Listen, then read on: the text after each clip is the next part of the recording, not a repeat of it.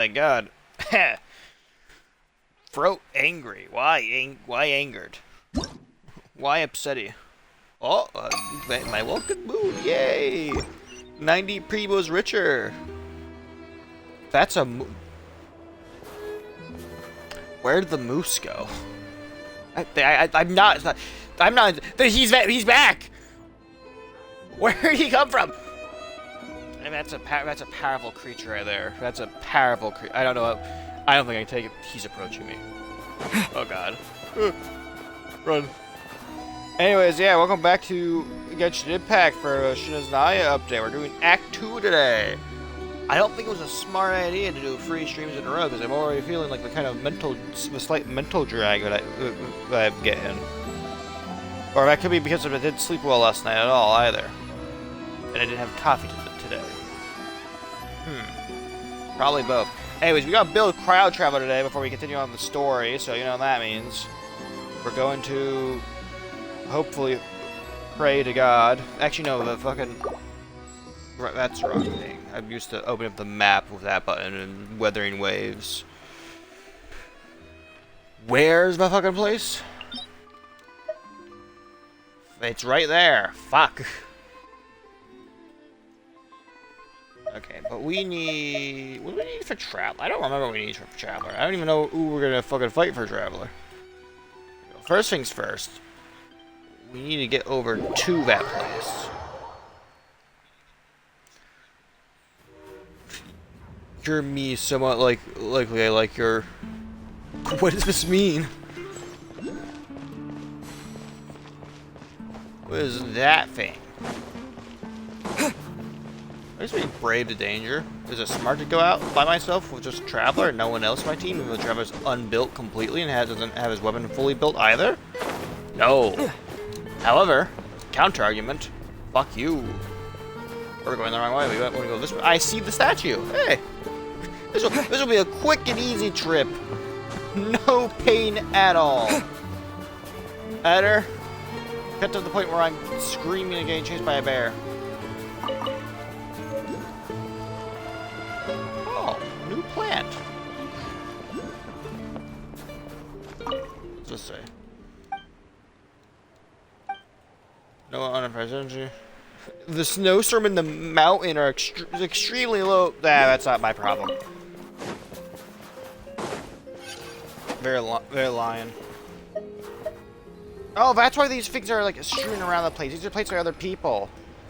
I just realized that. Because I remember that was like one of the things we talked about. Was like these can be placed by other people that you just stumble across in your world. Beware of the obstacles. Thank you. What obstacles will I face? Oh, there's a fire here.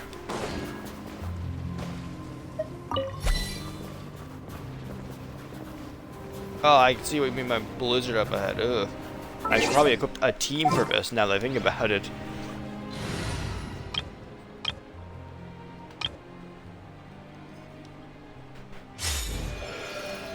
Only the most effective team. Why is this glowing? That's why that's glowing. Avoid that for now. Don't know if I want to fight those things yet.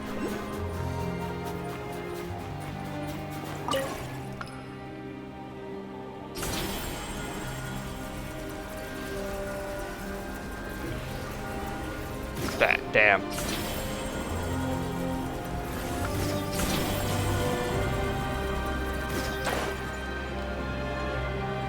Oh, a little health area. Thank you.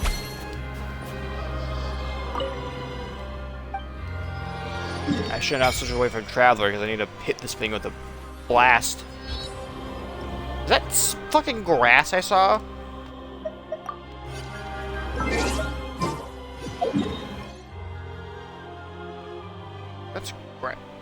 That's either grass or moss. Oh, there's grass down there. Anyways, we're open up this. Let me quickly switch over. Venus taught me that carrying an Hold that thought. Traveler needs to actually become better. So we gotta hit this with that. Level 60 or 50 blade awaits us. Go over the answers and hope. How much time has slipped away since someone looked? What's this, a rhyme? Oh yeah, just skip right to level 60. Wow. If we're just gonna go to level 80 then. Wow. Okay.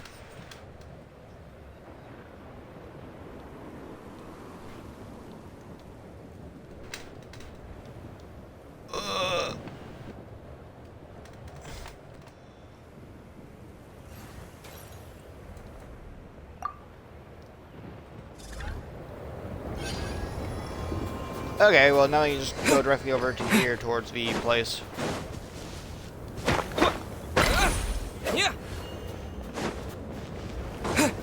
Gotta remember to get those along the way, or else I'm just gonna die.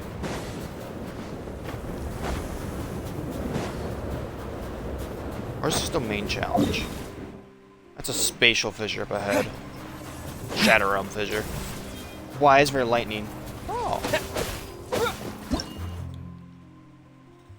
When exploring Snezhnaya, sometimes you can spot special tree branches that check lightning and store the power of the electrical within.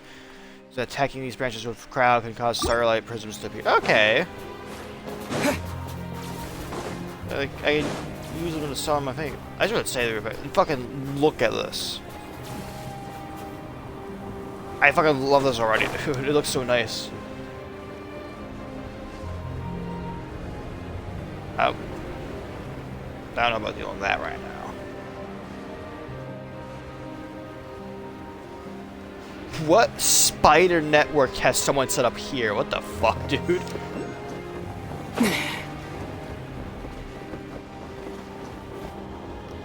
Yeah.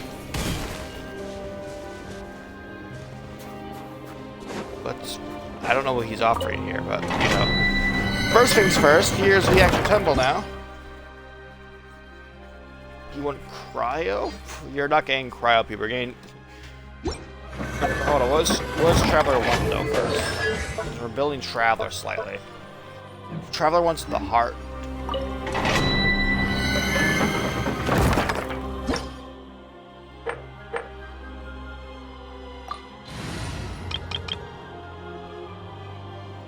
You guys are getting this one. You're gonna be happy about getting this team.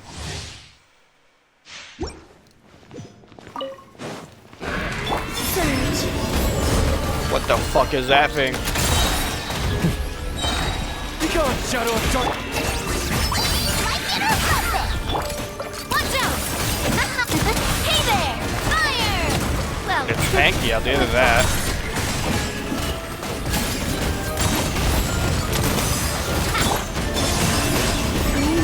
converge. Go get him, Aiden. Watch out! Fire! Well, Behold the dark. as you like it. Hey there! This guy has a lot of health, but he's not doing too well. I just stun locked him is what I did. Okay. No, that was a Leshy. Oh, he was gonna activate something, but he wasn't able to give him a chance to activate because I fucking just stun locked him.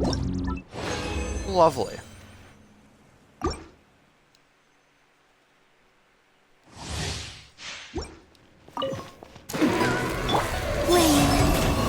While the light shines bright. Be gone, Shadow of Dark. Go, Ruby! Coming in hot! Fire! Well, coming at ya! Coming at ya! A new moon rises.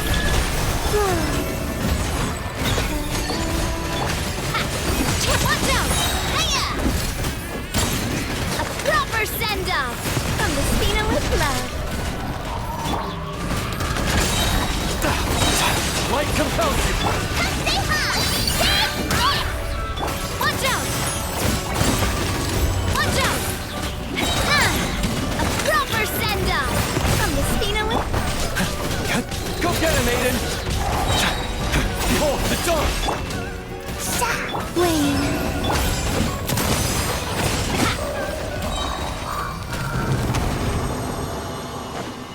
It's just bullying is what this is doing. I'm gonna be real with you.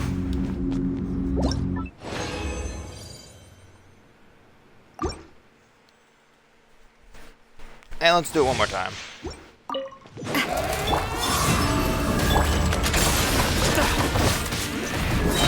Be gone, shadow of darkness! Go, Lily! New moons converge. Fire! Well, with coming at ya. Hiya! Feeling lucky? I fucking love hitting 100,000 damage, dude. It's one of my favorite things. Coming at ya. A proper send-off. Light compels you! While the light shines... Come say hi! Coming in hot! Umbrella warfare, I guess. Hiya! Coming at ya!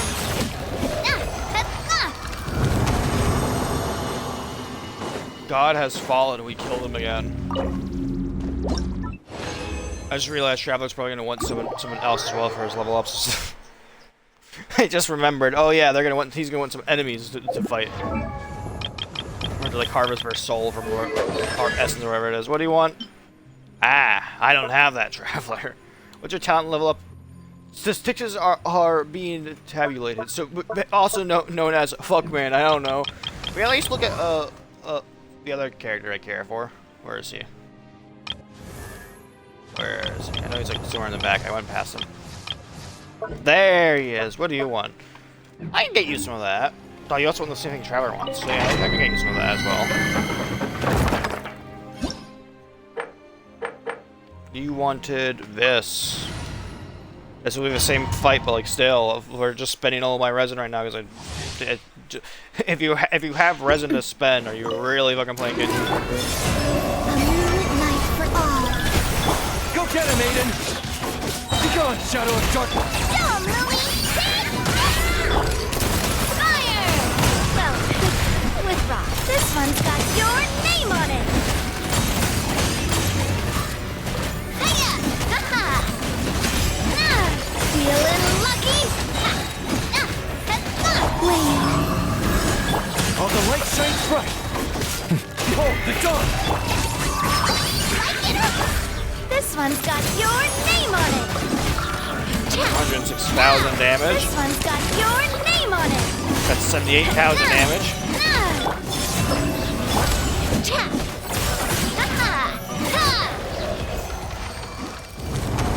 That's challenge completed.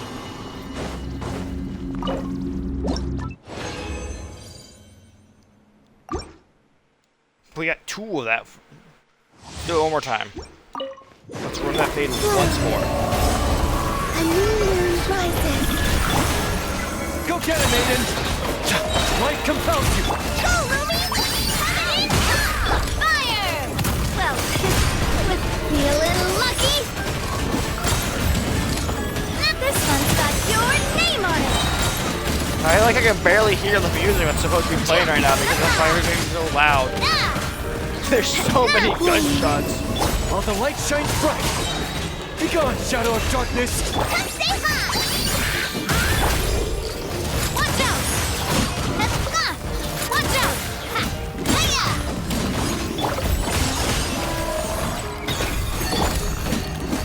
Hey there!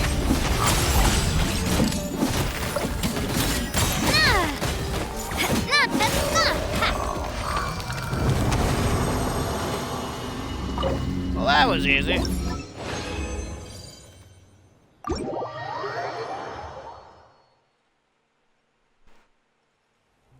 Where am I? Oh, yeah, let's go grab this orb real quick. Thank you, random Russian name, I think that is. They truly are Snezhnaya. Why is it always Jack Frost? What does this mean? What could this I just love how there's like just a network of zip lines already across the entire place just because people decided to go like, just go like, yeah, fuck it, zip line. I should get out of the cold. Okay, back to the main story now. Let's continue onward. After we claim it back at the Adventurers Guild. Ad Astra Abyssosk. Welcome to the Adventurers Guild headquarters. I would like to... Valiant Chronicles. What? Oh, yeah, the beast. Oh, and there's a Snezhnaya one you can get.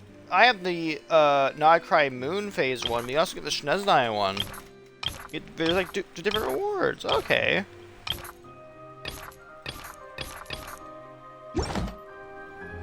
Ad Astra. Thank you for completing. Ad Astra.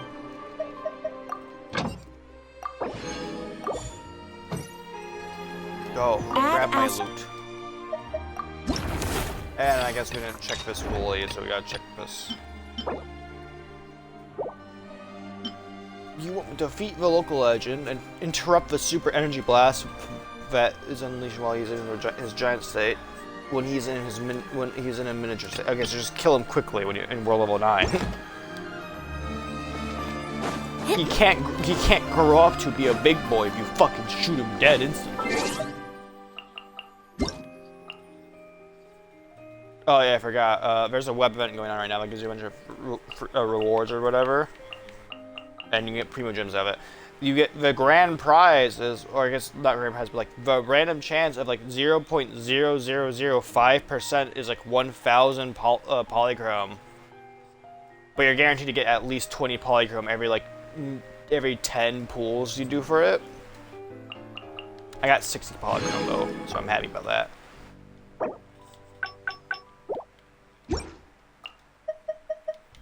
Achievements.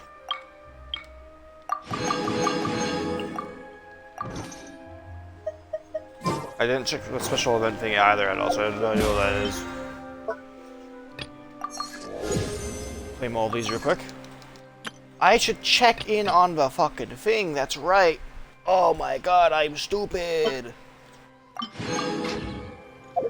Hold on, let me check in on my Serenity pot. Oh my god, I forgot they had to do things that it's like more shit.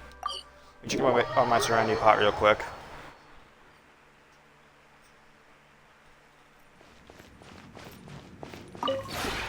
This realm.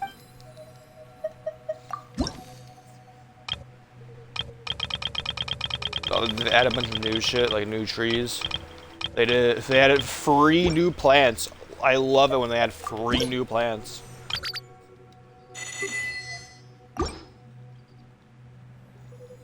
If you ever... Goodbye.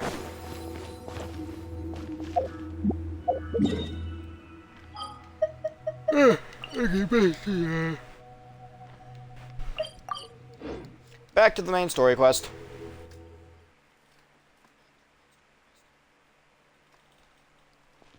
Last time we left off, if I remember correctly, we were gaining information on an individual known as Lalek, I think, who is turning a lot of these Snezhnaya Vesh against Project Stuja. But we don't know who they are, but we're trying to figure out who they are right now. Why? Were you one of the competitors in the fucking animal thing? I don't remember. But yeah. So, overall, why is there... Oh yeah, because I left the story quest, so you like re-entered the story quest here. Or I guess it's gonna force me into the story quest here. Yeah, it forced me into the story quest here. Go to the course of feeder. Well?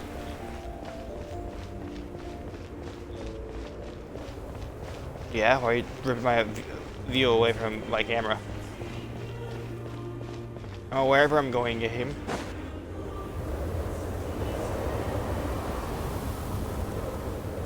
Ooh, it sure is cold today. I wonder how much heavier the snow's gonna get. Here to see Odette? I just need to see your tickets for the preview. Oh, okay. Do I have a ticket? Perfect. I do? Thank you. I'll hold on to your tickets. Come on in. It's freezing outside. I hope Paimon's okay back in our room. Because remember, Paimon's like sick right now. Huh. Am I being watched? Why'd I look back? I didn't see anyone back there. Is there anything okay, Traveler? I could sense a presence. I think I'll leave the Lelic question until after the show's over. Then I'll go find Odette. Probably best if we just like act like we're actually here for the show, not something else.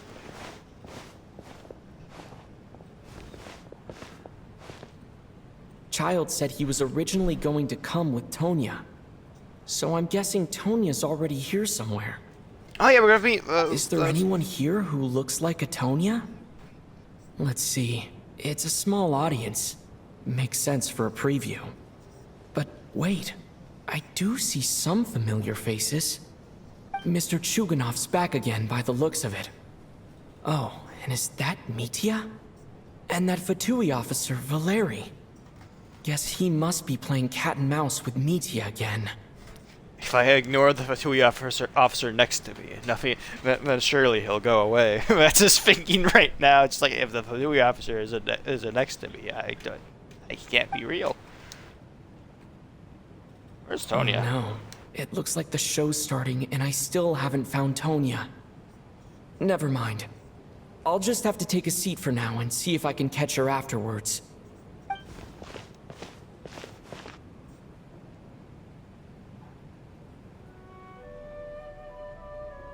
Cutscene.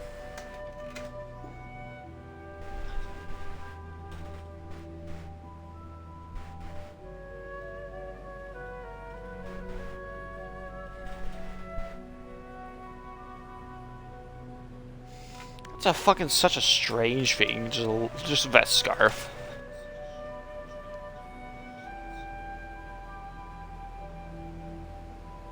What does he have? Oh, he's drawing.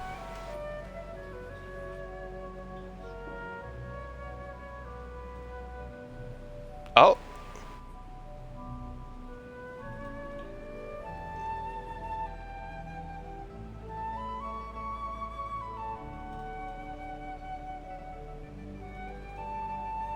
Was that not part of the performance?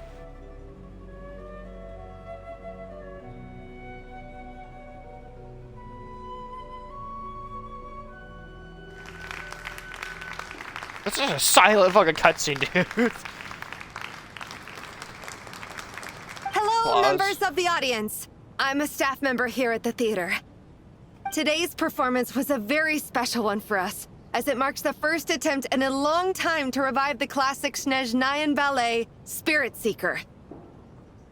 To commemorate this occasion, we would love to take a group photo of the cast, crew, and audience members present today. Could I kindly ask the audience to please come up onto the stage? Yeah, sure. That over there looks like a Tanya. All right, everyone, huddle in a little more. I think. Now, look at the camera. 1, 2, 3. Yeah, cheese! Or whatever they say here. Oh, there's my... Why am I in the old outfit again? Why? Put him in a new drip, god damn it! Not like the gun outfit, not the gun outfit. Give him the drip of the outfit that he actually deserves. I can't wait for all of these to be happy Are you memories. quite satisfied, Mr. Energy Scientist? I rather hope you don't have any other escape plans to add to my workload today. Well, there goes all the happy memories now, because he's going to get dragged off by the Fatui. What are you talking about, Sarge? This was simply my way of inviting you to watch Miss Odette's new show with me. And wasn't the performance spectacular? In the future, I heartily encourage you to take a leaf out of my book. Find some soul-nourishing pastimes to enrich your time outside of work. Yeah, but like the problem is if you're neglecting your entire workload, It was dude. indeed a fine performance, but I must correct you on one point. This is not time outside of work. These are working hours. Yeah, you gotta skip it over, dude. Working hours and non-working hours are just a social construct. Human technology can never advance if we're too rigid in our thinking, Sarge. You can't just say that's a fucking I mean, you're not entirely wrong. But, like, still, dude. That's your fucking job you're talking about. That's where you get your money. May we leave now? Already? I mean, I was kinda hoping to soak up the atmosphere for a little longer, but... No? Okay, guess I'm pushing my luck. Didn't seem like too much to ask, but fair enough. Off we go then, Sarge. Back to the land of working hours. Lead the way. You look like a Tanya. That has to be her. She's the only person in the audience around Tonya's age. Excuse me, are you Tonya? Huh? Your brother's busy today, so I took his ticket. Don't worry about him, he's fine. Oh, okay. Sorry for the trouble. Why is everyone fucking sick? Paimon, you. Who's next? God. What's wrong? Are you sick? No, I'm fine. It's nothing. Maybe she caught a cold on the way here because of the weather.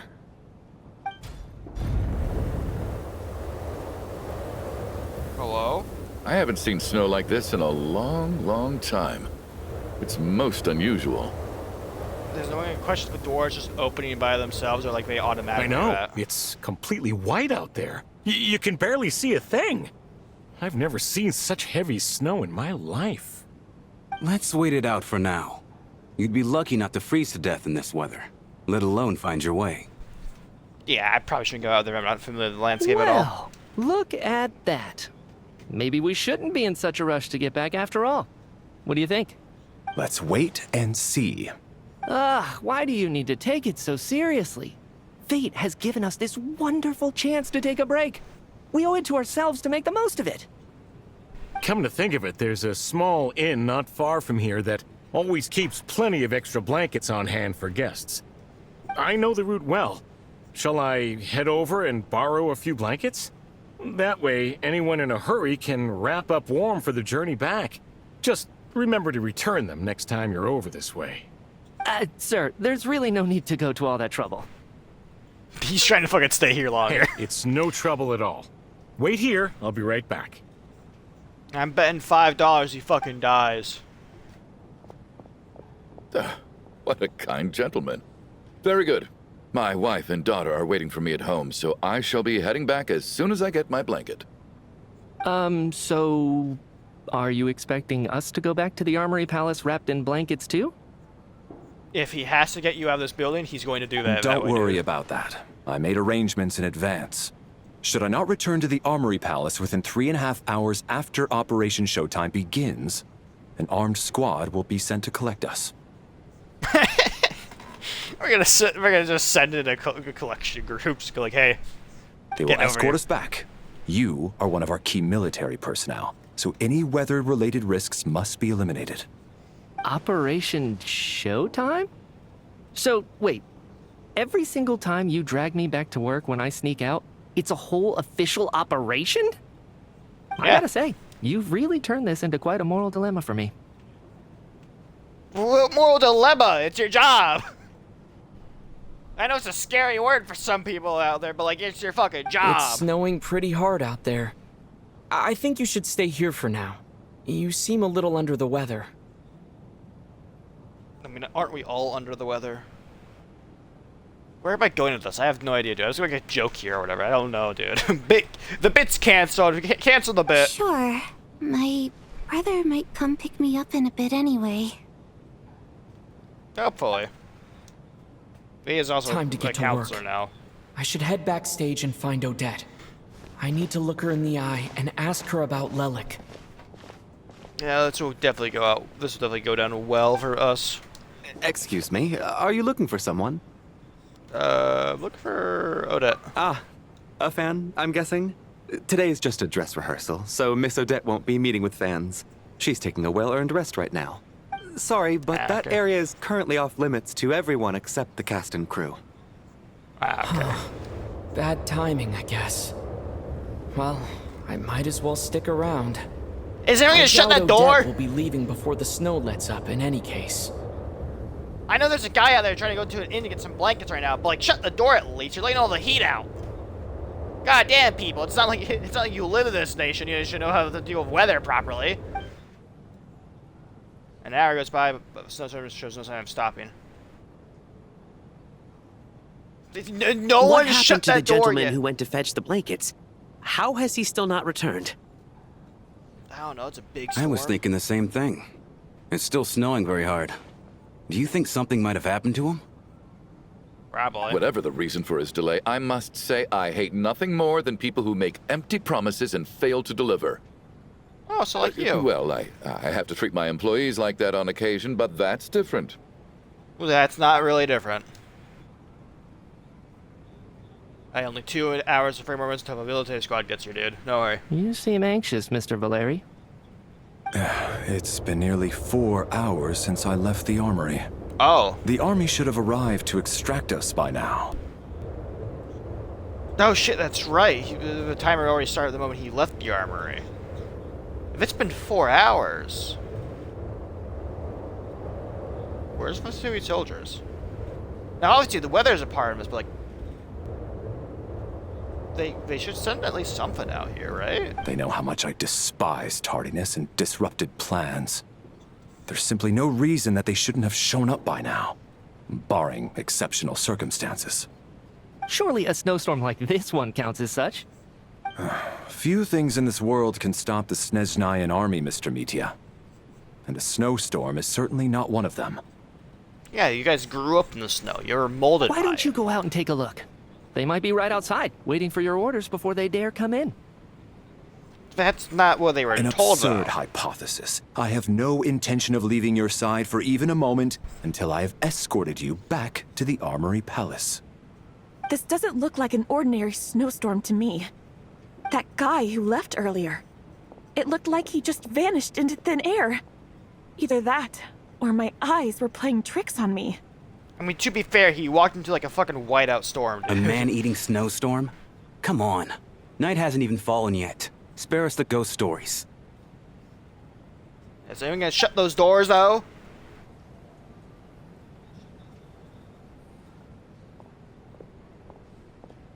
Traveler, didn't know you were coming today.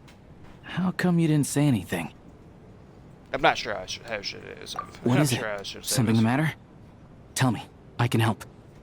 Whoa. That's quite a snowstorm out there. I've been working backstage this whole time, so I didn't even notice. No wonder the audience Yeah, I've been hasn't stuck here left for the yet. past hour or so. It's not too bad. You get used to it. Is weather like this rare, even in Snezhnaya? Yeah, snow like this. I'm sure I've seen it out in the wild before, but never in the city. Yeah. So tell me, Mr. Snowman, how long do you think it's gonna last? I have a very sick Paimon at home, probably Actually, worrying about me. I take that back. I don't think I've seen snow this bad, even in the wild. This is something else. It's not normal. Ah, so If it's even problematic. Alosha thinks snow like this isn't normal, could it have anything to do with that monster people have been talking about? Maybe Visritza has engaged it with her army and is just currently throwing a massive hissy fit right now. We can't stay cooped up here forever. Someone needs to go out and take a look. Should I go No with need. you? I have plenty of experience with snowstorms. Besides, I work here while you're an audience member. I should be the one to do it. Yeah, but I'm pretty cool, dude.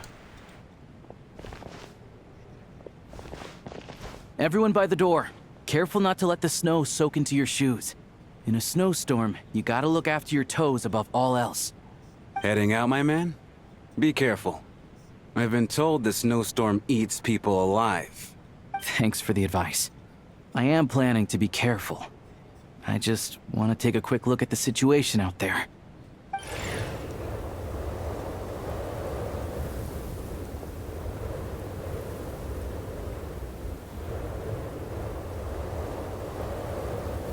Oh, he's back. Not gonna lie, I was half expecting him to just scream in pain. He's back! He's back! How was it? What's going on out there? Snow. That's what's Did going you on see out any there. soldiers patrolling the area? Something about this storm isn't right. There's no one out there. I didn't see a single soul. And something in the air gives me the creeps. Was it related to what I sensed earlier before I walked into this building? This isn't your average snowstorm. I suspect it might be related to recent events in our nation. I strongly advise everyone to stay here until the snow dies down. Are you serious? So all of us are trapped here now? That sounds a little far-fetched to me. You want to go outside and see? I, for one, am not risking my neck in that weather. This just turned from a minor delay into a major hassle. We can only hope that our friend who went to fetch the blankets just ditched us and went home. Yeah, but at this point, that's our. I'm kind of hoping that as well. That's preferred outcome instead of him being dead in the streets. Is it really that bad? But my daughter, I won't be able to read her a bedtime story tonight. You may be you may be like one of many people, dude, but at least you're a somewhat decent father, I guess. What are you all still doing here? That's the snow.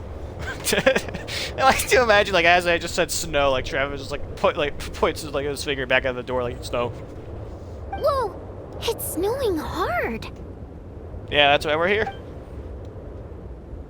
Cast and crew from backstage are quickly brought up to the now situation. we're stuck here? Oh, this is terrible. Luckily, it was just a dress rehearsal today, so there aren't too many people here. On the bright side, the theater's always well stocked with supplies. If the snow still doesn't let up as we get into the evening, you can spend the night here, everyone. Yeah, that's not my concern. My concern is Paimon. At least, I assume that's all right? Odette? Fine by me. This seems like a sensible backup plan under the circumstances. My thanks to the theater for being so accommodating. Will he become playable? Unless he fucking dies. It's not. It wouldn't be off par for Genshin to kill off a character who looks cool. What are you staring outside and praying for, my man? You anxious to get home too? He's praying to Her Majesty the Tsaritsa to have the storm go away quicker. Your Majesty the Tsaritsa, I beg sea? you, please do not let tonight's snowstorm stop. Huh? This is a golden opportunity to spend the night under the same roof as the two top stars in all of Snezhnaya. It's a once-in-a-lifetime experience. Buddy, it's really not that serious. I changed my mind. Yeah, you know what? I must consider stepping out of the snow right now as well. Sir, if you so much as look at us funny, you'll be seeing stars in a whole other way. Behave yourself, or you'll be begging for that blizzard. It's getting colder. We need to keep the indoor temperature up. Shut the door! Close the door and lock it tight. Let's head somewhere warmer. Why is that my first thought, dude, upon this? Like, oh, let's just shut the door. Probably because I've lived through snow and know how it fucking works. So clearly you people don't. You guys left it open for over an hour. Perhaps nocturne. Oh wow, this would be interesting. Oh, we got the picture. Who was the guy who went out?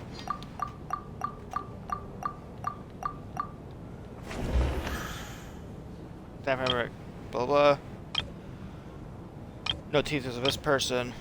Yes, we should talk about these people and like find out what's going on. Me, the fourth descender, traveler from beyond. I just how it's just like labeled me, the guy, the one who's gonna kill God. It's me. Odette. She's essentially having another identity. Like.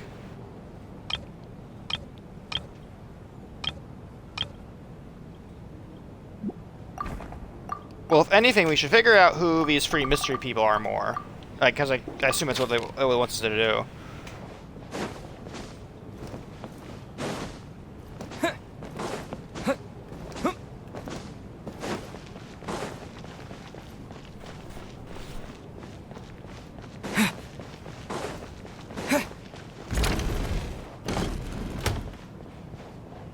Let's talk to you. And then there's the aristocrats. Easiest of all to deal with. You don't need to use any force whatsoever. All you have to do is show them the rope you plan to tie them up with. Do you know why? I don't. Do tell. Because nothing horrifies them more than the thought of a cheap, coarse rope leaving creases on their precious million Mora coat. They'll do whatever you ask to avoid that fate. Unexpected, but funny nonetheless. Tell me another one. I'm gonna change my batteries real quick. Gotta reload.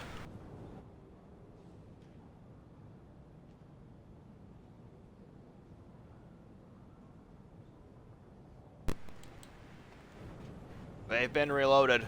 Well, look at that. I got myself a new listener. Hey there. Let me introduce myself.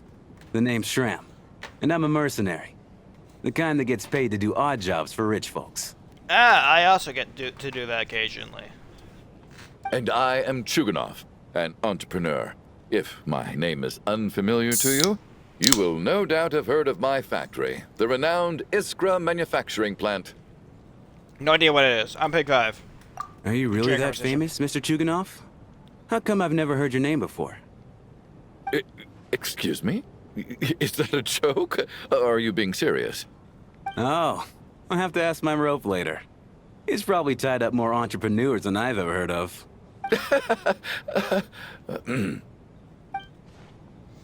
Okay, he likes to tell jokes. Got it.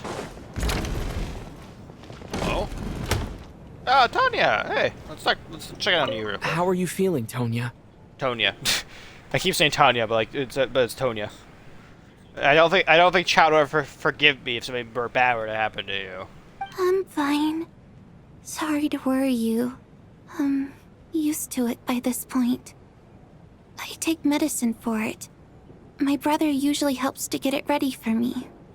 Child must take great care of his sister. He's never mentioned Tonya's illness, though. You know, I actually find this whole thing kind of exciting.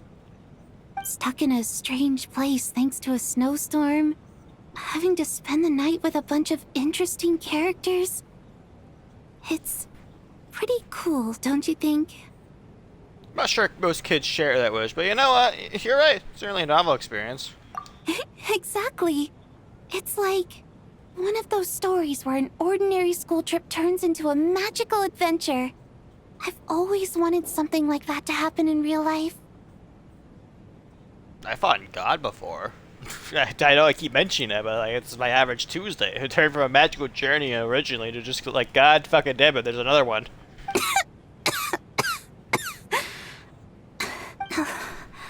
I'm fine, really. Just got a little overexcited.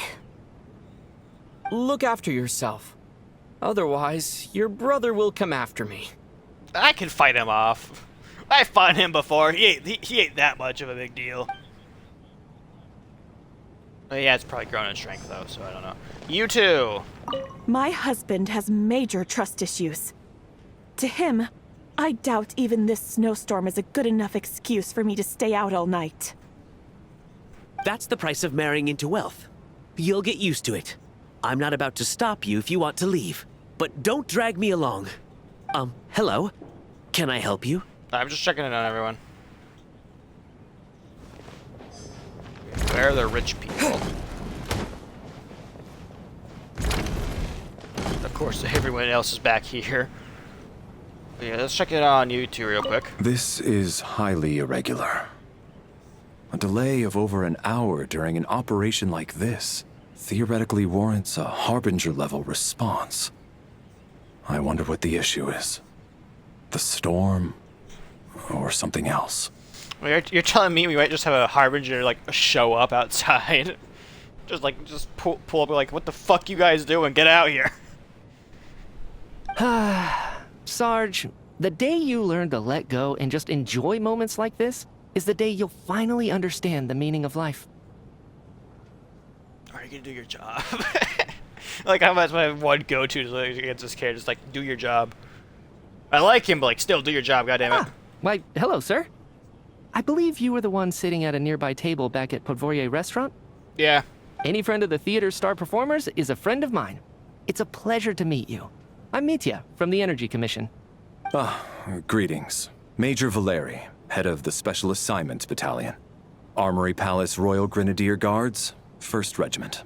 That's fucking mouthful. I am here to ensure Mr. Mitya's personal safety. Please let me know if I can be of any assistance. I'm pigFIVE. I hope none of you know that name since you both work with the fatui. Mr. Traveler, I cannot help but notice that Miss Odette is stealing glances at me. Any idea what that could be about? You're not doing your job. I've racked my brains, but I can't think of anything I might have done to offend her. Perhaps she noticed me spacing out during her performance? No idea. Keep racking those brains. You'll figure it out. What? You mean I really did do something to upset her? Well, thanks for letting me know. I just have to cause him some amount of panic. So, Mr. Metia, is your work related to Project Snezhnaya? Yes, that's right. The higher-ups in the Fatui transferred me from the Energy Commission to the Armory Palace because they wanted me to... Really? I can't even talk about that? Pretty sure it counts as part of my private life. just immediately like, no, don't stop, shut up. All right, I won't say anything. Sorry, Traveler. As you can see, I'm afraid this pleasant chat will have to end here. I like the idea, the other guy is just like sitting there like, Traveler, where have I heard that name before? He like clicks in his brain like, oh fuck, it's him.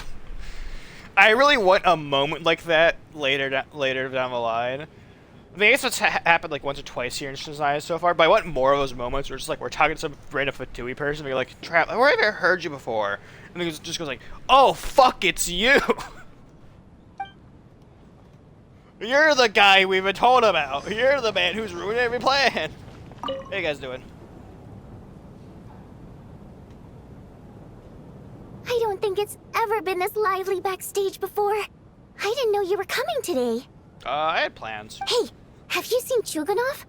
I heard he was coming today. Have you spoken to him at all? Not really. I'm with you. This could be just the chance we need. Well, you guys do that. I have other plans. Yeah.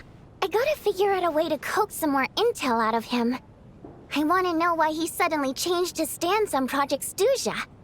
What exactly happened before the most recent Vetcha vote? For the Rokad, or just out of personal interest? I think both. Shh! There are other people around. Don't say the R word. Yeah, dude, what the fuck, man? Cancel the voice actor. He said the R word. You gotta cancel him.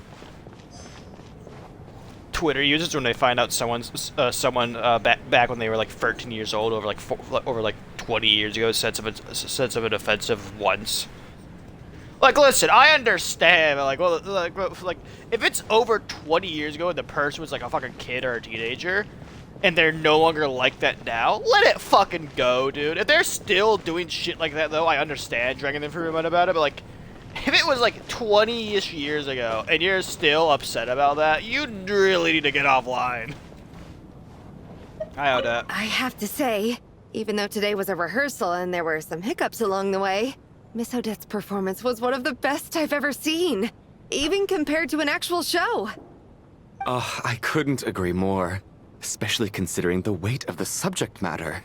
It takes a truly seasoned professional to do justice to a theme like love and regret. She has some experience with that.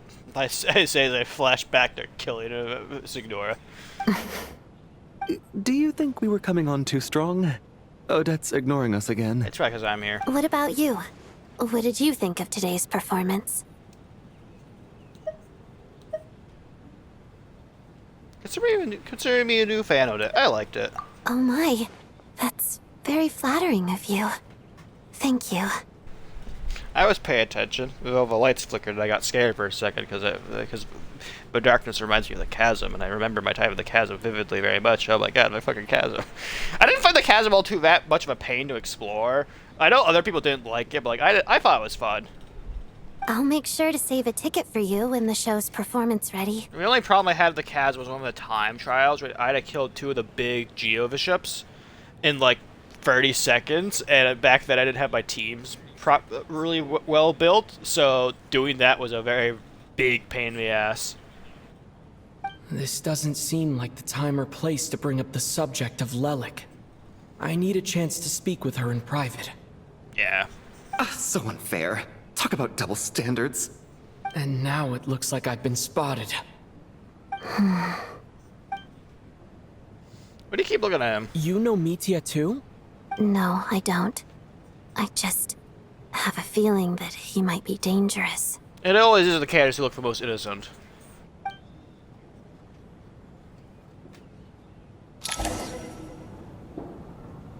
That flies as people make like. How's it looking, Alosha?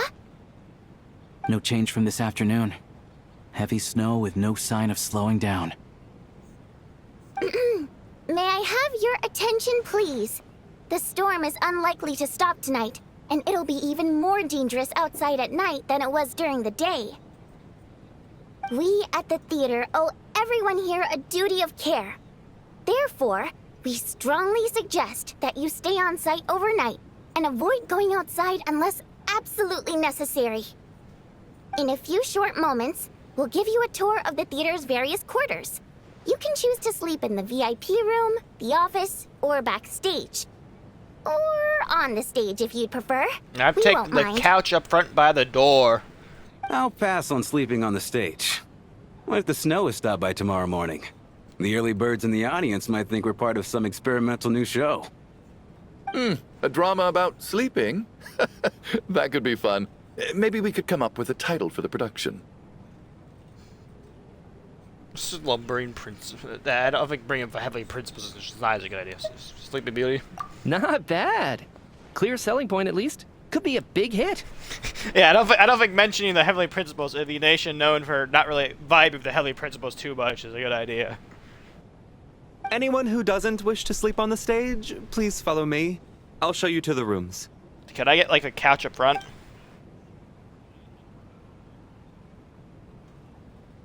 What a nice view of the stage. What a nice view of the door. I guess I'll call it a night. Though I feel like I won't sleep very well without Paimon here. I need my emotional support, best guy of Tibet, and also emergency food. I'm sure she'll be worried that I haven't made it back yet. But as long as she looks out the window, she'll probably realize what's holding me up. I wonder if she's feeling any better yet. At least she hasn't been getting any worse. Still, I should try and get back first thing tomorrow morning.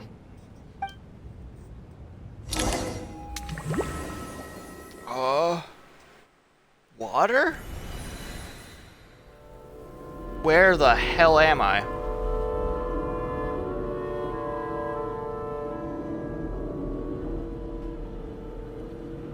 This design looks familiar. Ah, finally. Welcome back to the world of the living, lazy bones. I was about to wake you. The black mist is almost on us. Where are we? What black mist? Still waking up, huh? You know, the black mist.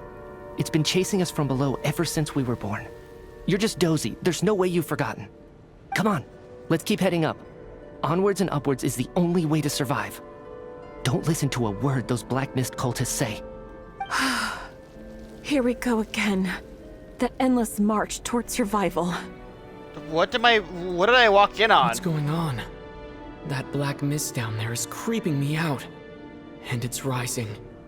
Guess I should head upwards and get away from it. Why was I jump down into it? The black mist cultists believe that being swallowed by the black mist leads to everlasting peace. But if you ask me, they're just lying to themselves. We're the only heretics left. The only ones who refuse to give in. We have to keep going. Those are... But how do you actually know that they're wrong? Dangerous question there, Torgov. That was an image of your faith Celestia. wavers, you start a chain reaction that ends in the collapse of your will. Put the question out of your mind. Domain or whatever. Stay strong and believe that the black mist means Snezhnaya. certain death. Yeah, there it is again. That's that same picture. But it's not my mind that's the problem. I forget what it's called. My body's about to give up on me. It's already starting to falter. I can't do this anymore. I've had enough of being forever on the run. What's the point of it all? Why is there images of that here? All this will pass eventually, I promise. Keep fighting. It will be worth it. You accuse the Black Mist cultists of being liars. But you're lying too. There is no end to this path. It keeps going up forever. There was never any hope to begin with. The cult of the Black Mist has poisoned your mind, Sobolova. Are you thinking of giving up as well? I am. I think I'll take my chances with the Black Mist. over this perpetual torture. As much as I detest the Black Mist cultists, I'm just too weary. Then I bid you both farewell. Let me put my personal opinions aside for a moment and say, I hope that you both find peace within the Black Mist. Surge can give up on them like that. Fate always appears so impossibly complicated. But at moments like this, its raw simplicity is laid bare. Their fate was sealed from the instant they entertained doubt. From then on, the outcome was both inevitable and irreversible. Let's go.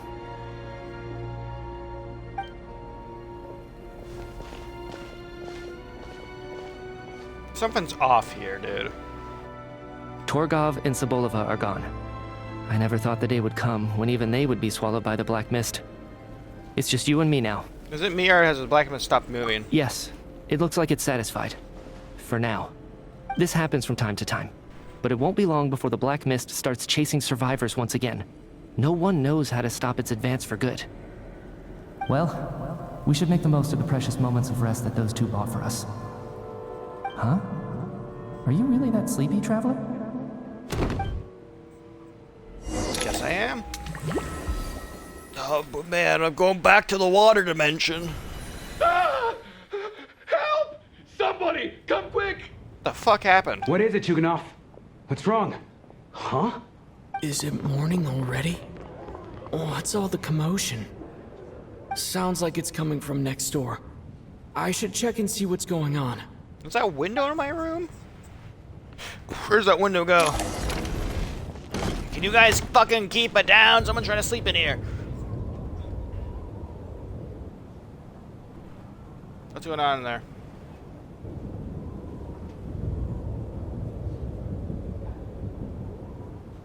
Don't look, Miss Tonya. Stay here. Okay. What's going on in there? What happened to them? Oh, are there bodies in there? Oh! Ah, corpses. Could be lying down in that room completely still, as if they were sleeping. Why am I given... I don't like that. It tells you that they're not sleeping, so you can sense it in your bones if this is what death looks like. These two people have passed away. And the strange thing is that somehow, I knew this was going to happen. I knew that they would be the ones to die. Have I seen this moment before? Or did I have some kind of premonition? I can't remember what it was. Let me take a look.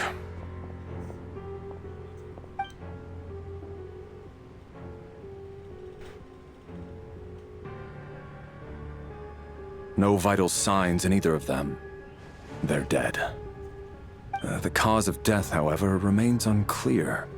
No wounds on the bodies, no signs of a struggle, and no skin discoloration caused by the buildup of toxins. But just last night, they were chatting and joking away. This is so sudden. Could they have had pre-existing medical conditions? Even then, the odds of them both dying of sudden complications on the same night are extremely low. It's hard to believe that they died of natural causes, nor does this appear to be a suicide. Are you suggesting they were murdered? Who was the first to discover the bodies? It was me. But these deaths have nothing to do with me, officer. I got up early because I wanted to see if the snow had stopped. Then I noticed that the door to this room was open, and it looked like there was a man and woman inside. I just went over to see what was going on. I had no idea they were... I can corroborate this. I was doing my morning exercises near the stage. When I saw Mr. Chuganov heading this way, I followed him. I can also confirm that I didn't see a single person approach that room before him. The snowstorm was raging all night, and it's still going now. There's no way someone could have come in from outside, correct? So one of us are the killers. Who has... Well, if there's no obvious signs of, like, wounds or stuff like that... That actually leaves a... Was elemental power about someone used to kill here? You mean an intruder? No, not possible. I slept by the door last night as a precaution. There's no way I wouldn't have noticed if anyone had tried to open it. Everyone, Split into pairs and search the theater for anyone in hiding or any signs of suspicious activity. I'll follow up with a full search of my own shortly. Go. There is no time to waste. You pair with Tonya after for search for staff and no one else from outside of here. So the group is in the theater and everything is exactly as it was left last night. Okay, well, I guess it's turned into a murder mystery. Nothing on your end either? Not my original plans. That's Backstage is clear. No signs of suspicious activity. I don't even need like see the second message from that's a fucking bot, dude. Account created today. Comments today. On my say, yo, I love your streams. No, the fuck you do not. We checked the basement. Also clear. I don't think there's anywhere here that a living person could hide. I didn't find anything else either. Are we certain that the theater doesn't have a back door? Or any tunnel or passageway wide enough for a person to fit through? No, there's nothing like that. If people were sneaking in through some secret tunnel to avoid buying a ticket, we'd have sealed it off ages ago. I also checked the windows. All of them are locked from the inside, and there's no sign of anyone entering or leaving. It sounds like we can safely rule out the intruder theory. If anyone came in during the night in this weather, there'd be no way for them to avoid leaving footprints or water stains. This can only mean one thing. It's like one of those murder mysteries you see in novels and plays, isn't it? The ones where the killer is one of us. Well, this is a shitty novel then, because we have a god killer in our ranks. I wonder if people are gonna fucking blame for killing people randomly. We can't quite jump to that conclusion just yet. Could he be right? It's hard to imagine something like that happening in real life. Bad face weird. Set in a theater during a snowstorm. A murder takes place, and the killer is among us. It's such a classic trope that it seems unbelievable. Looking at who the killer targeted, and the clean entry and exit? It all adds up. I know what this is. It's obvious now that I think about it. What is? What have you figured out? Both victims were wealthy, well-known local merchants. And the door was deliberately left open so I would discover the bodies and witness the crime scene first thing in the morning. Such ruthless methods. This was your doing, wasn't it, Lelik? Lelik? You mean Lelik is among us? Well, he's did I the also say killer? Lelik there? Oh, no, I just went up. Oh! Lelik. I know this code name. Member of the Rokot, anti-Project Snezhnaya. Always works alone. I've read the case files at the Armory Palace. Yeah, I don't think it fits his MO. Lelik's MO, I don't think it fits killing the rich people, though. Maybe they try to change their vote. Walk me through your reasoning, Mr. Chuganov. What do you know about Lelik?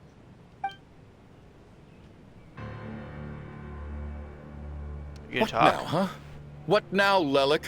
What more do you want from me? I already voted against Project Snezhnaya at the Snezhnaya. You snuck into my house the other day while I was asleep. Left a threatening letter. And I did all that you asked. But Project Snezhnaya cannot be so easily shaken. Not with the rooster in charge. So he really was threatened by Lelik. That makes sense. And now you're resorting to murder to threaten me. Isn't that right? I knew it. The Rokot despises the rich. The lives of the wealthy are but refuse in your eyes. I mean... I'm not usually one to say this, but like, we could use a few less rich in the world. I'm not saying murder, though. What I am proposing is they lose a lot of their money. Show yourself! Which one of you is Lelik, Tell me! I'll do whatever you want! Just stop playing these mind games! Damn, okay, I thought he was just gonna like point at me and accuse me, like, obviously it's the Traveler. Like, huh? No, that doesn't seem to have a reaction at all. Was this really Lelik's doing? Would Odette really do something like this? I don't think it's Odette. If Odette really is Lelik, this seems out of character. But then again, how well do I really know her? I'm probably the only one here with a compelling theory about Lelik's true identity. But if I reveal it now, I'll be putting Odette in the line of fire. Yeah. What should I do? I don't think it's likely that Lelik killed anyone. Yeah. It's because it's like their entire, like, they're obviously, their methods are a lot different from everyone else, or like, still, this is like, so far different. At least from the stories I've heard, he's never killed anyone before. And his name has never come up in connection with any murder cases. Yeah, it'd be stupid to kill someone, especially here, like, all powerful people. An upcoming harbinger, a star of the fucking show, a lot of rich and powerful people, someone who is family with a harbinger, the fucking fourth descender as well. Well, obviously, I don't know, I'm the fourth descender, but like, still. Oh, that's a ballsy fucking move to break into a place, kill 2 people, just so you're like, fucking, movement, like, it gets more votes to it. That's very ballsy when we have, like, some of the most powerful fucking people in that room, dude. Besides, even if Lelik did want to threaten you, why resort to such an extreme and roundabout method? It's not his style at all. Vodyanitsa doesn't know that Lelik might be Odette, but her assessment is pretty much identical to mine. Miss Vodyanitsa, why do you suddenly feel the need to speak in Lelik's defense? Defense? Oh, no, it's just... I'm worried that we're jumping to conclusions here, so I wanted to share my point of view. Also, I don't think the Rokot is as bad as you're making it out to be. Well, if you think I'm so wrong, what's your theory then, Why don't you tell us who the killer is? Blame me. The case is still evolving, Mr. Chuganov. Please do not prevent others from expressing their opinions so early on in the discussion. Yeah, but like, the murders just happened. We need to figure out stuff properly. Even so, there's no denying that the recent threat received by Mr. Chuganov may well be an important clue. So there's still a good chance that Lelik is right here among us. Well, if you're just like common people, so like, hold on. Who all here is like common and stuff like that? Aloysia is, I assume all the feeder workers are as well as, and I think the mercenary probably is as well. And Tonya is probably also safe as well. So that's like already eliminates a good about 5 people for his next choices. We have then there's me, which also eliminates me for Bobby's murder at all, because it's a traveler. I'm not gonna die to just some guy. So yeah, his target should only be the other rich people. So like about like 1/3 of the people who are left. I can't do this anymore. I don't care if it's still snowing outside. I have to get out of here. Whoa, take a beat. We all know it's far too dangerous out there. Even the soldiers couldn't get to us. Go out that door, and you might not live to tell the tale. And whoever this Lelik is, they're surely not going to murder anyone in broad daylight. Be sensible, my man. You're safer inside. As much as I regret having to say this, I'd like everyone to cooperate and refrain from exiting the premises until further notice. Because as things stand, every one of us is now a suspect. Okay. Unless anyone has further information to share, let's adjourn for now. Feel free to keep searching for clues, but make sure you don't go off alone. Oh, time to bring up my detective journal. Awaken from dream. Discuss that situation. Okay, so open your quest screen to.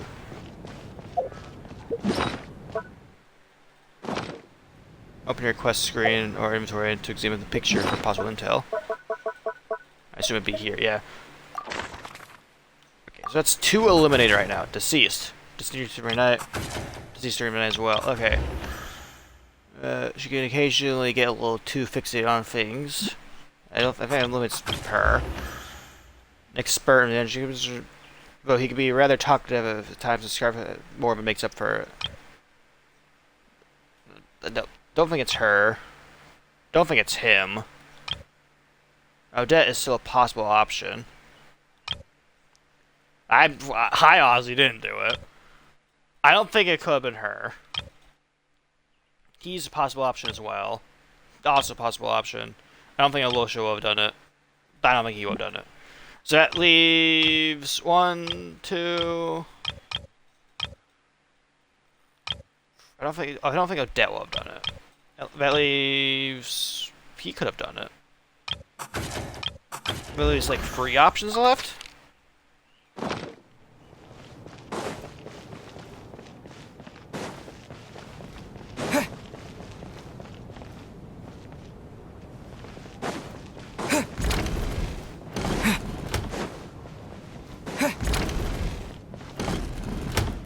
You're right. That was my bad. It was a knee-jerk reaction. I didn't think it through. Luckily, no one suspected my identity. Hello. Oh, phew. It's just you. I thought someone was eavesdropping. Since Vodyanitsa and I were on the same page earlier, I think I should share my thoughts with the Rokot members first. Yeah, probably wise if I do this.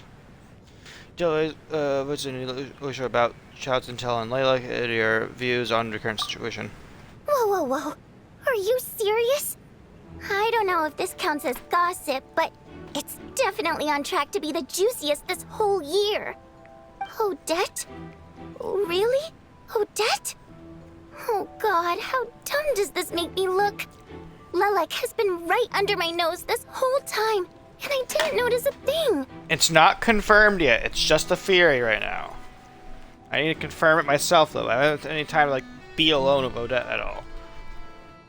Actually, it's exactly what you'd expect. Sometimes, hiding in plain sight is the best strategy. Yeah. And now that you mention it, the more I think about it, the more sense it seems to make. It all adds up. Does? What are we up to now? 1, 2, 3, 4... What are you counting? Odette's identities. She's my coworker, specifically a ballerina, and also a fatui, a member of the Rokot. Now, Lelek. So? It must be so exhausting. I just want to give her a hug. I guess since I've always known her as a member of the Fatui, it never even crossed my mind that she could be involved with the Rokot, let alone be Lelek. It's possible. I don't understand. If she's with the Fatui, what reason could she have for being so opposed to Project Stusha? Probably best if you ask her that in person. Well, since you waited until now to bring this up instead of announcing it to everyone earlier, does that mean we're all on the same page here? She doesn't seem like the type to kill innocent people. Yeah.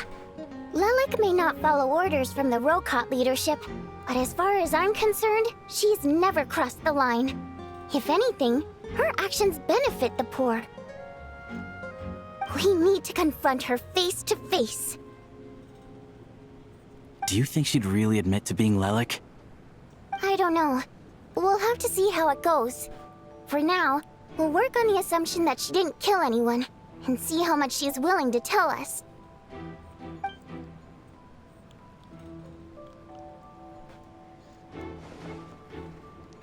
Now's her chance. Odette's alone. Let's go. Hey, Odette. What is it, you guys? Shh. Keep your voice down. We need to talk. So, you're Lelek, aren't you? Alright, fine. You don't have to say anything or explain yourself. Just hear me out first. None of us believes you kill innocent people. Whoever murdered those 2 people last night, it wasn't you. The Traveler was the first to figure out your identity, but he kept quiet during the discussion just now. It's once again just a theory. Still, it's clear where the group consensus is heading. Everyone believes Lelek is the culprit. If your identity is exposed, you'll be in a really bad spot. We're your colleagues, and we know what kind of person you are. I don't want anything bad to happen to you. So, Can you clue us in? Tell us everything. The more we know, the more easily we'll be able to cover for you. Watch your safe, I'm not Lilith. All right. Yes, I'm Lelek. And no, I'm not the murderer. Oh shit, I was actually right. And thanks, but I don't need you to cover for me. Actually, I'm planning to reveal my identity. Then me that goes to Figgy mode. Why? You're gonna reveal that you're Lelek? Here? That's right. I'll admit I was surprised at first when Chuganov guessed that I was here. It was just a lucky guess, but it caught me off guard. But after taking some time to assess the situation and confirm where everyone stands, I don't believe I have anything to worry about. Are you sure you don't need a second opinion? Given the circumstances. Yeah, this feels like walking into a very, very bad situation. Mr. Valeri! What? Why'd you scream? Gets her, like straight to the point. After she is. Look. So, Odette is Lelek? Yeah? I'm surprised myself I was right. I don't know what game you're playing, but you've got a lot of nerve. It's just one identity. So what if it's exposed? I can disappear and adopt a new identity anytime I please. I made my peace with this when I chose to become Lelek. But more importantly, I promise I am not the murderer, which means that someone else is. So, if anyone still insists that I did this, you'd best produce the evidence now. Otherwise, I suggest that you bite your tongue. Because if you really believe I killed 2 people without making a sound or leaving a trace, pointing fingers at me would surely only make you my next target. Is this really the truth, Miss Odette? That's confidence, all right. I believe you. I like how he's just like, he's just here for the fucking hell of the game, dude. A real no-nonsense attitude. I can see why Marionette said that she's on track to inherit the title of the Fair Lady. Are you seriously buying this? Hey, officer! She just admitted to being Lelek. Aren't you going to do something about this? I do have one question, Miss Odette. Why have you chosen this moment to come forward and reveal your identity? If I didn't say anything, everyone would be focusing all their efforts on finding Lelek. And that is exactly what the real culprit wants. I don't want to be the scapegoat who lets the murderer get away with this crime. Despite all the accusations, she made the smart choice. A remarkable display of rational thinking under pressure. Clearly, Odette's talent extends far beyond the art of dance. She thought so far ahead. Why do I always feel like I'm one step behind her in everything? I don't know, because you are. You've convinced me. Dealing with the murder case remains the top priority right now. Let's put the name Lelek and all related incidents aside until further notice. Yeah, you'll get your trial later. Nevertheless, the group still considers you the prime suspect. I assume you have no quarrel with that, Miss Odette? I understand. You're welcome to keep an eye on me around the clock. I have no objections. Mr. Chuganov? For my wife and daughter's sake, I'll let you off the hook for now. But don't think you're forgiven for breaking into my house and threatening me. Just wait till we get out of here, Lelek. We'll settle the score then. He dies next. I'm calling it now. No. Oh, snowflake? What does this mean? Oh, he just like pulled out a table from out back. Good work, Lelek guard team. And Lelek too. Here, have some hot water. Wait, who's part of the guard team? Turns out Valeri knew about my exploits. So now I've been told I have to guard Lelek with him. he fucking like looked over at me like I want the god killer to guard her with me. He's like, ah, fuck. Shouldn't you be facing my way if you're guarding me? At the moment, it looks more like you're my bodyguards. Hey, we're kind of. If the true culprit is indeed still at large, as you have claimed, We must keep our guard up against them also. I mean, hey, the three most powerful people in the entire fucking building are like on this side over here. Don't worry, Tonya. We'll get through this. Once the snow stops, the officials will step in. The investigation will get easier, and then we'll be safe. But once the snow stops, won't everyone just leave? You're gonna miss us, huh? Well, some of us work at the theater, so we'll still be here. I'll even give you a special backstage pass. Really, Miss Vodyanitsa? That's awesome! You've made a fan for life. Aw, you're so cute, Tonya. All right, let's swear to it.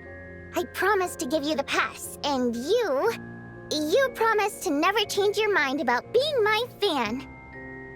Promise. Don't indulge her, Tonya. You don't have to swear an oath over things like that. You really do get carried away sometimes, don't you, Miss Vodyanitsa? Hey! Mind your own business! Yeah, they're just bonding. Friends! Anyways, I have to go back to bodyguarding someone. Well, listen, we have the god killer and like very important fatui man guarding over here.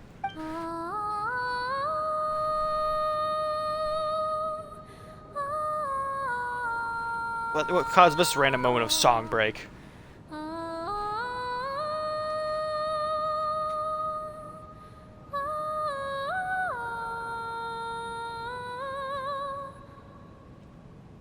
Don't be nervous, Miss Water Imp. Everyone's here. There's nothing to be afraid of. Excuse me?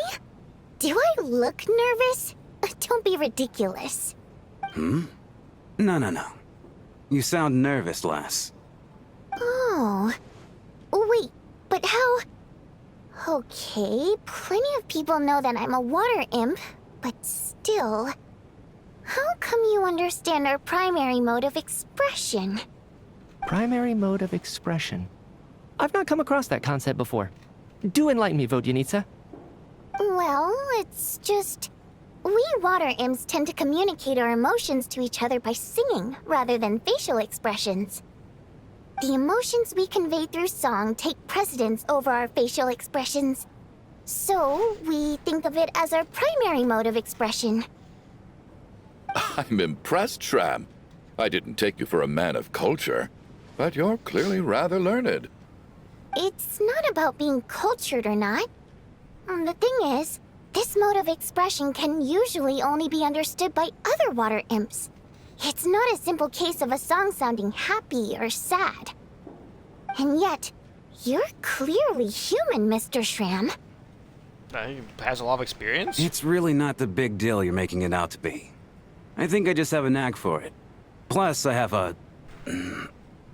very close friend who's a water imp. A delightful lady. But keep that a secret. He's fucking it. I don't know why that's where my mind immediately went, just like he's fucking it. Anyway, we spent so much time together that before I knew it, I noticed I could understand her expressions. Oh, I guess that makes sense. Still, the fact that you have a water imp friend is even more surprising. I'd better watch what I'm singing when I'm around you from now on. Hey, what are you implying? You're not secretly insulting the audience in your songs, are you? Buddy, it's not about you. Get out of here. Heavens! Why would I do a thing like that? It's getting late. We should discuss our sleeping arrangements for tonight. It's a guard against the killer. Someone needs to keep watch. We can take shifts. I suggest that we don't sleep in separate quarters tonight. It will be safer if we all stayed together. As long as someone keeps an eye on Lelik, I'm quite sure we won't have any trouble. Are you saying that you wish to bet your life on Miss Odette being the killer? Nonsense. Of course not. Then I propose the following arrangement for tonight.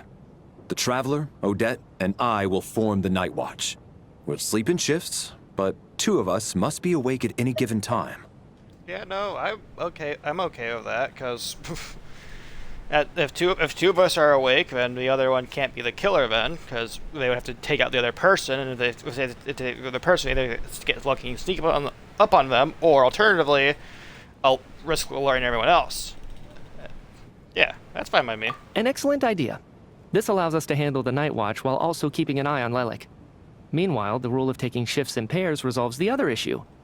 Namely that we can't necessarily trust the Traveler or Valeri either. What the fuck did I do? It's some bullshit. I expect that plan took you quite some time to come up with, didn't it? Actually, our field combat manual outlines a similar approach. Although the scenario there involves guarding prisoners overnight during field operations. Yeah, like you. That being said, I must clarify that I harbor no disrespect towards you personally, Miss Odette. In fact, Lelik's numerous covert operations make fine textbook examples for military agents. I care less about respect and more about the fact that you just robbed me of 2/3 of my sleep tonight. I'm calling dibs on being the first to rest. Good night. Well, I guess it's just gonna be me and you talking man to God like man who could fight God.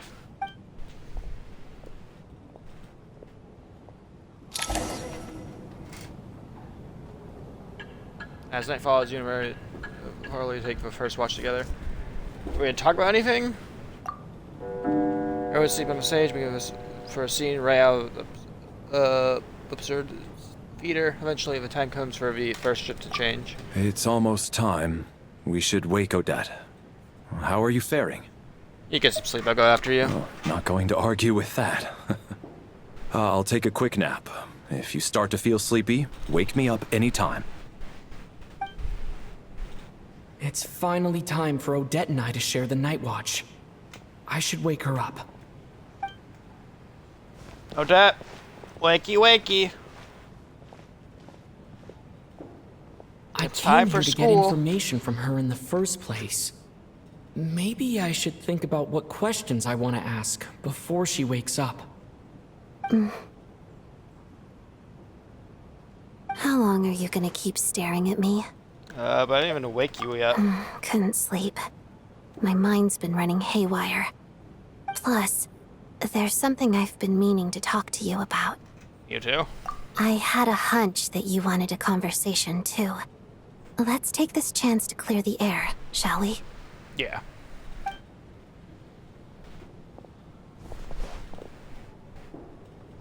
I just had a simple question for you, really.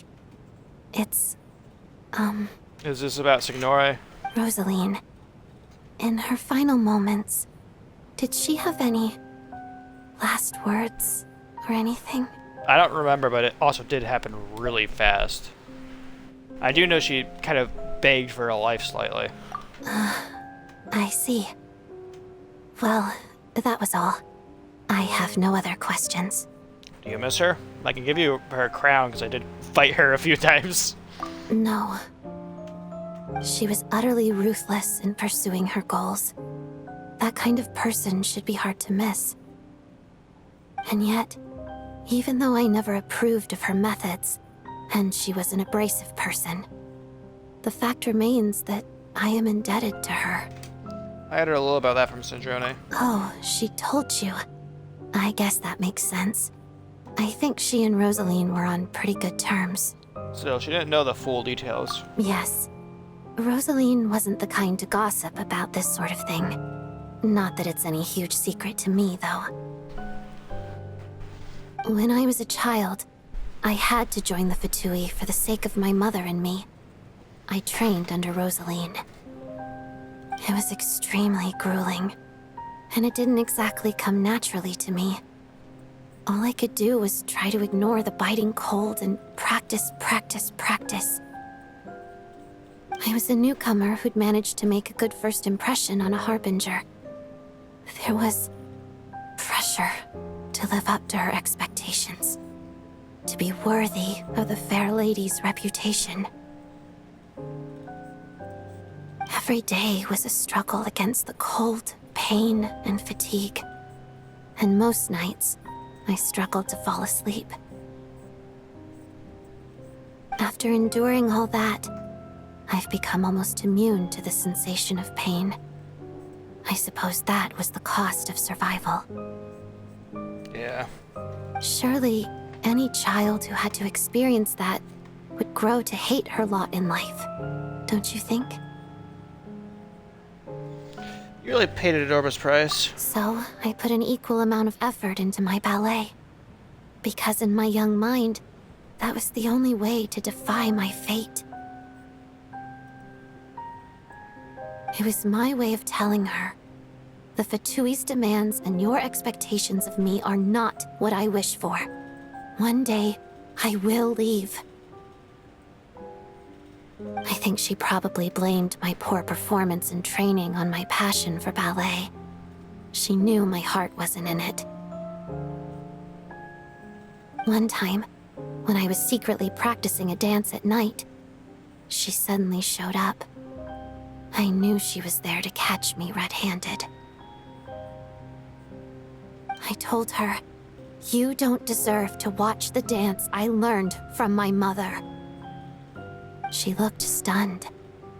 I guess she was surprised that I lashed out first, before she had the chance.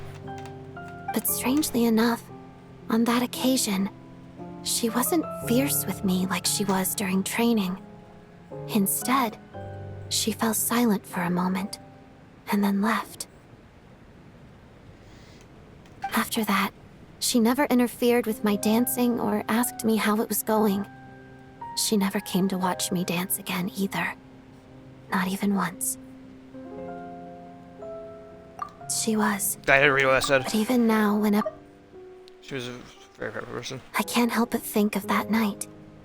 Of the look on her face. So this was a gift from her. Sort of.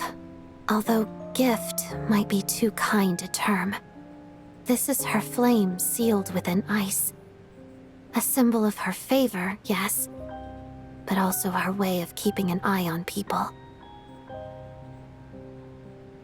She knew the location of every piece of Core Ignis.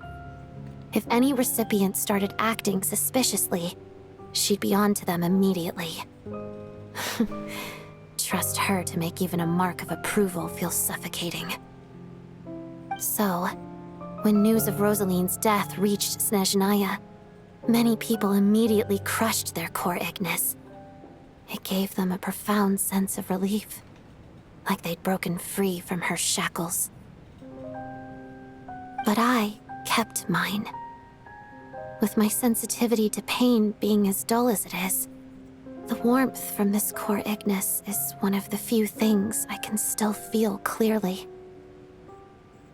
I still wonder, did she really come to stop me that night? I wasn't sure, but I was scared, so I said some really awful things. I guess she didn't leave anything behind. Not that I expected her to. It's fine. It's just a bit of a shame that we couldn't settle our differences before the end. So Joy told me you two had settle things. Mm-hmm. She did. Are you sure she was talking about this event? She said that Archon gave Rosalind some advice. That Rosalind went to see you. Huh. No, she didn't. I didn't even find out that she'd gone to Mondstadt until a while after she'd left. Wait. In that case... I think you should go and see the knave. Okay. I will. Thanks for letting me know. There's something I'm trying to figure out. I'm beginning to suspect that Paimon's mystery illness is being caused by the energy research behind Project Snezhnaya. Yeah, let's change topics away from the death of Sakadori and back to at-hand immediate problem, Paimon. Paimon's very important to me, so I have to get to the bottom of this. I figured that since you're Lelik, you might know something about all this. Yeah. Spill the tea. The ultimate goal of this energy experiment is to create a weapon for the final battle. Oh? The weapon's construction was completed in Nodkrai. Now, all that remains is to arm it with a sufficiently powerful energy. So that's what they're doing at the Experimental Design Bureau. Yes.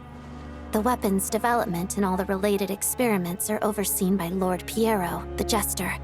and the lab is located deep within the Armory Palace.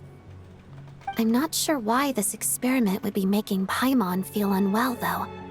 The best way to get to the bottom of it would be to go there in person. I don't think they'll let me into the Fatui headquarters. Once we get out of here, I'll help you apply for an entry permit. Are you sure? Let's not forget that you're also a Fatuist. And I'm hardly the organization's proudest member, as you know. You answered my question about Rosaline. I want to do you a favor in return. It's that simple. Sorry, I'm just listening to this fucking killer soundtrack in the background. Holy shit, Hoyo. Stop cooking, please. My playlist cannot handle this. Oh. What's wrong? Are you not feeling well? You two seem to be hitting it off. Oh? Snake up, just act normal. I thought you were sleeping. Of course I was. In the military, one learns to fall asleep quickly, even in the most inhospitable environments. It's vital to staying alert and energized. Why? Is something wrong? No, nothing. Even if he was awake, he can't have overheard us, right? Well, thank you both for keeping watch. Traveler, I'll take over for now. It's your turn to get some sleep. Back to my dreams. Sure.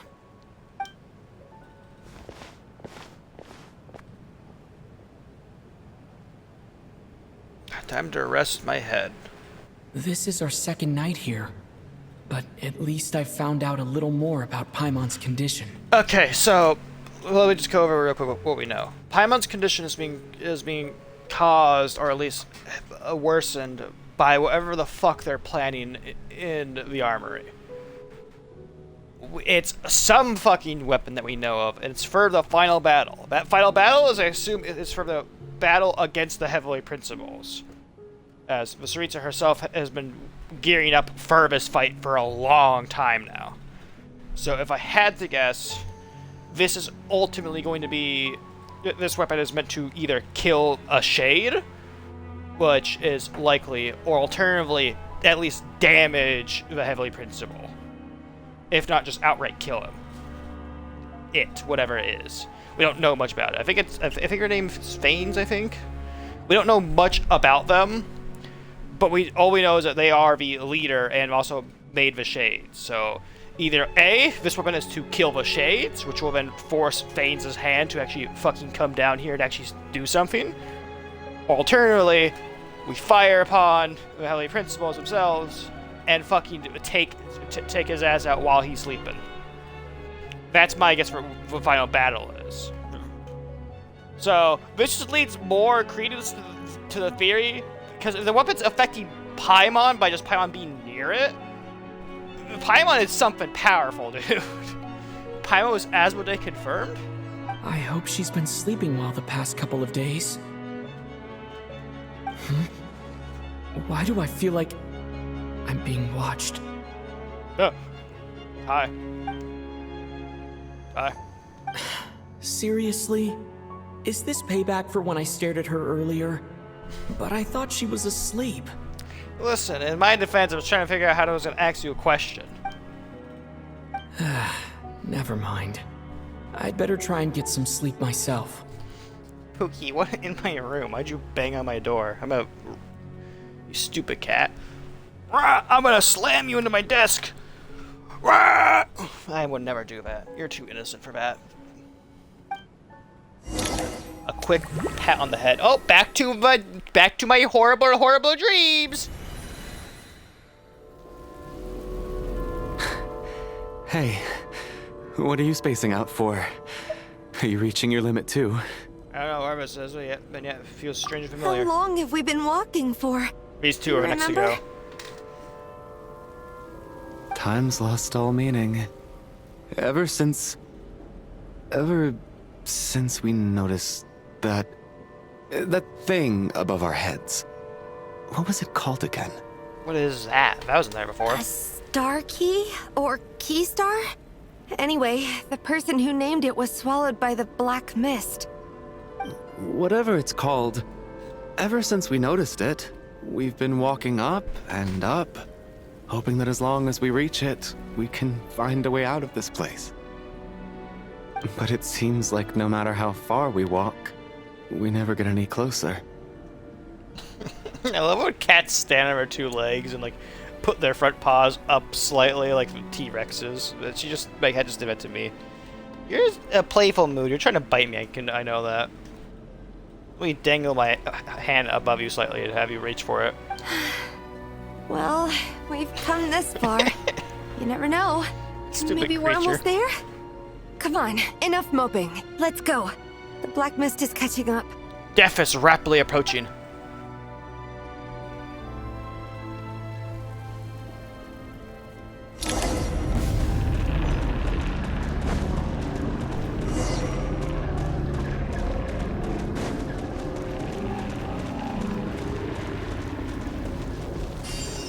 Monsters! Watch out! Not again! I've lost count of how many times we run into them. Careful!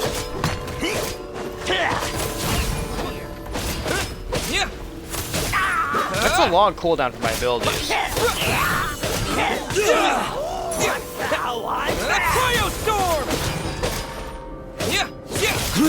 Anytime you two want to help out.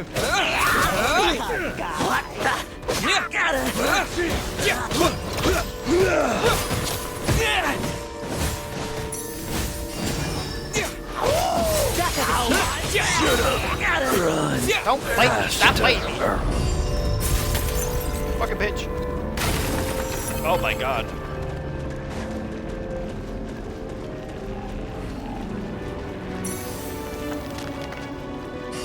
Here they come again!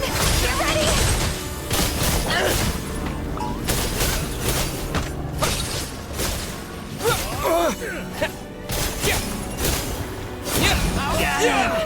Get a lot of this! What the? Cryo Storm! Gotta. I'm not gonna use my ultimate on just some random guy. Monsters ahead of us. The black mist behind us. It feels like there's no escape.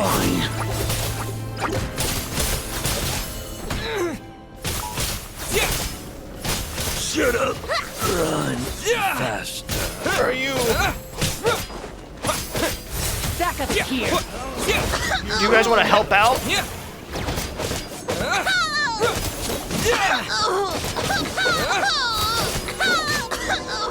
You guys are not helping out at all. I have to do all that.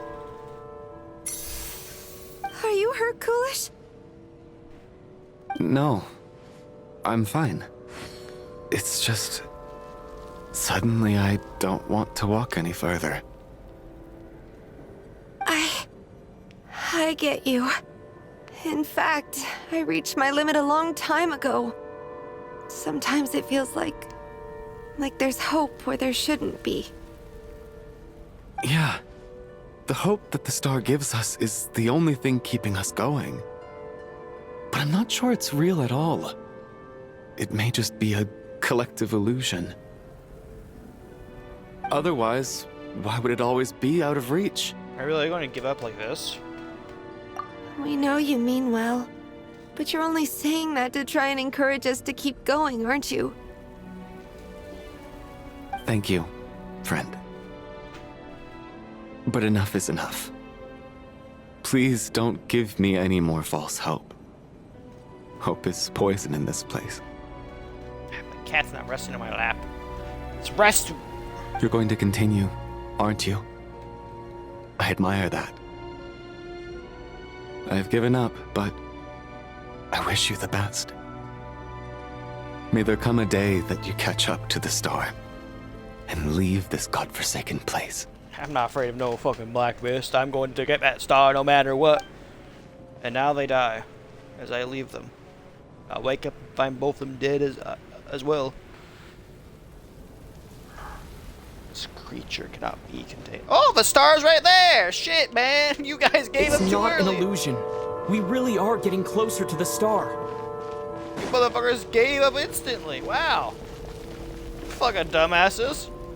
Congratulations. You are the first person to make it here. I actually made it? How do we... Feels like we get the star with more familiar looks. I'm the star's envoy. The black mist has stopped rising. Its hunger is satisfied for now, having devoured your two companions. This is a good opportunity. I'll let you get some rest before we continue. Are we going to leave? What do you mean, leave? The star represents the starting point. It's the waypoint for the beginning. This is a very shitty game if the start at the beginning point only access is like 10 hours into gameplay, dude. Congratulations on reaching the starting point. Once you are ready, we will head out and walk upwards. I will be right by your side the whole way. After everything I just went through to get here, this is just a start. Huh? What's wrong? Hey, don't give up before the journey's even begun. This cat is angry. Get mad. Meow. Don't look at me like that. Never mind. Don't meow. Oh man, the ripples in the water look really nice. Rampana! Rampana! Is that Vodyanitsa's voice? What happened? That's another 2 down. Coolish, wake up! Please wake up! Drama about sleeping, which began as a joke the other day, is now playing out on the stage. No one counted on it being a tragedy. Everyone's gathered around the 2 sleepers in the center of the stage without even expecting the scene. You already know what has happened, as if someone had told you in advance. That's another 2 down. Deceased. And deceased. The situation is identical to that of the 2 casualties yesterday. We cannot ascertain the cause of death. At least there are some elements that we can rule out this time. They slept on the stage with everyone else. So I suppose the surrounding environment can't be a relevant variable. Rampana. Coolish. Weren't some of us keeping watch last night? 3 of us, in fact. How could you not notice something was wrong? I'm as confused as you are. Certainly nothing unusual happened on my watch. Likewise, and from what I've observed so far, both Miss Odette and the Traveler can be trusted. I have no reason to suspect these 2. To be honest, I didn't get a wink of sleep last night. I couldn't help but think I was the target, so I just laid there with my eyes closed. I heard the Traveler and Lelik chatting, but otherwise I don't recall hearing any commotion during the night. Me too. I didn't want to wake everyone up, so I was concentrating hard, trying not to cough. I hardly slept at all. If anything had happened, I'm sure I would have noticed. Then, what could possibly be causing this? Once was bad enough. I can't believe it happened again. I worked closely with Rampana and Coolish for so long. I never imagined that one day they'd... And on the stage of all places... Vodyanitsa... 4 victims in just 2 days, and we still don't have a single lead. Someone else is at play here. I need to get to the bottom of this as soon as possible. And above all, keep Tonya safe. I'd never be able to look Child in the eye again otherwise. I think if Tonya died, Child's going on a fucking... He's gonna go scorched earth himself, dude. Still snowing? Yes, I just checked. Still no sign of anyone outside either. Are we in some pocket fucking dimension? There's no way in hell that the snow is like... no one has come to check on us at all. So we only have ourselves to rely on. If you ask me, this killer can clearly strike whenever they please. The Night Watch was a useless endeavor from the start. Lelik must be an expert in poisoning. Clearly she used some poison that can't be detected on the corpse. Why would she kill her two people she cares for? Here we go again. Listen, I was already thinking to myself last night, was Lelik's reason for revealing her identity the real story? Well, now I have my answer. It most certainly was not. She's been playing us for fools. You get off on this, don't you? Revealing your identity, only to carry on with your killing spree? Why would she kill 2 people she cares for? That's a hideous thought. One that only a hideous mind like yours could dream up. How dare you? That's enough. Yesterday, you named Lelik as a suspect because the victims were both wealthy merchants. Lelik might have had a motive then, but today's victims were just ordinary people. Not to mention that they were colleagues of Odette and mine. What reason would she have to murder them? Let me guess. Just to scare you? Who knows? Maybe you don't know her as well as you think. I implore you all to ask yourselves, how many people are there really in this world that have what it takes to kill another person? Not many, I'd wager. Let's picture my cat real quick, sorry. Lelik is well known to be a ruthless operator, and now she has revealed her identity. How could it be any more obvious? Dude, I think you're just lying. Everything you've said so far is still just conjecture, which doesn't constitute a concrete lead. You need to back up your claims with some evidence. How can you defend her, officer? What did she say to you while you were on night watch? Maybe I shouldn't be so surprised. You military types are always colluding with criminals to target the rich. There was no... The 2 people that died aren't even rich! All so you can get your grubby paws on our hard-earned fortunes, then tell us to fall in line. The Fatui, the Druzhna, and the Rokot. Thugs, the lot of you! I say we throw this guy into the snow. Problem solved. Don't you dare! Sir, but... You were the one who told us not to stop other people from expressing their opinions yesterday. Yeah, well, his opinions are wrong. 4 people have already died. Only yesterday I was chatting with Mr. Coolish. Then we woke up in the morning and he's... Why do you have so much energy in you, cats? Just lay down. Go sleep. Turning against one another is the last thing we should be doing right now. Sleep. That's what you want. Sleep. Go to eep. Go to eep. Oh god, she just stirred herself too much. Little girl. Even if Mr. Chuganov is a puffed up pig-headed windbag who doesn't have a clue what he's talking about. Okay. He's still one of the victims here, isn't he? Nothing. I would say the insults was unnecessary, but now he deserved it. Quite. Quite. I had no intention of resorting to violence. But you're right, Miss Tonya. I ought not prevent him from speaking his mind. That's it, Cat. You're going to the one place no one can recover from. Chicago. There we go. Chicago. In any case, I believe Mr. Chuganov has calmed down a little. Cut my now. hair. You got my We may resume our fucking shirt covered in discussion. so much of your fur, beast. I don't think there's any need for that. What is there to discuss? Nothing about this situation is normal. Yeah, you guys have a 4th Descender in your room. Oh, sorry, you guys don't know who that... you guys don't know that was me, sorry. Did you have an idea, Mitya? You're the brainiac here, right? Come on, clue us in. I've been mulling something over. All the leads we have so far concern things from outside the theater. Miss Odette's alter ego, the threats Mr. Chuganov received. But then there's the 2 double murder crime scenes themselves, which have given us absolutely nothing to go on whatsoever. That's highly unusual. Even with the most careful killers, there's always some evidence left behind. Yeah, like unavoidable. So what are you suggesting? I think this could be a supernatural event. It isn't characteristic of human-on-human homicide at all. I'm not human. You better not fucking blame me, motherfucker.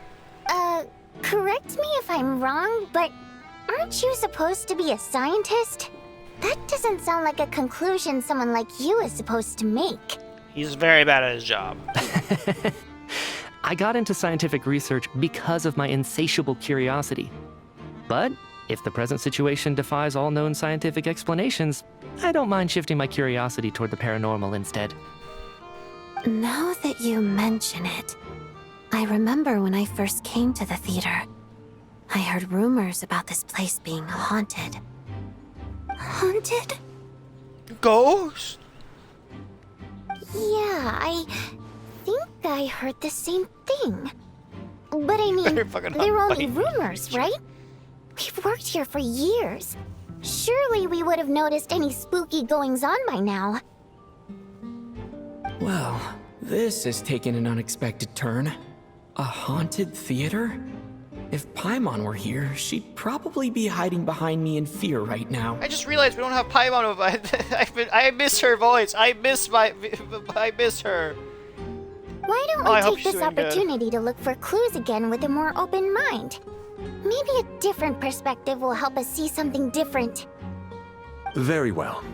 Whether it's criminals or ghosts we're looking for, the same rules apply. Everyone needs to tread carefully. I'll move the bodies into the same room for now. That's 2 more dead.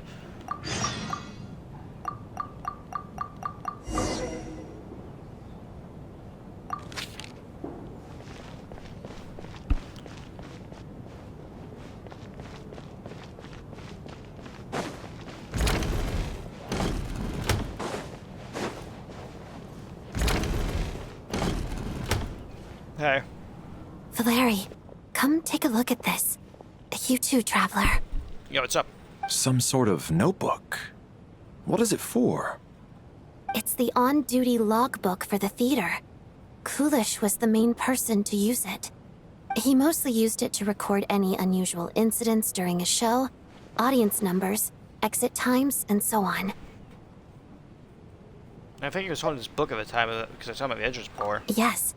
He'd always have this logbook with him when he checked tickets at the entrance. This should confirm a lot of key details about the recent show. So, you find anything unusual? Yes. The number of people. I've checked and double-checked, but the numbers just don't match what's recorded in the logbook. Apparently, we have an extra person among us. Oh no! Are we certain that logbook is accurate? Could someone have sneaked in without buying a ticket or something? Unlikely. Kulish took his duties very seriously. I've rarely seen any errors in his work. Not to mention that this was a dress rehearsal, meaning smaller audience numbers and tighter ticket restrictions than usual. Everything would have been well within his control. We no longer have our tickets with us, do we? They got collected on entry. I assume there's no way we can check them again. Unfortunately not. The theater recycles tickets. Once people are in the door, they don't tend to leave until the show ends. So we collect the tickets at the point of entry. If he was still around, we could just ask him. Still, I'm inclined to believe that this discrepancy in the head count is significant somehow. Did an extra person just materialize out of thin air? Look, that's weird, though, that there's just another person with us. We haven't seen anyone else. Maybe it's one of the people that we don't know. Tanya, how you doing? Tonya, did you find anything? Not yet. Still looking. So... Are we supposed to be looking for something paranormal? I think I'd prefer teaming up with you than looking around on my own. This looks like somebody's notebook. Shall we read it together? What's the book say? Well, it doesn't look scary or anything. So I guess it should be fine. Alright, let's read it together. It's told me I would understand someday, but even now I still don't. I don't believe anyone should be forced to abandon their homeland because of the change of power. Should consider the feeling of us water imps nobles. Maybe ancient that the land reflects memories of a shadow. If I close my eyes, I can still hear everyone's songs together. I miss you very much, brother. Oh, this is Wood's notebook, I think. So right now, if I narrow my eyes, sleepy for a fact. I know that life is gone forever. I could miss it. A quiet dancing girl who doesn't talk much. our old mine. I won't lose any of it again. Never. Absolutely never. I've joined a rather marketable organization, but I can't tell you its name. Whatever that great figure intends to do this time, there should always be someone looking out for the unfortunate minority people. That's what our organization exists for. Some say she has her own goods, but possibly. Never mind, I should just focus on what I can do. I'm supposed to all. Never mind. I'll leave the mystery for now. Huh. This has to be Vodyanitsa's writing, surely. Vodyanitsa. Maybe it's a little rude for us to peek at this. I feel like I just read someone's secret diary by accident. I feel a little guilty too. It sounds like she's writing this for her parents, right? I don't understand. Why put this stuff in a notebook instead of mailing it in a letter? Because her water imp parents belonged to the aristocracy, who were driven out of Snezhnaya by the Tsaritsa long ago. And now they live somewhere new, where the postman can't get to. Oh, hey. We're sorry. It's fine. My fault for not storing it properly. I can't leave things lying around and expect them to get ignored when everyone's scouring the place for clues. Alright, give me my notebook back. I'll take over the investigation in this room. I feel kind of battery.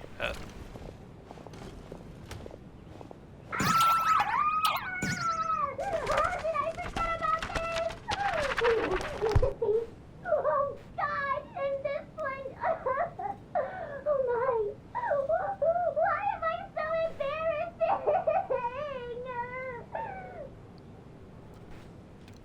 I'm glad we didn't read whatever the hell we found in there. Let's get out of here. POV me when I read my old stories, I cringe. Oh, it's downstairs. I didn't even know there was a downstairs at all. Hey guys. Ah, Traveler. Since you're here, come take a look at this. Yeah? Alosha found it. We're both curious to hear your perspective. It appears to be an investigation report. And the focus of the investigation was the rumors of haunting we heard about earlier. Clearly not as simple as previous cases involving only extinction of the creations of ancient gods or powers beyond this world, possibly rival room for explanation. Some service does not apply from what if lions themselves possess a powerful ability to either devour or guide souls. The connection between the theater area and the ley lines has been obstructed, but only partially, not completely severed. So has this granted certain souls unwilling to return to the ley lines an opportunity. This does not end here. Uncovered reasons why the ley lines have been obstructed is the true focus of this inquiry. After consulting multiple sources, the most reliable hypothesis of the present appears to be the existence of an angel civilization and its primarily attempts at ley line renovation. There's two information available here. I must return home as soon as possible. An investigation report, huh? Looks quite old. This person's name looks to be of Sumeru origin to me. Was the investigator from Sumeru? The theater manager must have hired an investigator once specifically to look into this issue. But it doesn't look like anyone ever looked at the report. Presumably, the manager wanted to know if the supposed haunting was dangerous, while also being fearful of word getting out in case it affected the theater's business. Anyway, the bottom line is, the haunting is actually real after all. It's caused by an obstruction in the ley lines. Is there any chance this is the key to finally making some progress with the murder cases? Ley line problems are pretty unexceptional to me by this point. And while it certainly offers an explanation for the ghosts, it's hard to imagine what connection it could have to these two murder cases. Yeah, I should probably tell them about my expertise. Some of the language that appears at the very end of the report caught my eye. Angel civilization, ley line renovation? My area of research doesn't touch on any of that, so it's completely outside of my wheelhouse. Huh? A piece of paper just fell out from the report. It landed right by your feet. Let's see. Death is near. Oh, that's lovely. It's pretty awesome having you look at it. How unnerving. It was tucked inside the report, so it must be a note left by the author. Death is near. Is that supposed to be what's going on here? With us in the theater? But if so, how did the author foresee it? Could he predict the future somehow? Maybe things are more complicated than we thought. No, wait a second. If we take the report and the note at face value, they completely contradict one another. The report definitively concludes that the hauntings in the theater are harmless and cannot affect the real world. But the note seems to be warning of potential danger. The question is, Where do you think you're going, Cat? what exactly does the note mean by death? Stupid creature. Is it simply describing their situation? Is it referring to the victims, or could it refer to the perpetrator?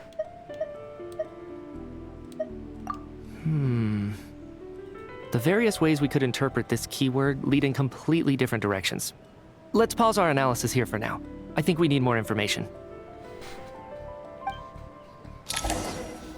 What are you doing to my foot, creature? My cat's If we take all messing this around. together, it's not impossible, is it? If anything, it's the natural conclusion. Oh, I beg to differ. This sounds to me like a product of a researcher's vivid imagination. And perhaps it's because I'm still viewing this through the lens of a typical murder investigation. But still, I'm struggling to be persuaded by your theory. Does it really sound that far-fetched? Alright, well, let's treat that as speculation for now. I do agree with what you've said, so let's go with your idea for now. Good. Okay, now that we finally have some meaningful leads, I think it's time to reconvene. Let's get the others.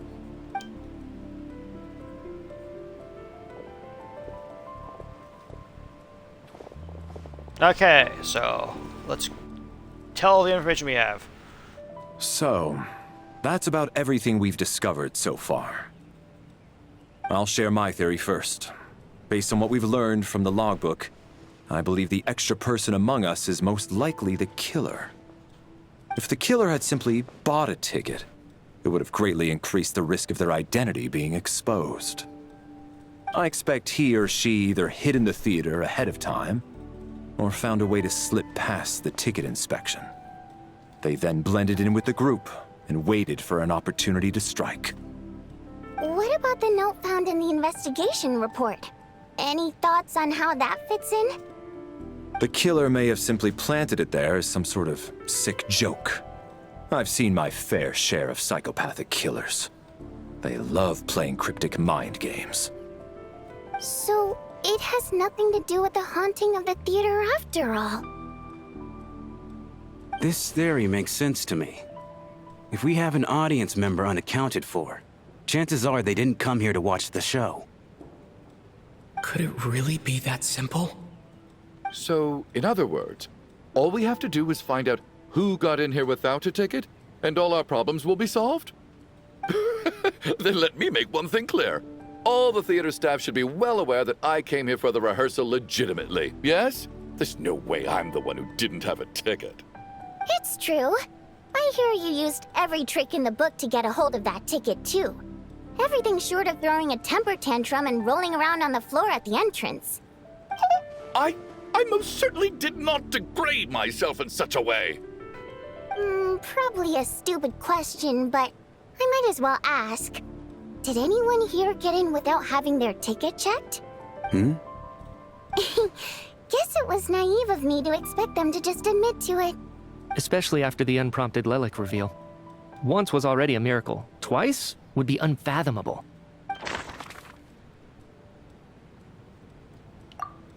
Well, he works here. He already has a ticket. I got mine checked. So I'm here.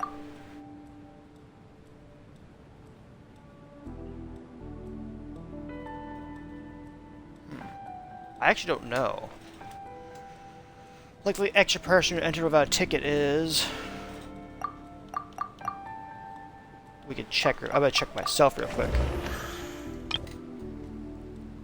Yeah, no, she had a ticket. Who entered without a ticket? Yeah, she had a ticket. He has a ticket.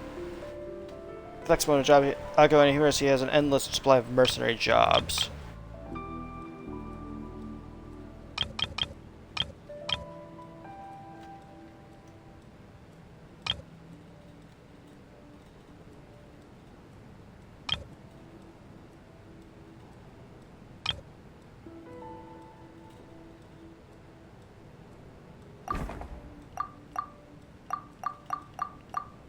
It's between him and him for me. I had my ticket. I believe he works here. She works here. She works here. He is way too official to not fucking get a ticket. He got a ticket. She had a ticket as well. She had a ticket as well. So it's between him and him. Confirm selection, I guess. Expert, he has technologically can be rather talkative at times. His scarf more makes up for it. I feel like it's him.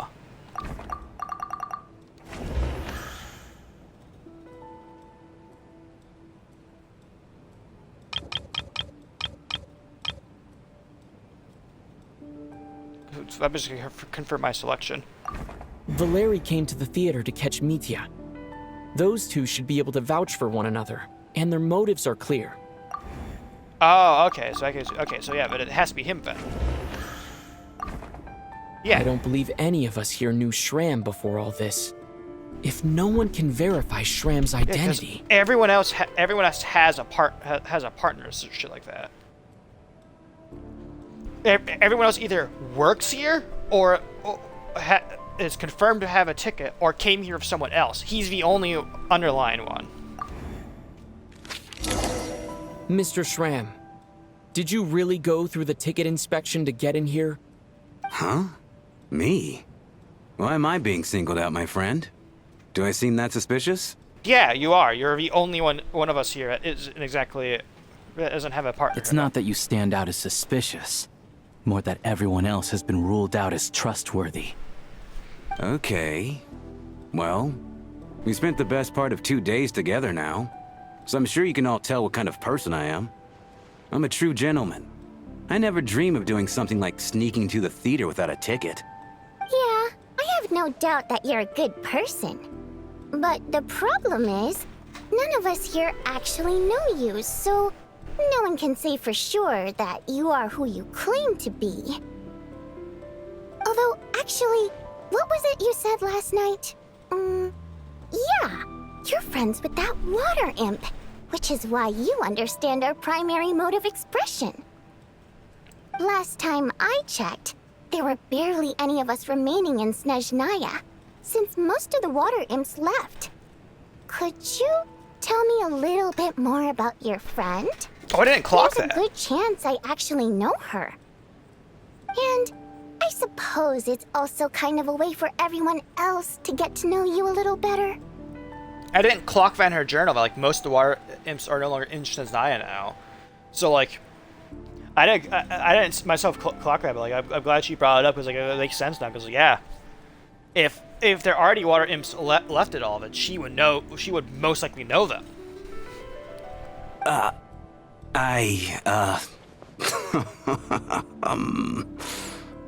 Good grief. Are you blushing? Pull yourself together, man. Stop giggling like a teenage boy. It's revolting. Hey, revolting is a little strong. All right, fine. I'll admit it. That water imp friend of mine, the truth is, we're dating. You called it. I was just the bodyguard hired by our family. But the stars must have aligned, because sparks began to fly between me and their daughter. Never in my wildest dreams did I think I'd get so lucky. We don't need details. Just get to the point. Okay. I'm just a little hesitant to reveal her name, that's all. You know how it is. These are delicate times. Even with me to protect her. If word gets out that she's dating a human, both the Fae and human factions will give her a hard time. Really? Wait, no. That can't be. What? Huh? Shram, what the devil are you talking about? Hmm? Why is everyone looking at me like that? Surely you can understand where I'm coming from. Delicate times? Factions? That's not around anymore. I just realized that myself. Yes? You know, the Civil War? Last time I checked, the Fae and the humans were still at each other's throats. Oh my fucking god. I understand why everyone else is shocked now, because like, when Mitya, oh my god, hold on. when Mitya went like, huh? Like I was like, huh? What everyone knows? And then I clocked it myself a second later as well. Like, delicate times. Like, yeah. The Fae and humans have been living together. They're in Snezhnaya. They're in fucking Snezhnograd. There's no civil war. He fucking outed himself. If I'm not mistaken, the last significant civil war in Snezhnayan history was over 400 years ago, when Her Majesty the Tsaritsa had just taken the throne and was consolidating her reign.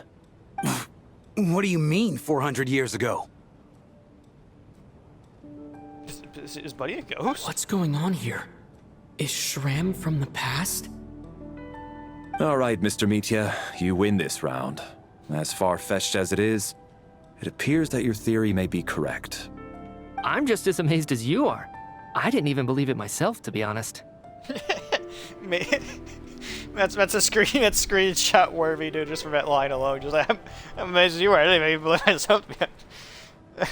This is the same like sentence of like I don't even know how the fuck I got here. I just kept doing shit. It kept working. Is someone going to explain what's going on here? He's from the past. I think he's a fucking ghost. From the look on your face, you figured it out too, haven't you, Traveler? Yeah.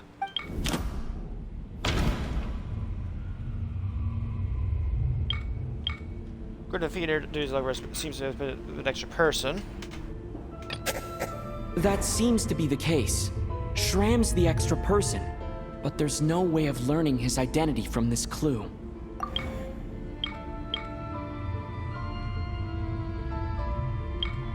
Clue is at the surface. Oh, theater haunting. The theater's ley lines have been modified to block souls within its grounds from returning to them. Some souls can even wander this place forever. Mr. Shram's statement proves he is from hundreds of years ago. And according to the investigation report on the theater hauntings, Mr. Shram is very likely a lost soul wandering the theater.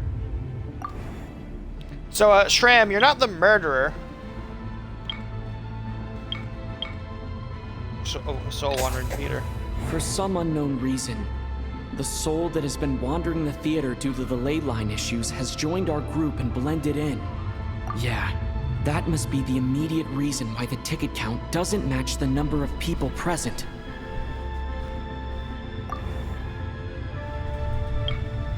One of the recent victims. Death is near. In this case, death mostly refers to someone who died. Who died long ago. The contents of the investigation report have been verified. There are indeed ley line issues and wandering souls in the theater. Death likely symbolizes the deceased. Mr. Shram, for instance. Death is near. That must mean that there's a dead person in our midst. That's the truth, isn't it? Shram, you're just a walking fucking ghost. The logic is clear now. The investigation report said that there would be souls stuck wandering around the theater because the ley lines were cut off. Mr. Shram must be one such soul who died in the theater a long time ago. In which case, that also makes him our extra person. So when the note said death is near, it must have been referring to death as in the deceased, people who died a long time ago. Someone who died a long time ago. In short, there's a dead person among us. The extra person we've been searching for is a ghost from the past. You mean I'm a ghost? No. Don't make jokes like that, my man. There must be some mistake. But even if I was dead, I know for a fact I didn't kill anyone these past 2 nights. Yeah. Yeah. Even if all that's true, the report also said the souls inside the theater can't affect reality, right? They're harmless. Then what if the problem isn't the souls at all, but the ley lines themselves? The ley lines have a powerful ability to attract and devour souls. Let's say that the ley lines are like a black hole, constantly seeking to engulf souls. But the souls that don't want to return are trying to avoid being sucked in. Huh. Why does this analogy sound so familiar? What happens when the black hole can't achieve its goal? I'm only speculating here, but what if it ended up swallowing innocent souls by mistake? Or intentionally taking other souls to compensate? That could explain why we weren't able to determine a cause of death. If you're right, and their souls were devoured by the ley lines, it does make some sense. It does seem to explain a lot of the things we couldn't make sense of. Does that mean it's true? Maybe? Except there's no concrete evidence. Mitya's relying on a lot of logical leaps. Still, it seems like the best explanation we have under the circumstances. Alright, so how could Shram not know that he's dead? Seems a little unlikely that he hasn't noticed anything unusual even after several days interacting with us. On the contrary, it's perfectly normal for a soul to wander the theater for centuries without questioning their existence or reason for being there. It's simply what's natural for them.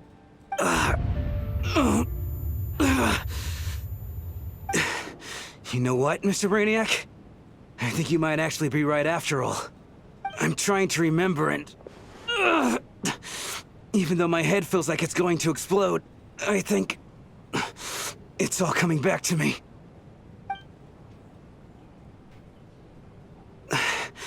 I was the one who didn't want to remember my own death, so I forced myself to forget.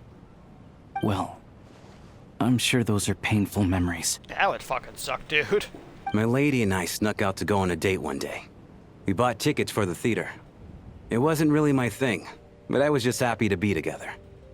All of a sudden, a group of people burst into the theater, shouting for all the water imps to get out, performers and audience members included.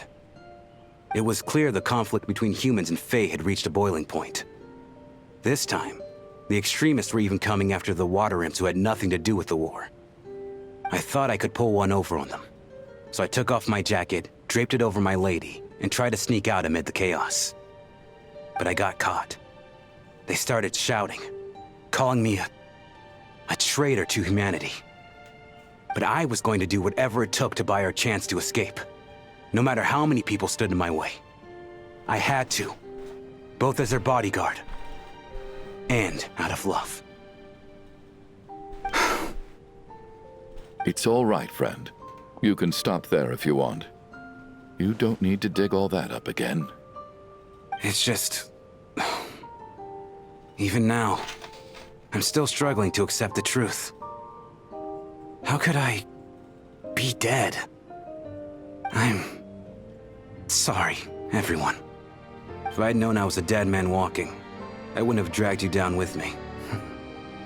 If I'm the cause of all this death, then punish me however you see fit. But, Mr. Shrim... No. I refuse to be a burden. I know what I have to do. You said I've been wandering the theater for centuries, right? I guess it's high time I got a breath of fresh air. Out there, I mean. I'll leave this place, and take all this death with me. Go out on my own terms. Mr. Shram, I'm sure we can figure out a different course of action. My good sir, we both know I'm not supposed to be here. I should have accepted my death long ago. One way or another, this has to end. Unless you're saying this goes against another one of your military principles somehow. No, I'm speaking on a personal level this time. Let it go, man. Oh, wait. One last thing. Miss Water Imp. My lover. Her name was Litia. Litia Ozarova. Do you know what happened to her? Ozarova. Oh, Tiozerova! That's what we all called her. I remember her as a very kind elder. She had a bunch of kids, too. I'm so glad she survived. And she had lots of kids? Good. That's... good. I could hardly expect her to stay single just because of what happened to me, right? Godspeed, Shram. As long as she went on to be happy. That's all that matters. Besides, I'm dead. My soul has been wandering around here for so long because I was worried about her. But now, I can go without regret. There's no need to see me off, my friends. I've enjoyed our time together over these past few days. Perhaps we'll meet again in the next life.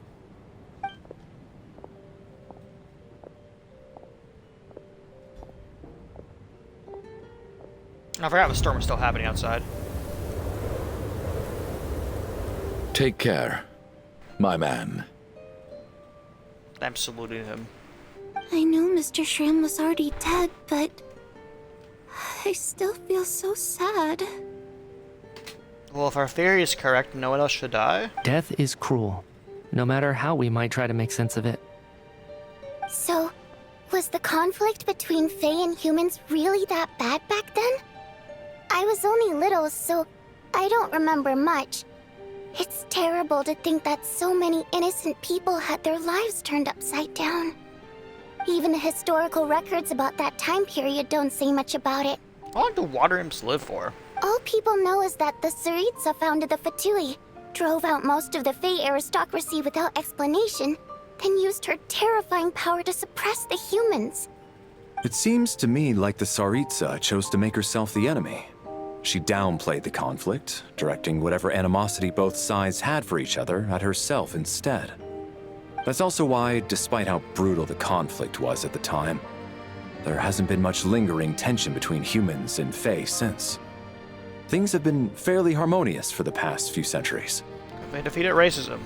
I guess speciesism. So, the Tsaritsa banished the Fae to protect the Fae living in the city? She offered herself up to be hated in exchange for peace. Maybe it's not quite as bad as it sounds. I don't think Her Majesty is too concerned if mortals hate her or not. And besides, there are very few who truly do. All this time, I had no idea. All right. If Mitia's theory is correct, then I think we can consider this matter settled. Let's all take a break. Ugh, if only this blasted storm wasn't still raging on. Okay, well.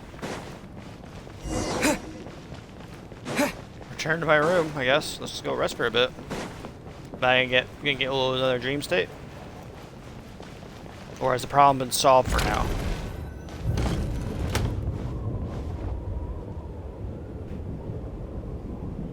I'm worried about Looks Paimon. like now we can just rest until the snowstorm stops. I still can't believe Shram turned out to be a ghost who'd been in the theater for hundreds of years. To think he was dead this whole time. What a strange turn of events. Knock knock. My door's open. Huh? Knock knock. You know the door isn't closed, right? You don't have to knock. Think of it as a signal then. When I'm entering someone else's room and I knock, I'm here as Odette. If I don't knock, it's Lelek. Sure, but please come in, Miss Odette. Sure, what makes you happy? So, why did you come to find me? Is there something I can help with? Vodyanitsa said you knew about my secret identity from the start. I had my guess. But when everyone was discussing who Lelek could be, you were worried that revealing what you knew would be unfair to me. So you kept it to yourself, right? You just came here to thank me? Yes. I'm extremely grateful for that. It's nothing. I mean, you didn't hold what happened with Signora against me, so I should thank you for that as well. Actually, there's something else as well. I found myself in a situation similar to the one you were in when you helped conceal my identity. So I thought I'd come and ask you for advice. What's the situation? It's about Mitya. Before all of this, the last time I saw him, he was dead. What? As I'm sure you know, my goal as Lelik was to stop Project Snezhnaya. Well, when I found out the tech lead for the experiment behind Project Snezhnaya was Mitya, I immediately started planning to track him down and threaten him to back out. I often saw him around the theater, but I soon concluded that making my move there would risk exposing my identity. So I decided to infiltrate the Armory Palace and go directly to his lab. That way, the threat would be much more effective. If you managed to infiltrate, you really do have what it takes to be a Harbinger. Well, I suppose there was a bit of luck involved. But I am a fatui, so I already had some familiarity with the building's layout. But when I finally made it to his lab, Mitya seemed to be dead. How'd you know? I checked his breathing and his pulse. He had no vital signs whatsoever. I'm certain of that. I thought maybe another anti-Project Snezhnaya activist had beaten me to it, and chosen a much more brutal method. So I made myself scarce. That's why you were so on guard around Mitya that first night here. Yes. When I saw him sitting in the audience during the performance, I could barely contain the shock. To me, it was a miracle. Somehow, he'd come back from the dead. But then, the murders started happening and things got so complicated that it wasn't really at the front of my mind. That is, until Mitya himself said there must be a dead person among us. Then, I couldn't ignore it any longer. And yet, you thought that bringing it up right away would single Mitya out. Just like when everyone was suspecting Lelik. Exactly. I thought there could be something I was missing. Besides, we soon figured out that Mr. Schramm was a ghost. And we knew there was only one extra person. So we thought he had to be the one. But now, it seems like there's another candidate. I understand why you kept it to yourself. There was so much information being thrown around during that discussion. Bringing up Mitya would have just introduced more confusion. So, what do you think we should do? We should do something about it. Let me confirm one thing first. When was it that you found Mitya dead? Around a week ago. Sometime in the afternoon. A week ago? That's earlier than I thought. I saw him just a few days ago at a restaurant. That definitely would have been after you found him dead. He seemed completely normal to me, chatting with Vodyanitsa, trying to avoid Valeri. So he was definitely alive on that day. Huh. Well, all I can say is I know what I saw. Here's a thought. The reason we even suspected a dead person could be among us was because of the problem with the theater's ley lines. But Mitya's death happened inside the Armory Palace. The ley lines affecting the theater shouldn't reach that far. You're right. I guess he doesn't fit the profile of the person we were searching for. I think the chances of it being him are very low. Surely he can't have died for real in the Armory Palace. Unless... Unless what? Unless he really did come back from the dead. You're right. Do you think we need to disclose this to the others? Huh, what's this? A private meet and greet? Fuck, he's here. Where do I line up? That's not what's going on here. Well, I was just making the rounds. Thought I'd try to lighten the mood a bit. Vodyanitsa's handing out food if you're hungry. I can try and stab him real quick. But like a little stab. I can pull out a dagger. I don't have a dagger. I can pull out... I don't really have anything of a short blade at all. Once my snowstorm continues raging, before you know it, night falls once more. What is going on with this storm? Could it be connected to that monster that just arrived in Snezhnaya? I almost hope it is. Her Majesty the Tsaritsa left to vanquish that beast herself. We just need to wait for her triumphant return. Do you think people still feel the cold after they die? I'm wondering about Shram. Oh, maybe we should have given him a coat before he went out there. Death itself is cold, isn't it? I'm sure the storm will embrace him. Well, I hope he has a safe journey. I'm going to miss him, I think. It's not like we can blame him for Rampana and Kulish's deaths. Thinking back on it, we barely made it out alive ourselves. Once we get out of here, how are we going to explain what happened to their families? Damn, I've been trying to figure out myself now. It's like, how are we going to explain all these deaths?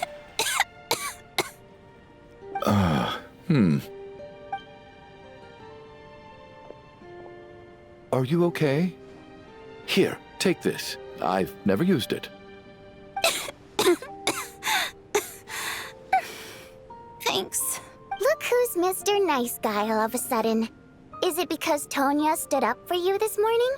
At least you know how to return a favor. Yeah, without Tonya, who knows how badly he would have been hurt. I told you already, I never intended to resort to violence. Duh, bunch of rascals. Hey, don't lump me in with them. I'm the supreme rascal. Little girl?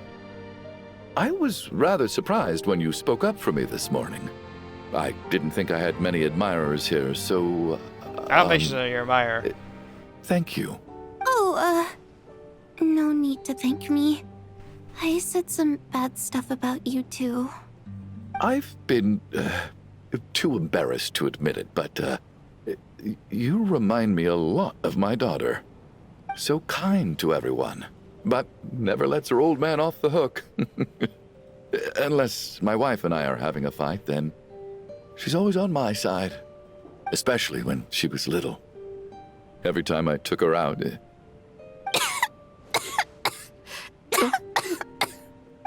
All right, easy now. How long have you had that cough, Tonya? I don't know. It's probably been a while. I'm fine. Are you taking anything for it? Yeah. I'll be fine once I see my brother. He's gonna pick some frost fairy flower leaves and brew a tonic for me. I'll feel much better once I drink that. I see. That's good to hear, then. We should probably discuss arrangements for tonight. Now that the deceased has left our midst, there shouldn't be any more incidents. I don't know. However, out of an abundance of caution, I'll keep watch. I can also help out. Shouldn't we take shifts? I can take one if needed. No need. I managed to get a nap in earlier, so I have plenty of energy right now. After all the tension of the past few days, everyone else should just focus on getting a good night's sleep. Back to the dream world for me. What a long day. This whole situation turned out to be way more complicated than I expected. But Valeri's right. I should just try to calm down and get some rest. The last thing I want is to give myself nightmares. Hey, my nightmares, they're back. The nightmares are bad. He's awake. He's awake! Get over here, you big lug, and take a look. If you must call me something, call me Mr. Door. The Black Mist is coming. You need to go. Have I heard that before? Are you all right? Can you walk? We just got attacked by monsters on our way up. That Mr. Door fellow protected us. He just seemed to come out of nowhere. Not much of a talker, but when it comes to taking down monsters, that man doesn't hold back. Curses! The Black Mist is catching up to us. We need to keep going. Okay. Mr. Door, I don't believe I've ever seen you around here before. Oh, I can use my ability. There's no need to try to get to know me. Mr. Door! Looking for trouble? Get rid of them! I can just push these ones off. Oh, well, anyway, we're lucky to have you here. Thanks for saving us earlier. No need to thank me. This is where my duty lies.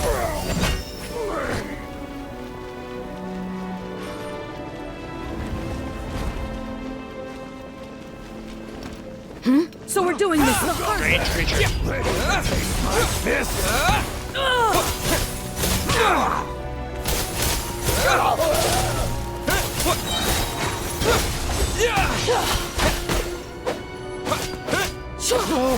Remarkable work, Mr. Door. If I had your muscles, I'd do the same.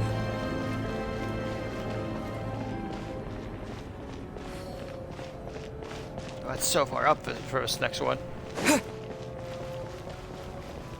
Are none of these doors the one you're looking for? No.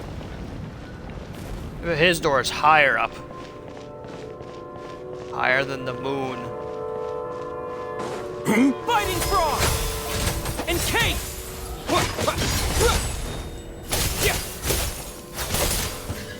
Come no closer. About this! How could this be?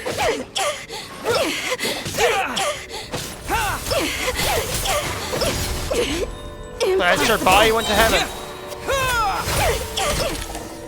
There we go. I'm so exhausted. And the black mist is still rising. Oh, wait, look! There's more monsters down there. Are they coming from within the black mist? No, no! They're gaining on us! Quick, keep going, or they'll be at our heels any second!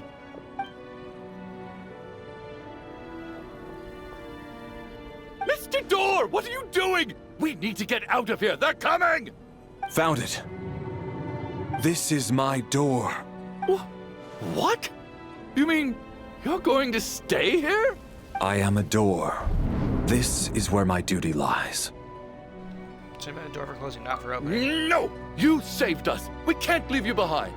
You must keep going. A door can only keep things out for so long. You must make haste. But...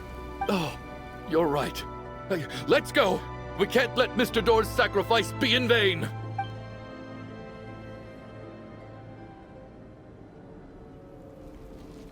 The black mist isn't moving anymore. Looks like both the monsters and Mr. Door are gone. I didn't just imagine all that, did I? Surely I wasn't so scared out of my mind that I hallucinated a door as a human being. No, I remember him too. Oh, okay, good. There's no way we both hallucinated the same thing. Getting sleepy? Well, looks like we're safe for now. Go ahead. Let's get some rest. What a weird dream. I sure just won't have anyone being dead when I wake up. What time is it? Is it morning? I think I had a nightmare. I guess everyone's still asleep? These past 2 days have been exhausting. Valeri's keeping watch though, so he's probably the only one awake. Valeri? You better be alive.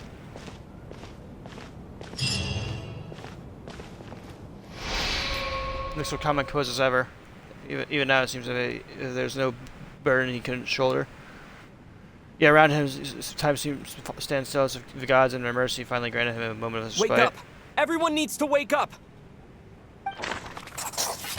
Fuck. Just like the last 2 nights. No clear cause of death. I've been a real thorn in your side, haven't I, Mr. Valeri? Now you can rest in peace. But for me, life will be all the duller for not having to run away from you, my friend. How's Tonya? Is she okay? I just checked on her, and it doesn't seem like anything serious. She's just exhausted from the past couple of days, and she's still recovering from her illness. We should let her sleep a bit longer. My microphone, please, no. That means Valeri was the only one who died last night. Well, it was taking 2 people originally, but now only took 1 person. I guess it's time to out his secret. If Valeri was awake and keeping watch, it would have been impossible to kill him without waking everyone else up. That much is certain. This is so frustrating. Why has nothing changed since yesterday? I thought we already dealt with the dead person causing all this. Actually, one thing has changed. There's only one victim this time, not two. Does that mean...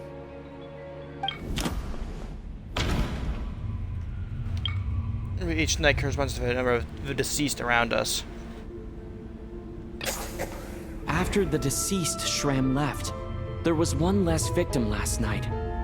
That more or less tracks.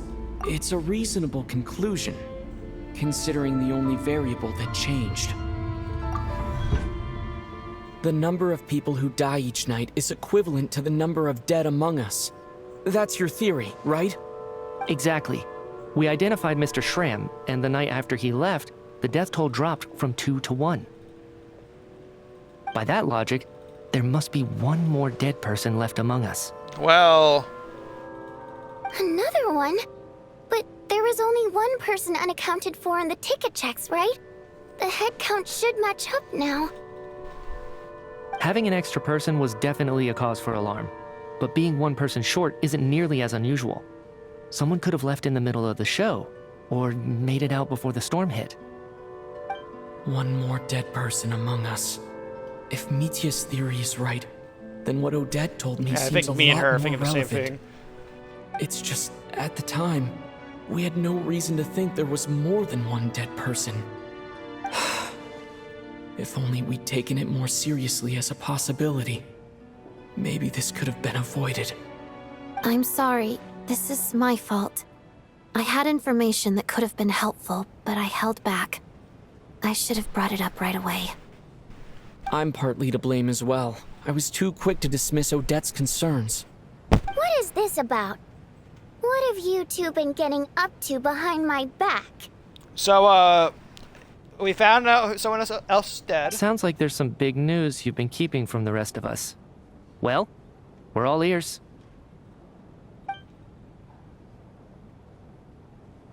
Oh, that tells the group about finding me as dead and your discussion.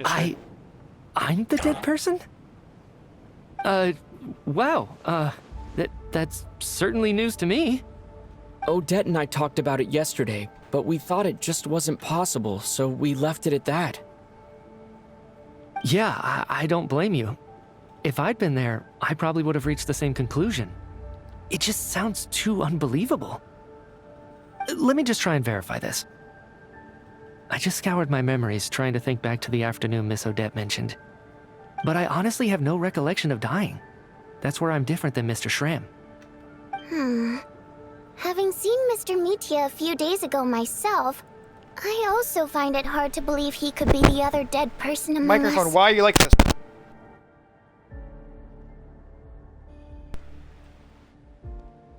Well, if it isn't Mitya, then who? Do we vote on it? Well, it's not me.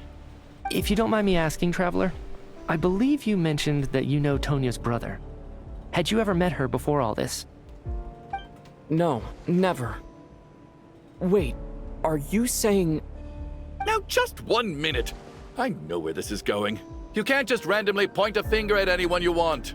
You're in the hot seat, and all of a sudden you want to divert our suspicions onto somebody else? Trying to pick a fight, Mr. Chuganov? Whenever you open your mouth, all you do is attack people, and I've had enough of it.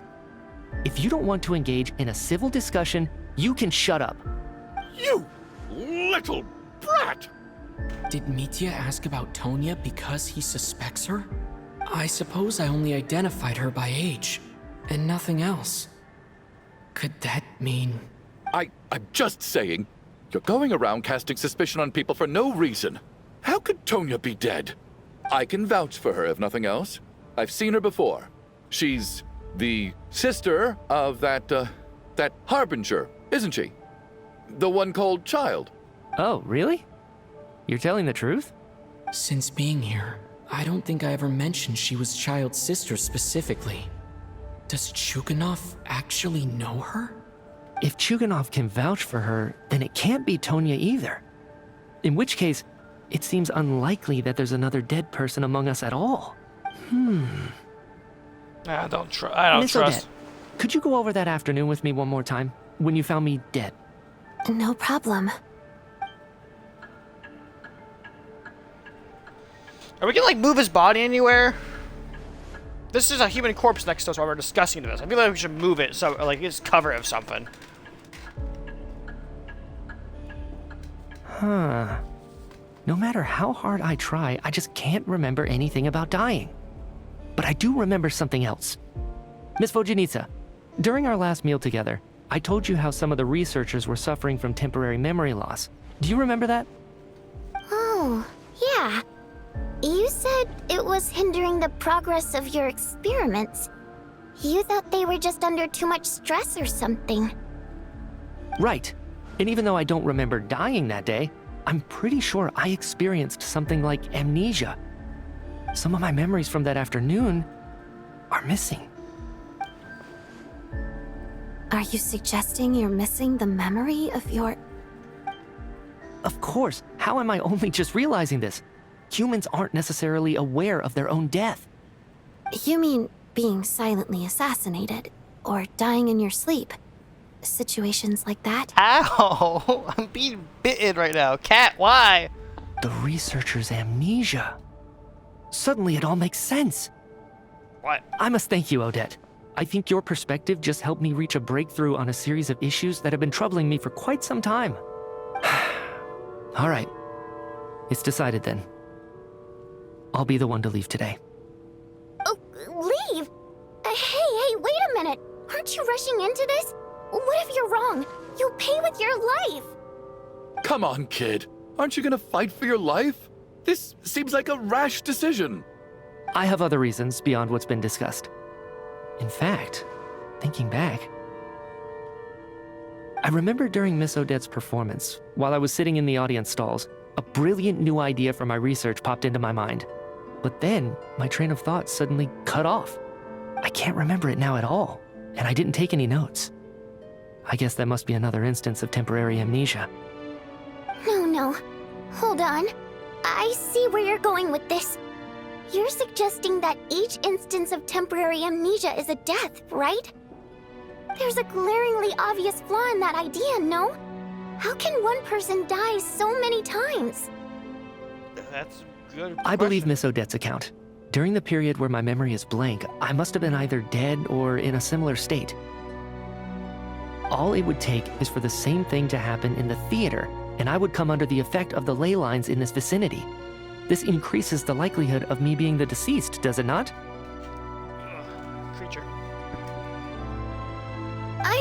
But... Like, listen, we're just working with theories right now. This is so far the best one we have. There's no evidence to suggest that anyone other than me is a licking me candidate right for now, the deceased. cat? So allow me, as a scientist, to treat this as an experiment. I'm being licked by this creature. It's so stupid, dude. Please relax, Look at everyone. this thing. I don't think things are as bad as they may seem. I want to see it dead. If I really am the deceased, then to leave the theater will be a relief for me. If, on the other hand, I'm still alive right now, well, apparently you've all witnessed my resurrection recently anyway. Who's to say I won't return from the dead again this time? How many respawns do you have left, dude? Mitya's right. How many This fried is eggs the are in your only thing we inventory? can try right now. I think he's deliberately downplaying the gravity of the situation, though. He probably doesn't want to burden everyone. What is a scientist if not someone who gambles on experiment after experiment in an attempt to obtain the truth? With this snowstorm, the ley line phenomenon, ghosts of the dead, and my amnesia, we've been paralyzed by not knowing and powerless to do anything about it. It's a terrible feeling. But if I do get resurrected, you can be sure that I'll come back with the truth of all this. Just you wait. So long. Guy with scarf.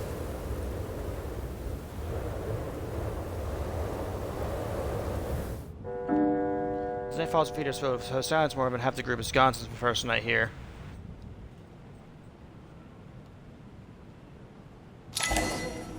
Beyond the loop. Well? Poor Mr. Mitya. I didn't even get to see him one last time. Maybe it's a good thing that you weren't there to see it. It was a hard thing to watch. I hate goodbyes. Why does it feel like everyone around me is slowly disappearing? Not just in here, I mean. In the outside world, too. Maybe it's the realization that, at the end of life, everyone has to face it alone. Come to think of it, the main reason we're still alive right now is pure luck. Each morning here, for every one of us, there's the chance that we might not wake up. Death can't take me. You could take it a step further and say that the same is true outside, too. Who can ever be 100% sure when they drift off to sleep that they'll open their eyes again in the morning? That's a terrifying existential thought. I have a leg arm run right now because I can't try to bite me. No, stop! If Beast. I make it out of here, I'm going to cherish every moment that I'm awake and live without any regrets. Without regrets. I feel like a strange sense of anxiety has been quietly growing inside me over the last 2 days. Yeah. Are you okay? You look really glum. I'm missing Paimon. If something's bugging you, let's talk about it. There's only a few of us left here now. After everything we've been through, what's the point in keeping things bottled up? I have a travel companion named Paimon. Alosha and Odette have met her before. She's been feeling unwell recently. You're worried about her, aren't you? That makes sense. We've been trapped in here for days. To be honest, I used to feel like I was just a spectator in this world, watching everything that happens from the sidelines. Maybe it's because I'm a descender. A descender? But with Paimon by my side, over time, I slowly felt my connection to this world growing stronger. She loves eating, sleeping, and having fun, but she's also a great guide. It's her authenticity that makes this whole world feel more real for me. Over the last few days that we've been apart, I've often caught myself wondering, what would Paimon say if she were here right now? I miss my Paimon. I miss her. But Also, by the Paimon time I is snap out of it, the conversation has already moved on, and I'm still in my own little world. I'm trying to overcome this sense of detachment, but I really miss Paimon. I guess, in a way, she means the whole world to me. I bet she misses you when you're not there as well. Maybe you're her entire world too. I don't know if this will make you feel any better, but back when the water imps left Snezhnaya in droves, I also felt like the whole world was suddenly empty. I could be surrounded by people all smiling and having fun, and still feel completely separate from it. So, I totally understand how you feel. Later on, I started to think, maybe accepting the fact that our loved ones won't always be with us is something that takes a lifetime. All we can do is cherish their companionship from moment to moment. So, once we get out of here, you better hurry back to our side as fast as you can. You can't let your story end in regret. That's the trope I hate the most. I'm gonna fucking rush back there instantly to see my Paimon, dude. Thank you. That's exactly what I needed to hear. I'm messing with my cat again. I just have my arm behind my chair, just bonk her on the head every so often. There we go. Good bonks. Oh, she's fighting back. Evil. But Vodyanitsa, if you hate goodbyes too, ow! She's fighting back with your people. That's just the choice I made. I used to regret it, but I don't anymore. Like I said before, singing is a water imp's primary mode of expression. It's how we convey our emotions. Our songs have echoed through this theater for hundreds of years, each one a story pieced together through moments of joy and sorrow. But does a story exist without someone to read it? To me, the answer is no. So I made the choice to stay. That way, there would still be someone left to sing these songs and listen to their stories. Otherwise, They could have been lost forever. Could you teach me how to understand your people's songs sometime? I want to be able to truly hear them, like Mr. Shram. A fan after my own heart. Thank you, Tonya. How about I sing something for you, and you tell me what you hear? Okay, I'll do my best.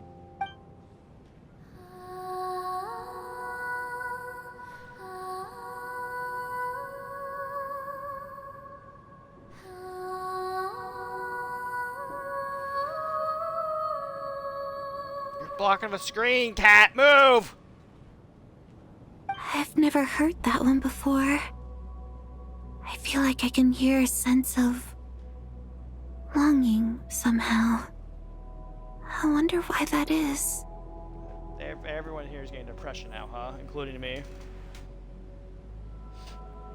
Oh my god.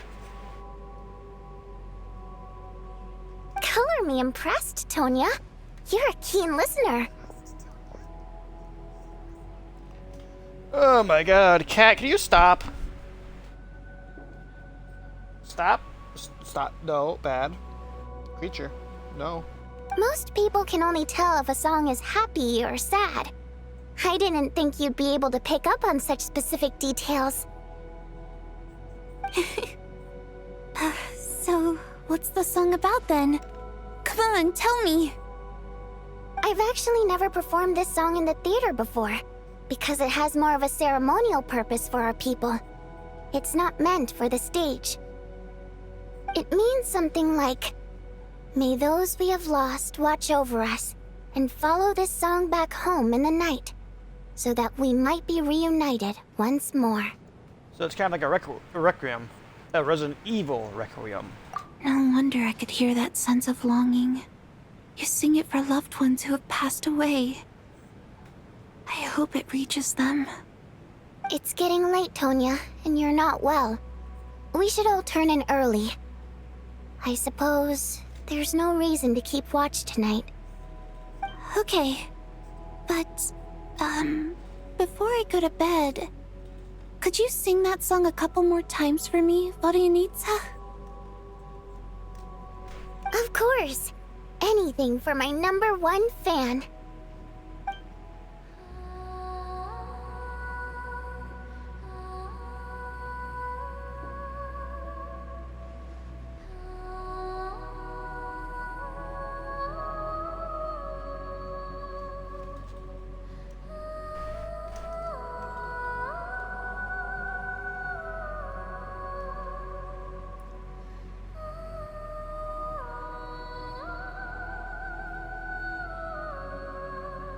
Once I get out of here, I definitely don't plan on ever coming back.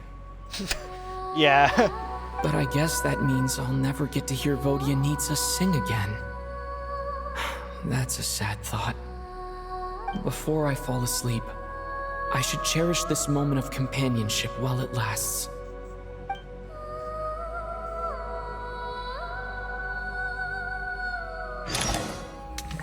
God fucking damn it. Where am I? Oh, it's somewhere else. It's so dark in here, and I feel kind of dizzy. Am I alone? Evil? Tonya? What was that noise? Tonya? I can run.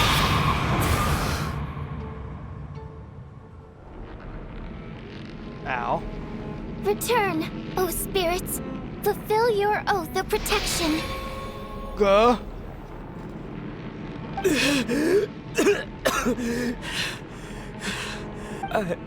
I'm alive? What just happened?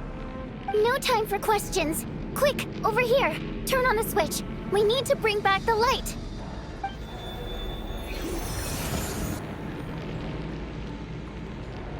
All right, we're safe. The spirit just now is called Night Prayer. The light subdues her, but she'll attack without a second thought in the dark. Is she a ghost? Sort of.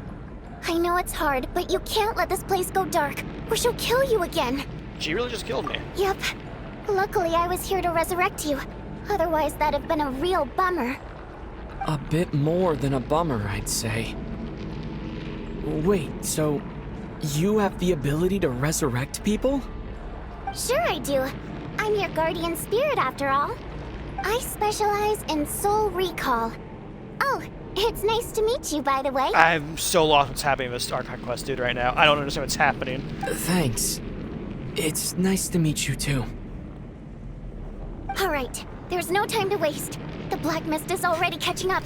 We need to avoid it at night prayer at all costs. Come on, let's go. We need to reach the next switch before the place gets too dark. If we bring the light back, night prayer won't be able to get to us. Sweet, sweet light! It's back! Now that's... Oh. Shh. It's night prayer. We need to move quick, but don't let her notice you. Look out!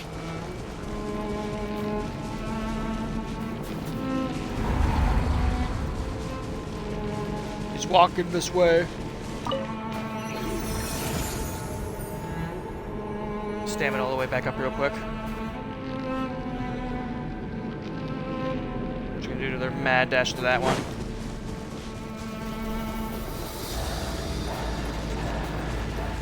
The next switch is... over there! Stamina get back up to full. It's a train. Uh-oh.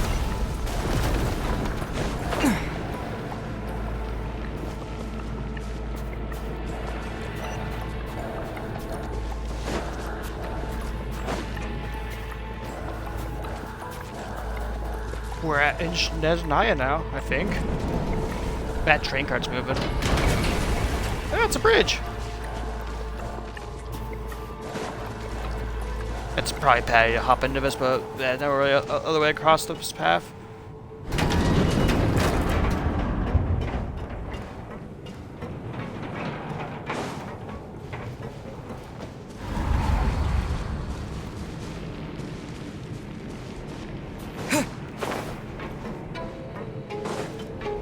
The switch is just up ahead! Hurry!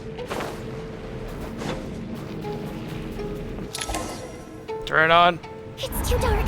We're not gonna make it. Come on, faster! That button jumps. Oh, Traveler! fuck. I won't let you die like this. Not on my watch.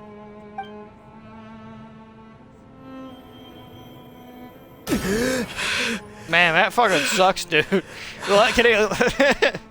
I'm back. Hi. Even though it's not permanent, dying is definitely not a pleasant experience. Great. You're back. Yeah, thanks to you. Time for you to get out of here. Quick, before the light runs out. What about you? You're not coming with me? I can't. I've already been used up. What does that mean? The guardian spirit skills are finite. I can only resurrect someone so many times. I might not look any different, but my essence has been exhausted. Now, I will slowly start to fade away. This is some fucking bullshit if you die in the real I world. can go no further. The black mist is where I belong. It's okay. Why didn't you tell me sooner? Because it wouldn't have changed anything. That knowledge would have just burdened you. And a guardian spirit's role is to protect. But... Go. Now, before it's too late. I already hear night prayer approaching.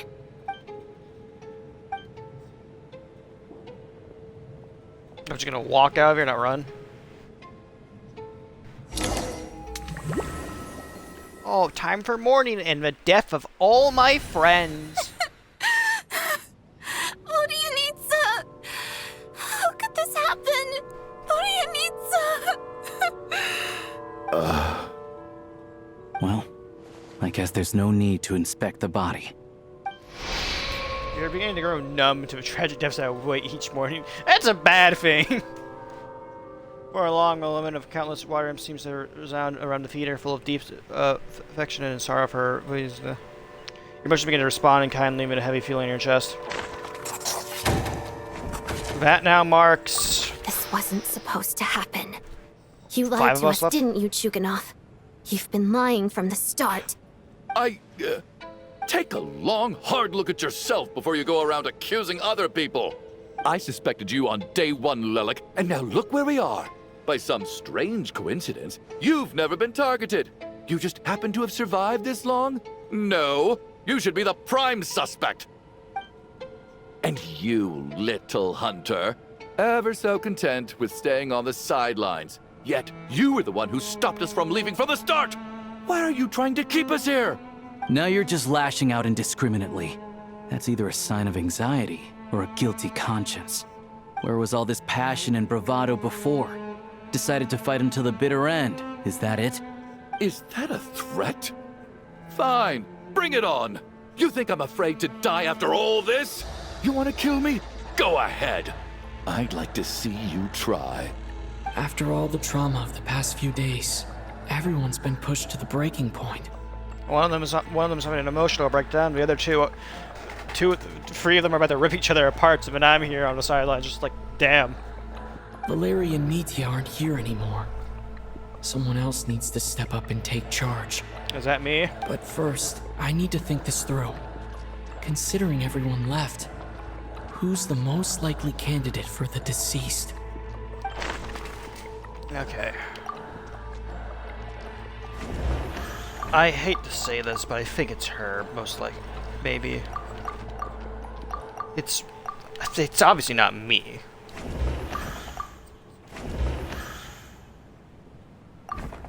Yeah, of those who remain, the only person we've never met before is Tonya. There is room to doubt her true identity. People are easily misled by first impressions. Now that I think about it, Child's sister was in fact a label I imposed on her due to my own assumptions. But Mr. Chuganov vouched for Tonya's identity yesterday, with basically no other possibilities left. Could it be?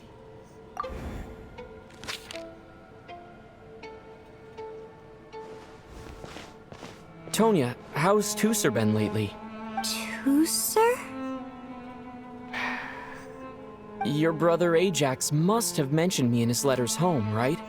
Did he say anything about a blonde traveler? No. And my brother's name is Razik, not Ajax. Chuganov, looks like it's your turn to do some explaining. Yesterday, you said you could vouch for Tonya. Why did you give us a false testimony? I knew you were behind this, Chuganov. You've been lying through your teeth from the start. Everything about you is fake. Down to the wife and daughter you're always talking about. Your entire family man persona is a charade, isn't it? That night, when I infiltrated your place as Lelik, I noticed you were home alone. Didn't think much of it at the time. Just thought everyone else was out. But thinking back on it now, that doesn't seem very likely. My guess is, you live alone, don't you? Even that was a lie? But why would he lie about having a family? Oh, curses. Oh, why is there no end to this blasted snowstorm? If it would just stop. If it would just stop. I think I remember now. I know how I ended up here. It feels like a distant memory. But at the same time, it's just like it was yesterday. The reason I'm always coughing is because I got sick with frostbite. The locals usually call it the snow cough. It's not a very common illness.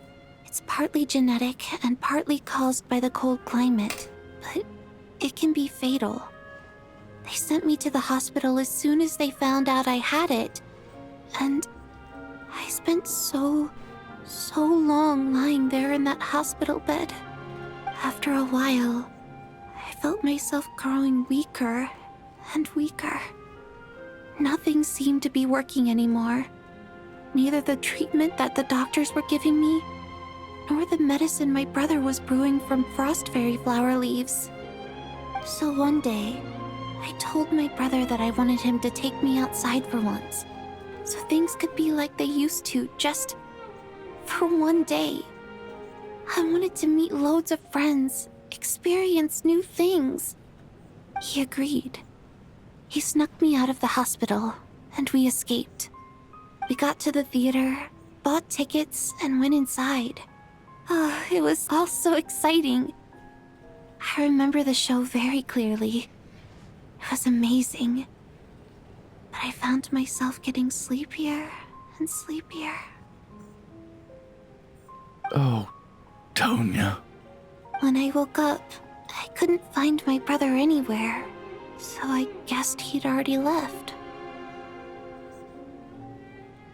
But there's no way he'd leave me behind, so I decided to stay here and wait for him. At the time, I figured he'd probably gone to brew some more medicine for me.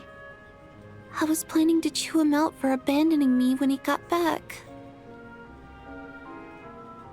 Tonya, it sounds like by then you'd already... Yeah, I know. I understand now. Dead, aren't I? This cough and the feeling weak, it's probably just my body's memory. After all of that, it turns out I can't blame my brother after all. I was the one who abandoned him. I'm sorry, everyone. I realized this much too late. It seems like death skewed my perception.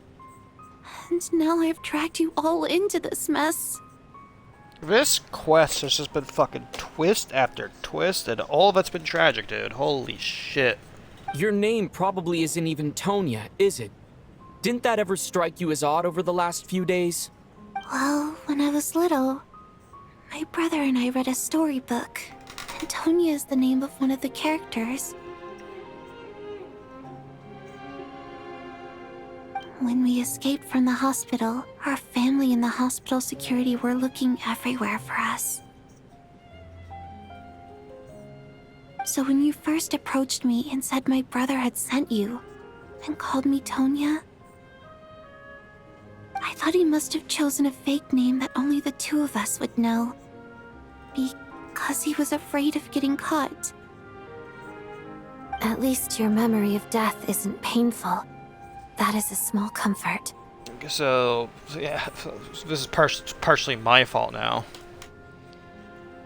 It's just very unlucky that the one person I approached was actually a fucking ghost and also happened to have a brother, and also just the name was a code name that I was using so she didn't get caught or in trouble. Now it's your turn, Chuganov. Talk to us. I believe no lie is ever told without a reason. You're right. I was lying. I happen to know that the Harbinger child and his sister Tonya managed to get tickets, so I lied to you and pretended I knew them. And yes, I was lying about my family too. The truth of the matter is, I lost them a long time ago. I just refused to accept reality. And now I've spent the second half of my life living a lie. I'm a joke. My daughter's name was Iskra. And before you ask, yes, Iskra, as in Iskra Manufacturing Plant. She also died from the snow cough. She was just 6 years old. If she were still alive today, she'd be around the same age as little Tonya here. After Iskra passed, my wife couldn't bear to face those memories either. So she chose to start a new life. With one day when I came home from work and saw the empty room, I felt like like I couldn't breathe. Subconsciously, I started to imagine that they were still there. I soon discovered that this was the only thing that made me feel any better, so I just embraced the delusion. This has just been depressing, dude. Now I'm like laughing at the end of this, but like, I don't know how else to respond. It's just depressing. Nothing more than a pathetic means of escapism, I know. But at least it's not a crime. So explain your false testimony then. The night before last, when I was chatting with Tonya, she mentioned that her brother would brew medicine for her from frost fairy flower leaves. Combined with her various symptoms, I suddenly understood everything, including the fact that she was deceased. The snow cough used to be an incurable illness. I would pick frost fairy flower leaves to brew medicine for Iskra too. It took hours and hours on the stove. But the year after my daughter passed away, the jester of the Fatui announced that a cure for frost blight, also known as the snow cough, had finally been developed. That must fucking suck, dude. I've seen like a loved one die from a disease even only like a year after, even like only a year, like maybe only a few months afterwards, just goes like, hey, there's a cure for this now. Like, I'd fucking be spiteful out of the world if that was the case. It turned out that all previous treatments were completely ineffective. No better than random concoctions. That was the final straw for me. I just couldn't take it anymore. Just one more year. One more year, and everything would have been okay. So, more than anyone, I know full well that in this day and age, no one in their right mind would still be using frost flower leaves to brew medicine for the snow cough. Poor Miss Tonya, therefore, had to have been from an era when snow cough was still a terminal illness. So, you projected your daughter onto her? Even though you knew she was one of the dead? Even though you knew that protecting her could get you killed. That doesn't make any sense. You knew she was already dead. What did you hope to achieve by protecting her? I just don't believe in your crackpot theories, nor do I approve of your actions. How can you just declare a living person dead and throw them out into that snowstorm? Nitya's gone. My good buddy Shram's gone. And now it's Tonya's turn, isn't it? The others I can make my peace with, but little Miss Tonya, here she is, standing right in front of us, alive and breathing, and fighting her own battles. Yet you're quite happy to say she's dead? I just want her to live. Once this snowstorm is over, the very moment it stops, I'm going to march out that door and find someone who can fetch the very best medicine for her snow cough. I'll be damned if I'm gonna let you cast her out into the snowstorm before I have the chance to cure her. She's dead. Not again. Not this time. Not when the cure is right within our grasp. Dude, I understand your grief and all, but she's fucking dead. Mr. Chuganov, stop. I can't let you do this. Tonya. By the sounds of it, you've known I was dead since the night before last, right? I really liked Mr. Valeri, Mr. Mitya, and Miss Vodoyanitsa. And now they're all dead because of me. I'm not happy about that. The reality is, you've been trying to fight your own demons through me. But all you've really done is trap me inside your delusion along with you. No! Listen to me. I want to save you. I do. Well, at this point, I'm quite sure that I'm dead. I don't need to be saved. The time I got to spend with all of you is more than enough for me. Despite all the bad things that kept happening, I got to meet so many interesting people and spend so many days and nights by your side. Since the day I escaped that hospital until now, this has been an adventure I never even dared to dream of. I'm very fond of you all. If it were only possible, I'd trade my soul to bring back the ones who died. If it meant things didn't have to end like this. And that's why I'm not fond of you at all, Mr. Chuganov. I'm sorry. It's them that you owe an apology to, sir. Not me. Well then, I suppose this is it. It's time for my adventure to end. I've caused enough trouble. We have to be in some sort of form of pock dimension. You're leaving already? It's still early. Don't you want to stay a little longer? No thank you. Oh, and by the way, my name is Patashka. It was nice meeting you all.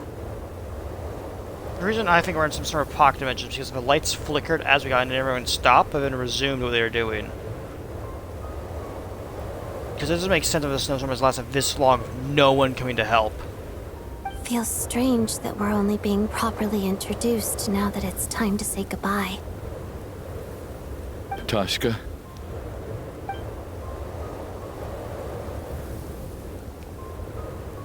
What are you doing, Chuganov? Are you crazy? Let me leave. I can't keep lying to myself anymore. In your dreams. Don't think you're getting off that easy when you had a hand in the deaths of so many people. Yeah, you gotta answer for your actions, dude. If this is real, I don't think it's real. I think it's some form of pocket dimension still. The Fatui have honed quite an array of enhanced interrogation techniques since they were founded. Once we're out of here, Lelik will personally give you a taste of every last one. The storm continues as if it was never stopped. Nothing soon falls once again.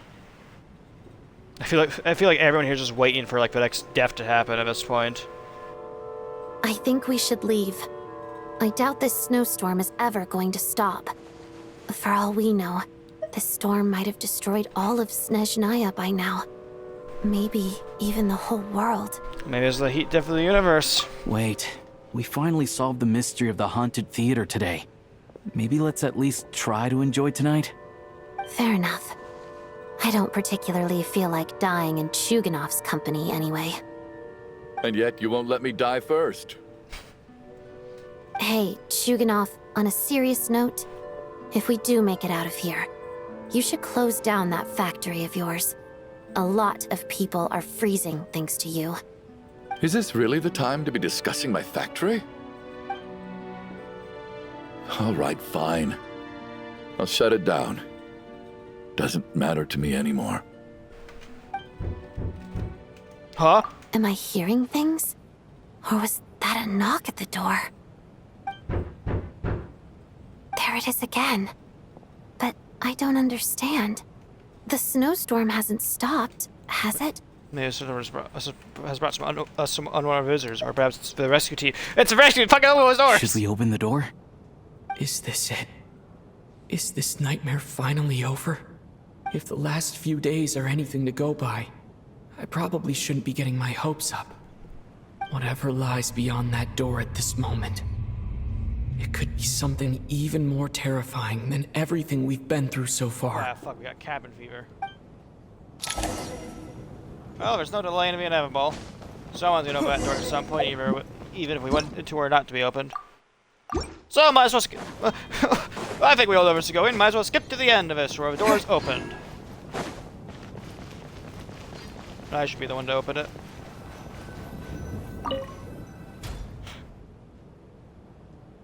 He's back? Well.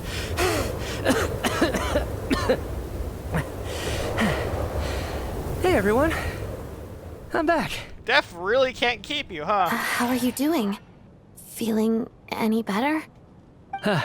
Much better, thanks. Whew, it is so good to have you guys here. I was a little worried that the theater would be empty by the time I got back. Let me see. Tonya and Vodyanitsa are missing, which means Vodyanitsa died last night. And then you discovered that Tonya was the other dead person. Am I right? Yeah. Not Tonya. Petashka.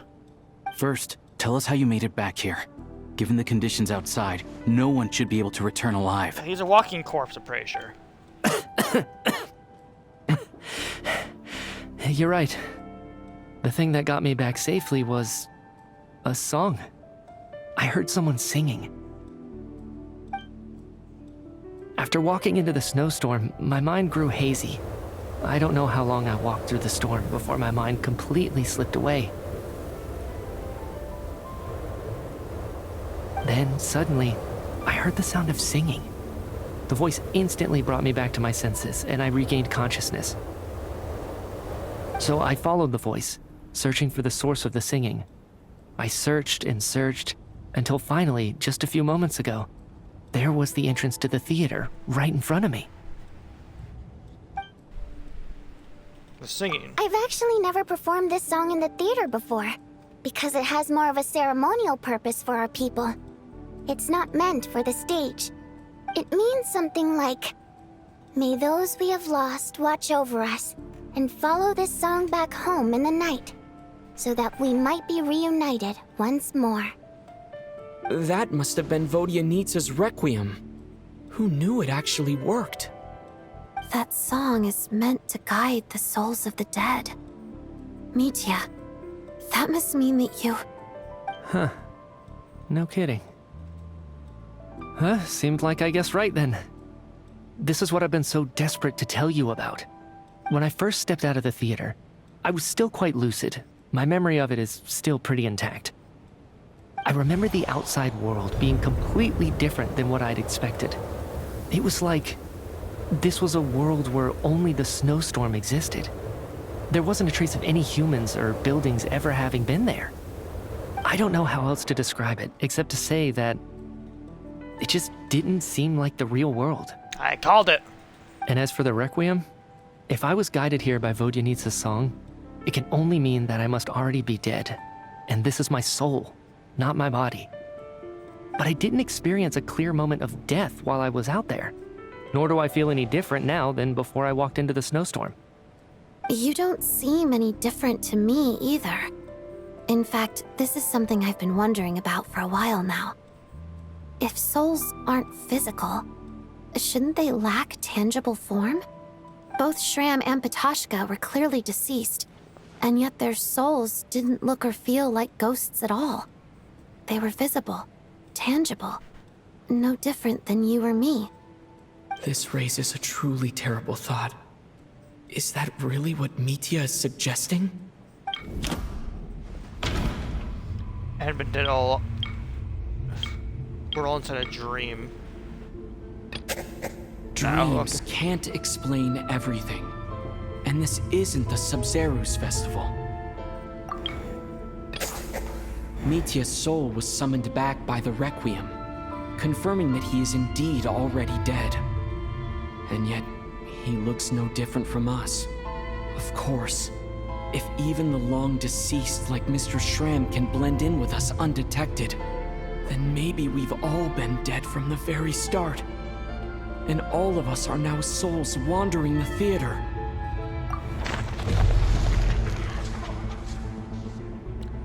I know that eye symbol. That's Renova. Yes.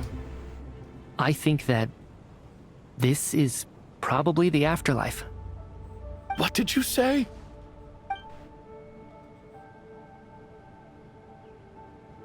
You heard me. We died in the theater. All of us did. But due to an obstruction in the theater's ley lines, our souls are trapped here, while an endless, infinite snowstorm rages outside. It's ironic, really. All that time, we were working so hard to figure out who the deceased among us were, when the truth was, we were all deceased. The only difference being some of us died more recently than others. Do you remember that note, "Death is near"? Seems like we misunderstood what it meant after all. Seems like one of the shades has some personal beef for Death us. was nearer than we wanted to think all along. The note simply meant that all of us were already dead. So all our attempts to survive, our search for the deceased, it was all for nothing? Hard to say. At the very least, we helped 2 lost souls find clarity and go to where they belong. The presence of those 2 is probably what caused our souls to be drawn in by the ley lines. In which case, the deaths we've awoken to over the past few days were just souls returning to the ley lines for good. If what you're saying is true, doesn't that make us the lost souls now? Huh, no wonder. This afternoon, when I was moving Vodyanitsa's body, I noticed that the other bodies in the room hadn't decayed one bit after all these days. That's further proof that those aren't physical bodies at all, but merely our shells here in the afterlife. Am I really dead? This doesn't feel real to me at all. I still have gods to fight, dude. What the fuck? No, that's impossible. This cannot be how it all ends. I still find it hard to believe that all of us are dead. How exactly did we die in the real world? None of us have any memories of dying, right? The light's flickering. The fucking light flickered. Stuff had happened when the light flickered before all of this started happening. Ugh. Not even knowing how we died is preposterous. Good grief. Surely there has to be some reason. Exactly. It's hard to rest in peace when you don't even know how you died. It gave me lots to think about as I strode out into the snowstorm. I racked my brains trying to remember the cause of my death, the exact moment I died, the root of all of this, right up until my consciousness faded. Wait. Hold on. Right before I lost consciousness, I think I saw something. Did I skip past the dialogue option at all? No, I didn't. What was it? I can't remember. And I think I lost my notebook and pen. Mitya, your hand. Is that blood on your fingers? Huh? You're right. There's blood on the fingertips of my right hand. Looks like it's already dried. When did that happen? What the? That's not good. I guess this was what I saw. I must have desperately drawn it in my own blood right before losing consciousness. I think I know who that is. Well, let's skip to the part where the fight happens. What's wrong? Do you recognize the symbol? It's Renova, the ruler of death.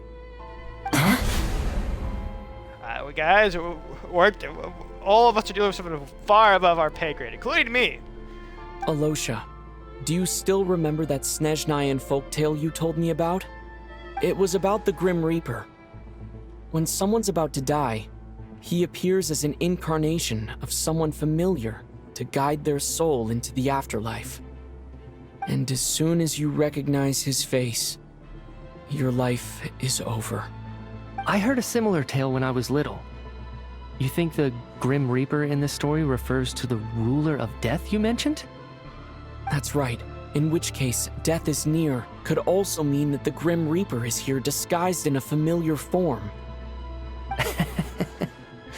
Death, the deceased, and the Grim Reaper? So it's a triple entendre. When I first saw this note, I thought it contradicted the investigation report.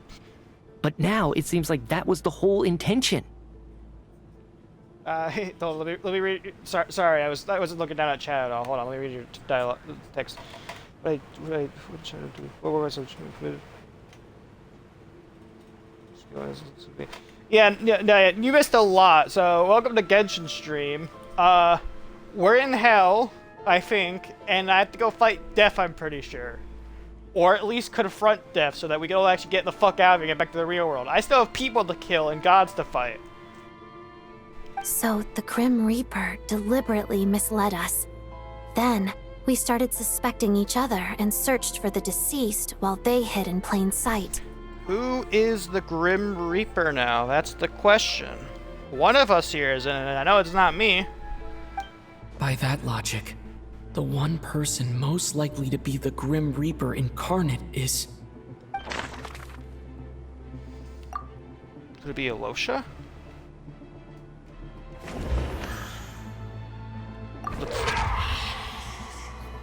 Is that confirmed, or no? No doubt about it. It's Alosha. Looking back at how everyone has acted over the past few days, Alosha is most likely the Grim Reaper lurking among us. Well, I said we're skipping to the part where this happens. Do I just draw my sword and just pull it out? Is it you, Alosha? You were the first to discover the investigation report, and you had plenty of time to slip the note inside to mislead us. We gotta fight death. Welcome to the chill Genshin stream where we are in hell. Trust the... Yeah.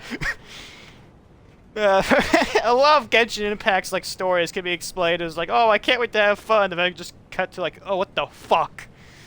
For example, a few streams ago in Genshin, I was just exploring the moon and having fun with some friends. And later on, I was fighting the fucking Death Star. So?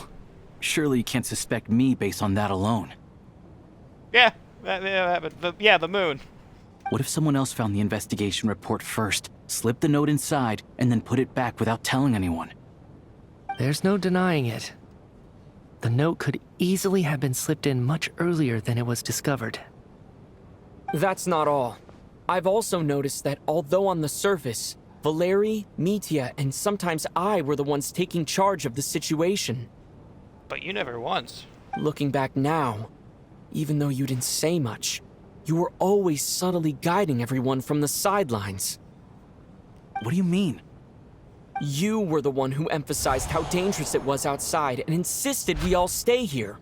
It was also you who suggested that we all sleep in the same place. And earlier today, you tried to convince Patashka to stay. I don't understand why, but it was out of character. So, you didn't understand my intentions, and now you're assuming the worst. Seems pretty unreasonable if you ask me. He still won't admit it. Fine. Let's see how he responds to the most damning evidence of all. My sword for your neck! The biggest question I have right now is, if the Grim Reaper is impersonating Alosha, then where's the real Alosha? When did they switch?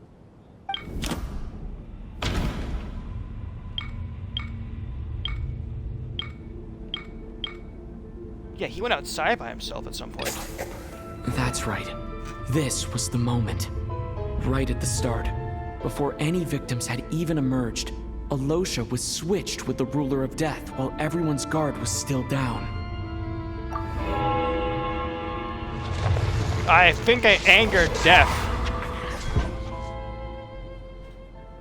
When all this began, right after the performance ended and the snowstorm began to pick up, no one suspected anything unusual.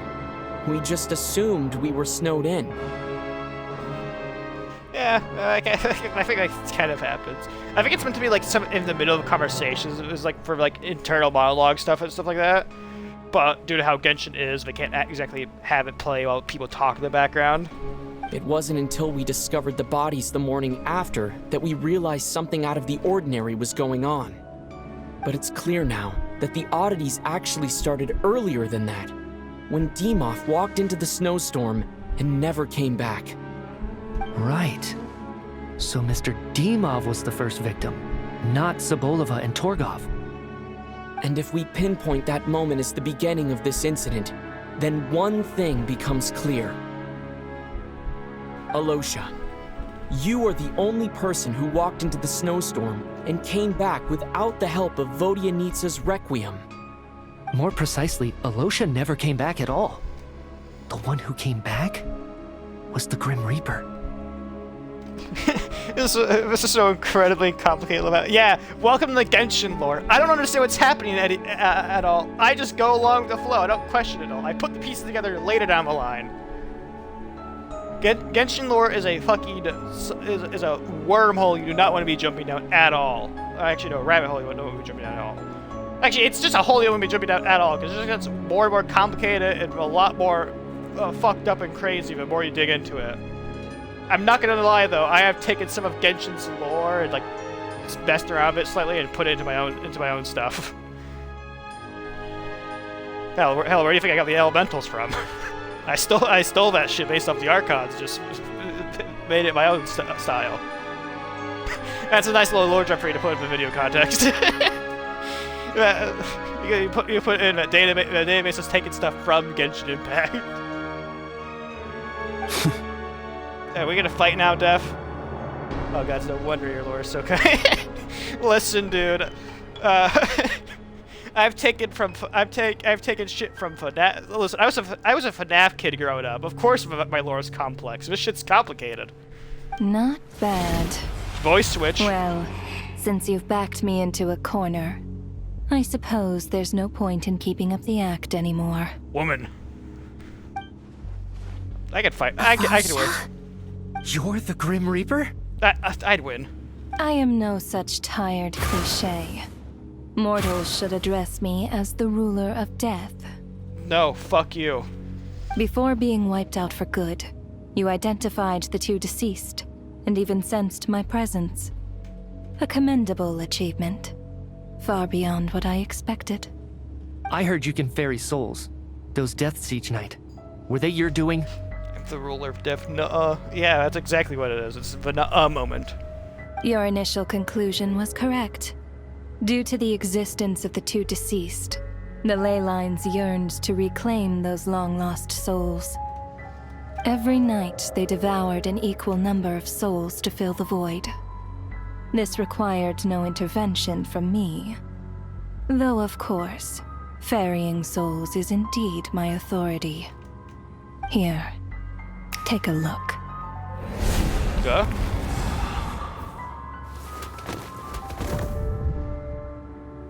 Odette? What are you doing? I can fight you. I'm a descender. I win. I won't, but I can fucking try. That takes care of today's two. Don't get so worked up. You are already dead, and your souls must return to the ley lines. Oh, Traveler's angry. I know we're already dead. You murdered us, didn't you? Murdered? No. Murder is when mortals usurp my authority. Death is my jurisdiction. If I require someone to die, I need not resort to such laborious methods as murder. Yeah, she literally did hit the fucking fall voice line, but without the voice line this time, she just snapped her fingers. You simply met the criteria to trigger my curse of death. What criteria? Listen, just because I'm a walking apocalypse waiting to happen doesn't mean I fit the criteria. I know about the curse of immortality. So there's another death-related curse too? How many death-related curses are there, dude? This is getting complicated. You cursed us? When? And why would you do such a thing? When the lights flickered, that's when the curse happened. So often, humans pray to me, begging to know when their death will come, and what form it will take. As long as it's not in the form of a Ford F-150, I'm okay. It's getting complicated. It's been complicated. Yeah, I know, but it's getting more complicated. But few people ask why. If you must have an answer, know that death comes simply because one's time has come. I have a few good 1,000 years of life left inside of me. I don't like the little head tilt you did there. I don't like that. So you're not gonna tell us the truth? Hold your tongue. By all rights, you shouldn't even be allowed to speak with me. Those angels from the past are to blame for the reckless renovation of the ley lines here. It's made my work on this occasion infuriatingly complicated. Work? So trapping us here, making us watch our friends die, that's just another day at work for you? Apparently. You clearly have a lot of questions. Fine. As a reward for your remarkable accomplishments over the past few days, I shall answer a few of your inquiries, provided they aren't too unreasonable. Oh boy, time to ask my questions. I get 4 questions. After the physical body dies, the soul must return to the ley lines for that person's death to be considered complete. My work encompasses the entire process of death, including, naturally, the guiding of souls into the ley lines, with which you are now so familiar. You must also be rather familiar with Natlan's Night Kingdom, I presume? It was I who supported the creation of the Night Kingdom. It provided a convenient means of guiding the souls of Natlan. Why do we have to run against? Why do we have to meet the one shade who's doing her fucking job? Why couldn't it be like the other two free shades, like Asmodee, who's, I'm not gonna lie, it's most likely just Paimon, just chilling in my room around, really sick, or fucking the other two. I forget their names. The other two don't do shit. One of them's fused with a sinner, is kind of doing her own thing, and the other one's fucked off and too busy putting her children into this game. I'm not even joking, or at least like. She's just doing that. Don't know why, but she just is. This is the only shade doing her fucking job, dude. Well, I'd have to run to like the one person doing their job. This would be so much easier if I ran to like anyone else. Here, too, the ley lines connected to the theater underwent some modifications. The angels hoped to make them capable of accommodating the souls of some special creations. Listen, like I said before, Genshin's lore is complicated. So you saying what does not help me at all to find out what you're confused with. But this actually hindered their ability to accept ordinary souls to some degree. This effect manifested itself after you died from the curse in the theater, leaving you stranded in the afterlife, unable to achieve a complete death. No. But if souls who die from the curse of death fail to return to the ley lines within a short window of time, they will miss their chance for good. Yeah, well, how about you fix that problem instead of fucking killing me with death? Then, they will remain forever suspended between life and death, no longer subject to the authorities of either. So if you don't resolve this matter soon, and see all our souls return to the ley lines before long, we'll escape your control. Oh, you're in fear of that. What are you gonna do against an ascender who can't fucking die properly? Mitya sharp. This must be what Renova was worried might happen, and the reason she got involved to begin with. But if you have the authority to guide souls, why didn't you just show yourself and get it over with? Why hide among us in the form of Alosha? The creature inside my room. You seek to understand the mind of a god. Very well. I'll tell you. Dude, I fought gods. This is a theater, and I decided I wanted to watch a show about death. That's why I encouraged you to take the events to the stage. I found myself getting quite immersed. I suppose the entertainment you provided makes up for all the trouble you've caused me by being so defiant in the face of death. There. Are you happy with my answer? No! Can't say I am. Yeah! Really? But it fits the stereotypes you humans have about gods. I seek to run the hands of gods. Yeah, don't worry. You're understanding what Genshin's about context. Don't worry. You're understanding it now. It's real. The easy way to explain it is you're a guy who wants to run God's fade. Just moments ago, you were complaining about how infuriatingly complicated your work here has been. Work is work, I get it. There are times when it's a huge pain, but you just have to get it done, right? You are not the person who should be speaking about work right now, dude. You fucking avoid that shit. That's a rather unique perspective for a human. You are in fact correct. There is a pain point in this case. Due to the obstruction in the theater's ley lines, there is a hard limit on the number of souls they can receive each day, making it impossible for me to ferry all your souls at once. Revealing my identity too soon would inevitably have led to futile resistance, and there was a risk that any souls who chose to run would disappear. Then there was the issue of the two lost souls you called the deceased. The way you resolved that quandary was all part of my design. Man, fuck you. That's what I don't understand. If all of us were souls of the dead, what made their presence among us special? For centuries, they have refused to return to the ley lines, exploiting the issues created by the angel civilization to resist being drawn in. Centuries of obsession accumulated during this process. You may think of this obsession as the resentment of the dead, and in this quantity, It was a bomb that could have detonated at any moment. It reached the point where I could not afford to leave it unchecked. But the only way to fix it was to help them acknowledge their own deaths, make peace with their regrets, and willingly walk into the snowstorm. Only then, with my guidance, could they finally return to the ley lines. Otherwise, you would not like to know what the consequences would have been. I really want to run the fade right now. I vaguely remember seeing Batashka, but in the most terrifying form. Was that in a dream? Is that what would have become of her if she hadn't returned to the ley lines? I see your dreams brought you many revelations. So you see, death in fact grants wisdom to mortals. Souls connect to all things in the world and see the chain of cause and effect between them. It's nothing unusual. Anyway, giving psychological counseling to lost souls is not my strong suit. Do you want to fight?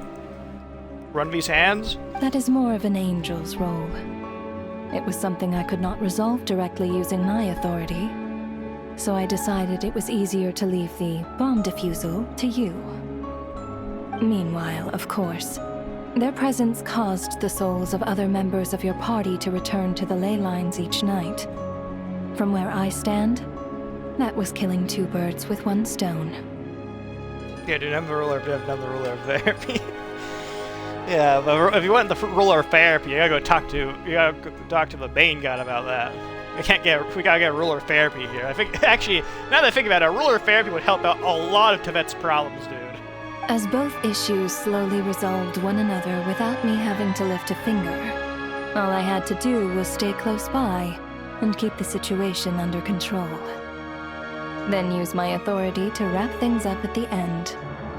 And, of course, while I was at it, I thoroughly enjoyed watching this drama, dealing with death from a mortal perspective, play out on the stage. When do I fight her? Sounds like you had it all figured out, Grim Reaper. I just did the math. You said there's a hard limit to the number of souls the ley lines here can receive each day. It's 2, isn't it? Yeah, and you just took 2. That much is obvious, even to a fool. Yeah, well, I am one. It's time to review this whole affair. If the ley lines can only take in 2 people per day, I need to go over the deaths from these past few days again. I gotta do the math in my head. Hold on, Def. Hold on real quick. I gotta do the math in my head. I don't like this. It's like each day is deceased in order. Looking back now, none of us had the faintest idea at the time. From the moment that staff member named Dimov walked into the snowstorm, the incident had already begun. Okay, so Dimov.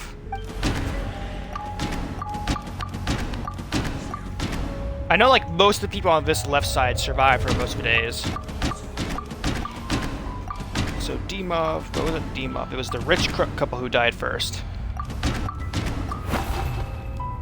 It's not yet deceased. No. It's not yet deceased. Let me go over this again. Where's Dimov?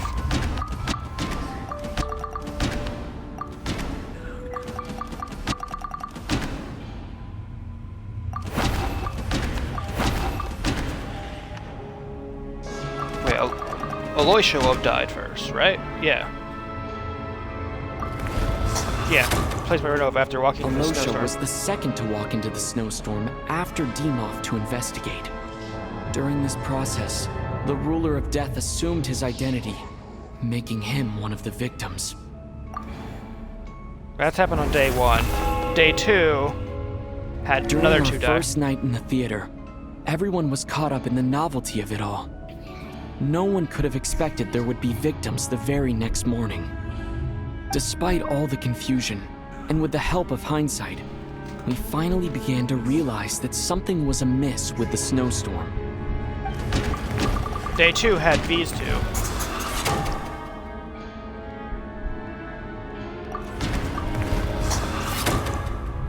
The ley lines devoured Torgov and Sobolova on the first night. At the time, we thought this might be a murder case connected to Lelik. Day 3. Odette and I spoke a lot that night. 3 people were on watch, but in the morning, we discovered that someone had fallen victim all the same. Yeah, it wasn't the feeder goer. These two, yep.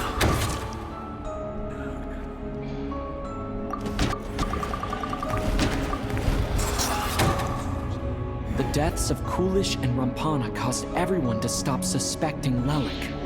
Unexplainable phenomena occurred one after another, leading Mitya to suspect that we were caught up in a supernatural event. Day 4 had another 2 die. More Later, boom sound we effects. discovered that there seemed to be an extra person Editor! among us, and Explosion subsequently effect. discovered the existence of I am the the editor. deceased. I'm the one who edits this shit when I decide to edit a stream. I know Shram died this day. Mr. Schramm realized he was the deceased and walked into the snowstorm to return to the ley lines of his own accord. It turns out there really was a dead person among us. Among us? And I think it was him who died as well then, the next day. In the middle of the night. He thought it was all over, but Mr. Valeri's death was a rude awakening for everyone. The ley lines consumed him during the night regardless. A lot happened today. Mr. Valeri's death led us to discover the connection between the number of deceased and the number of victims during the night. And then this led to the next 2. Day 5. The fact that there was more than one deceased seemed to bring us back to square one. Odette revealed some information she had been keeping to herself.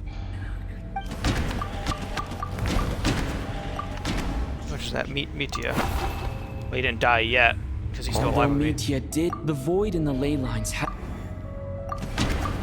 She died on the 4th night.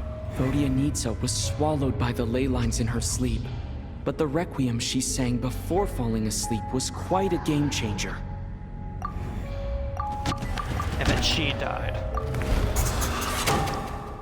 As it happened, Patashka filled the void left by Mitya's return from the ley lines by walking into the snowstorm this morning.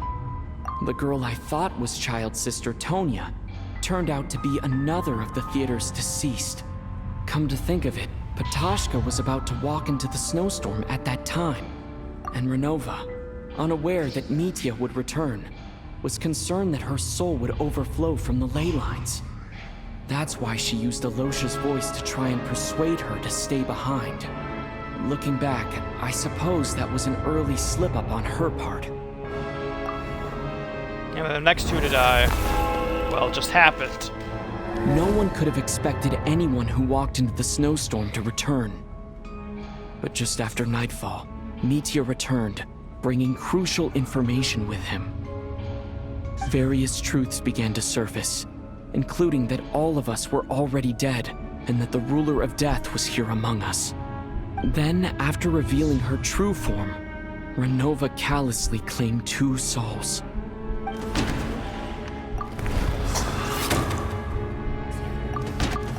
And Odette. That just leaves me and him, me, Mitya, and God, and the God of Death, and in alone the in the room together. We've experienced many more I had to partings win. in the afterlife. Now, I don't know, maybe the only bodies on the floor. Mitya and I Well, to be remain. fair, the body's And the disintegrated in true front of us. culprit behind everything still stands before us.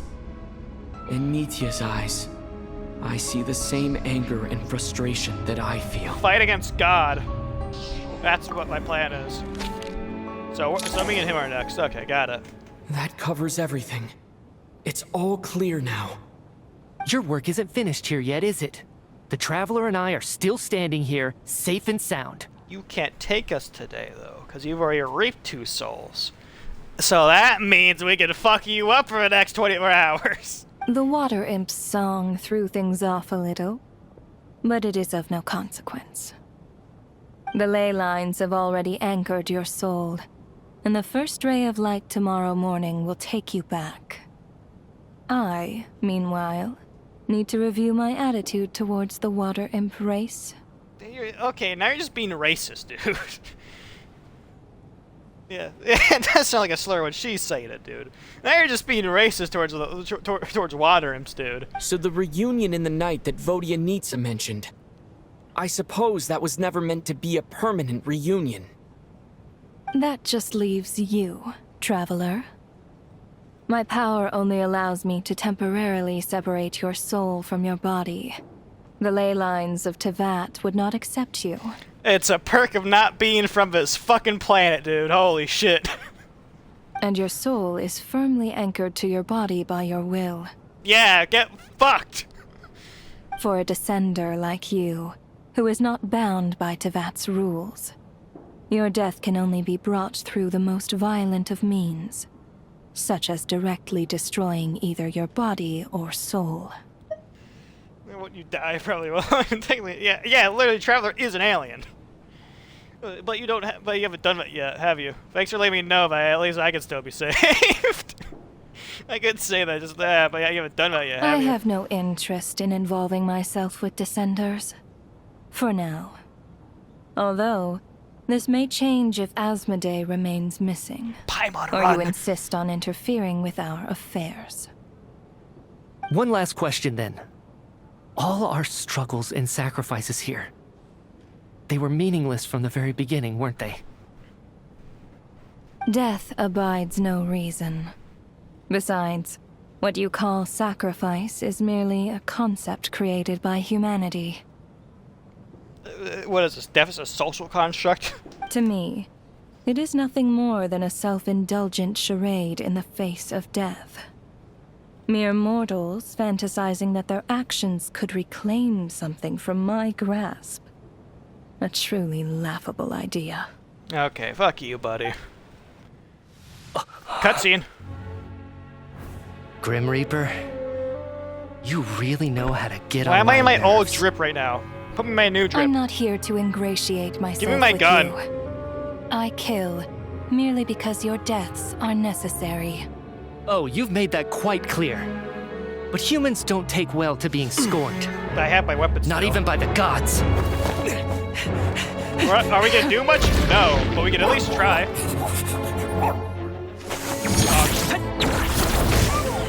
Oh my god. Wind blade.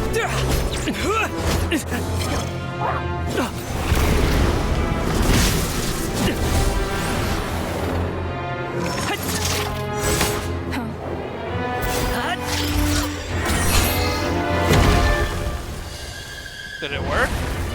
Nope.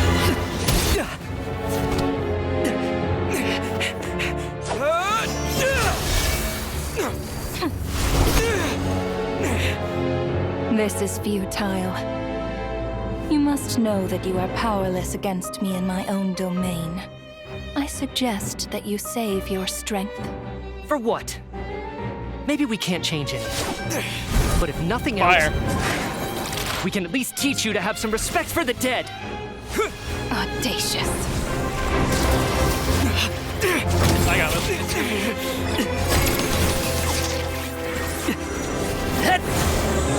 Is that a pipe bomb?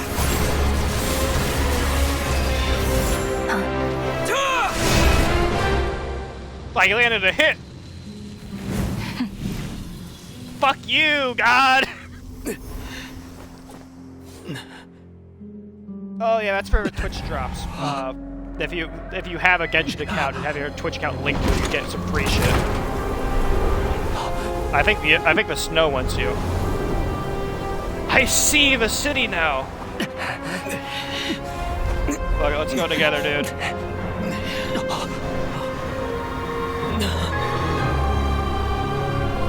That's not good. I can win.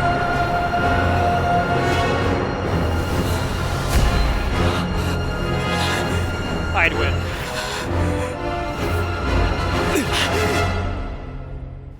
I'm back.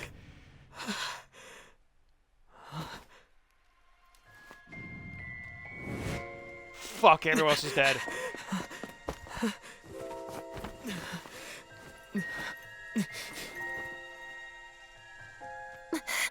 Hey, welcome back! Alright, everyone's not dead. Yeah, like I said, I'd win. I knew the lights flickering meant to be bad. Everyone's alive again? I guess we fucked over Def's plan. I'm glad about that. Unless it was a figment of my imagination. I should probably reconvene with my friends and figure out for sure, though. I've been stuck in this feeder for the past 3 hours, dude. I want to get out of here. Correction, 4 hours. How are you holding up, Odette? She's unwell. What happened to me? You died. How much do you remember? What do you mean? Is the performance over? I can't seem to recall what happened. Oh, good. Only I can remember. Has Odette already forgotten?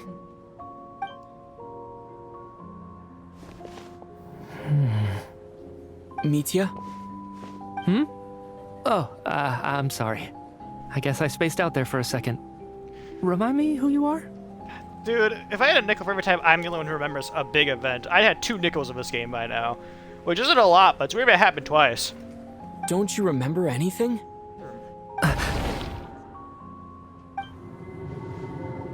Yeah, I remember now, comrade. Looks like we guessed right. Yeah. Just like me when Odette found me at the Armory Palace. For some reason, everyone killed by the ruler of death eventually came back to life. Does that have something to do with the machine they're working on? The weapon that for the final fight? Is that why? Is it just like death can't function properly right now, so it can't take any of those souls away? Just with one catch.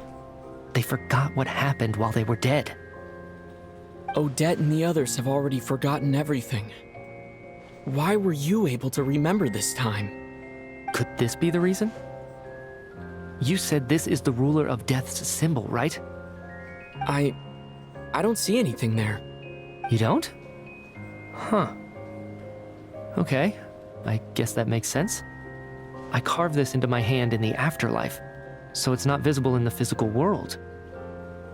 Does that mean I carved this symbol into my soul? What an unsettling thought. Still, at least I get to remember what happened. I suppose it's a blessing in disguise. What about you, though? The ruler of death mentioned that you're a descender? Is that why you can remember? Once again, the perks of being an alien from a different planet. A full explanation would get complicated very quickly. But that's essentially it. Well then, now that it's all over, let's figure out what we've learned. The first thing I notice is that everything here is precisely as we left it, right before our deaths. This confirms that time passes differently in the afterlife than in the real world. They say that right before death, time slows down, and your whole life flashes before your eyes. Morbid fact about that, by the way, that's the reason why it's believed for like your life flash before your eyes is because it's your brain's like final little attempt of like trying to figure out a way out of the situation a lot of the time. So like, let's say you're walking onto a road and you almost got hit by a car or whatever, and like you say your life flashed before your eyes, it's your brain literally just going through everything it fucking can to figure out, is there a way out of this? Have I experienced this before? 9 times out of 10, it's not. It's not. Yeah, full experience we get a couple of, yeah, it's engine lore. Yeah, of course it is. That must be how you know you have one foot in the afterlife by that point. Anyway, clearly the few days we spent in the afterlife probably only amounted to a few short minutes in the real world. This also aligns with previous reports of widespread temporary memory loss among the Armory Palace personnel. Now it seems likely that those were all brief deaths caused by the Grim Reaper's so-called curse of death. To those unaware of the truth, dying and coming back to life must feel similar to a short bout of catatonia. This leaves me with a couple big questions.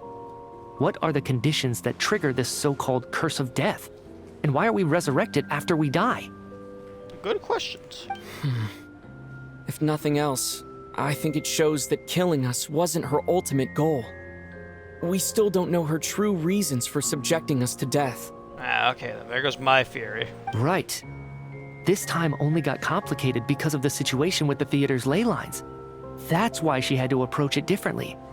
If the previous incidents of amnesia among the researchers are anything to go by, killing us is usually a pretty routine matter. Gamma radiation in the brain? Huh, intriguing. I guess you learn something new every day. Hey, your pen.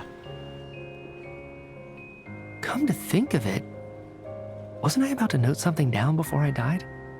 I can't remember what it was, but I think it was something related to my research project. Did you want to tell me what that is? You know, just like, we're friends here after all. We fucking died together in the afterlife. Yeah? Sorry, Traveler. I'll catch up with you again later. Right now, I have to make a trip back to the Armory Palace. Can you bring me with you?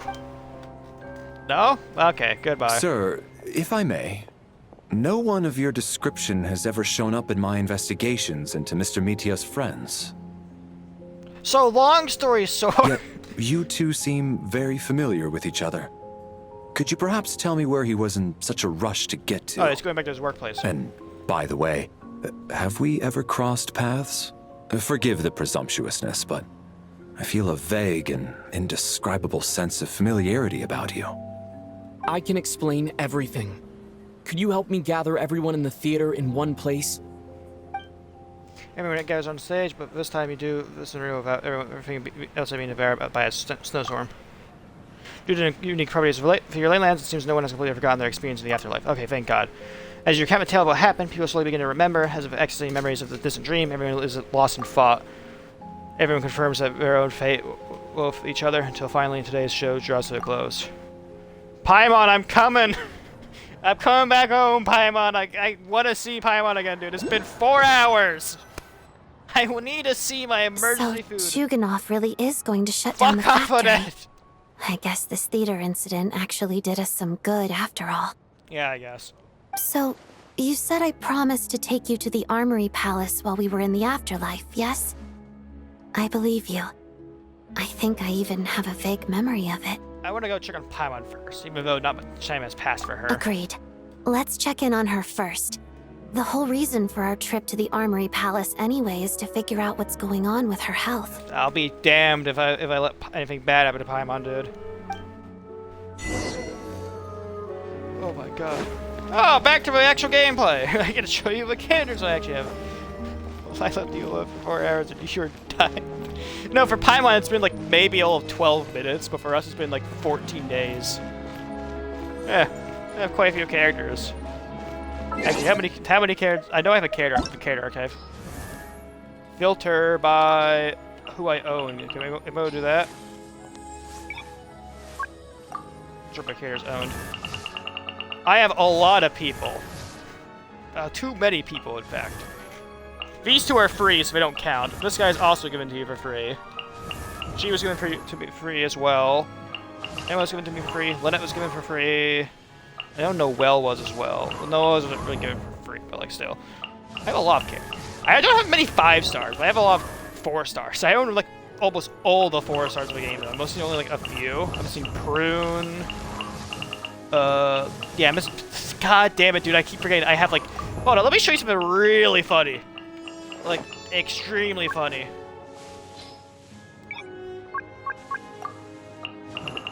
Wait, let me just show you something really funny real quick. I have 1 Dendro character.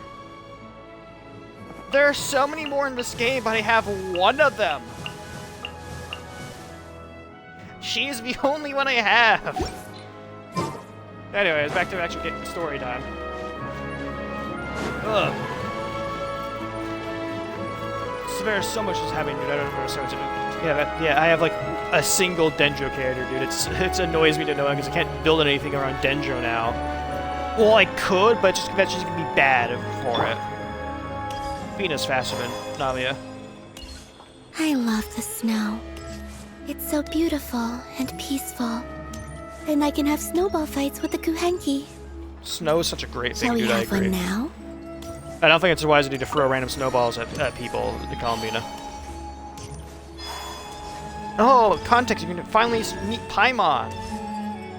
You probably know who Paimon is if you know anything about Genshin, but still, you would see Paimon. I love Paimon. Other people hate her, but I love her. Hello? I'm finally back, even though a long time has passed from my perspective. As far as Paimon's concerned, I probably just went out to watch a very short show. Yeah, emergency food. I should keep my emotions in check when I see Paimon again, or it'll seem weird. Wait. The atmosphere here feels off. What do you mean? Shh. Stay quiet. Let's go inside and take a look.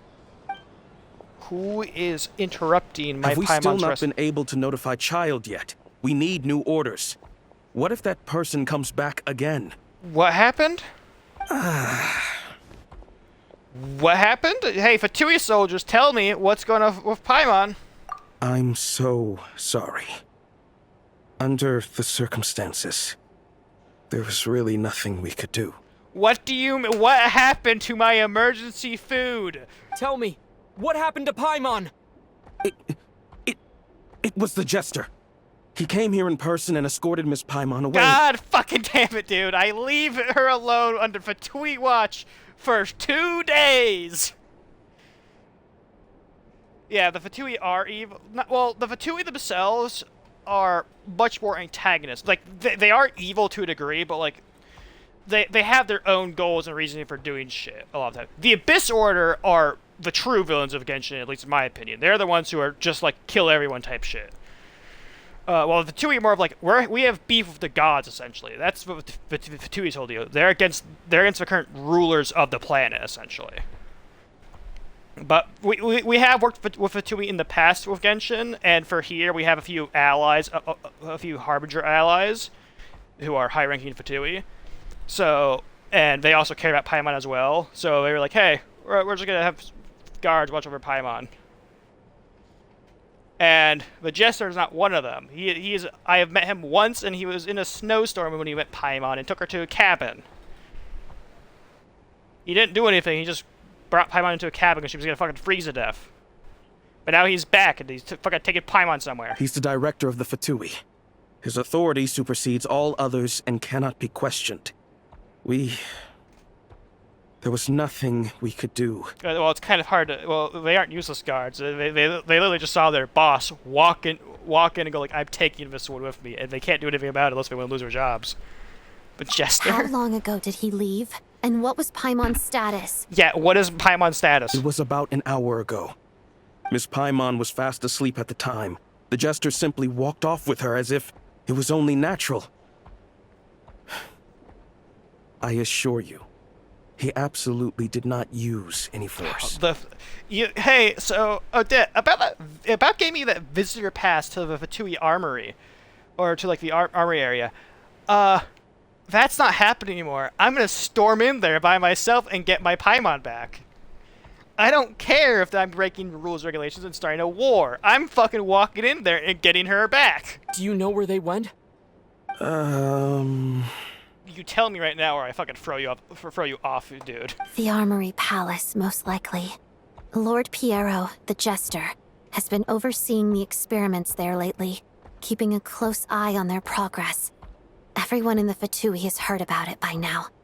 I'm surprised he came in person. Whatever his reason for taking Paimon, he'll most likely return to the Armory Palace first, which is exactly where we were headed anyway. Then lead the way, Odette. Okay, let's go. I don't care if there's rules or regulations for not letting the Traveler, the most wanted man in Fatui ranks, into your fucking base of operations, but I'm going in there. You're not stopping me. I don't care what rules. Just up ahead. Quick, let's get inside. No, I'll go alone.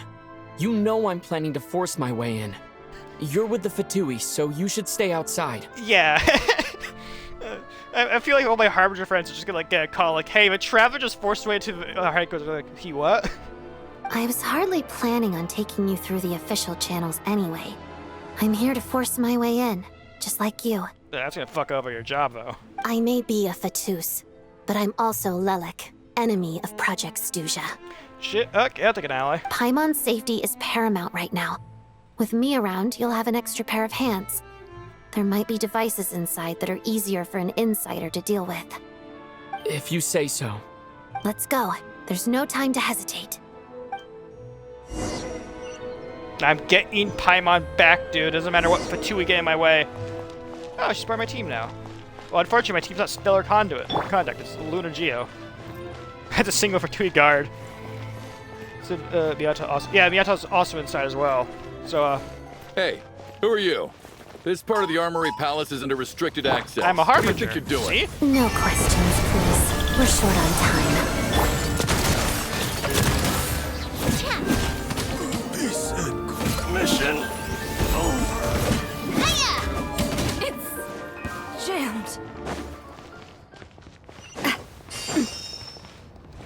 I can't grab it right now.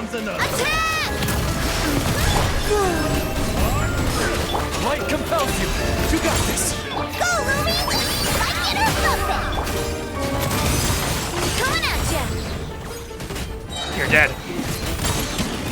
I'm literally just like a two-man army. Canonically, it's a two-man army just fighting their way through Fatui headquarters right now.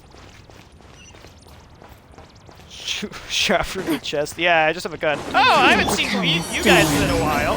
Go get him, Aiden. A tricky one. Hold the dog. A moonlit night for all. Phoenix! Fire! Well, with say hi! Shine like a gemstone! God. Oh my god. They just can't do anything when I have the moon's power blessing me, dude. What was that? Was Navia doing there? Yeah, Navia just has a gun. Not even a joke. She just has a gun. Get all the obstacles in your path. I like how it just says, where are you coming from? Obstacles. So, you're intruders, huh? Don't blame me for what happens next!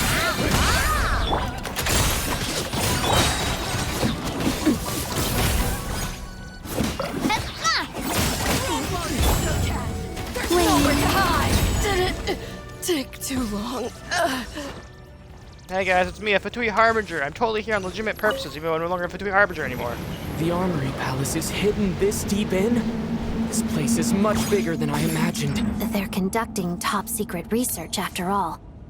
The deeper it's hidden, the better, is standard Fatui logic. It's also like standard logic in general. If I want to hide a super weapon, I'm going to put it deep inside my fucking base of operations, dude. The style doesn't really look like the Fatui's handiwork, though. They must have requisitioned some structures from a past civilization. It also serves as a bit of a... Looks like we're in... Intruders! Stay alert! Light compels you! Go,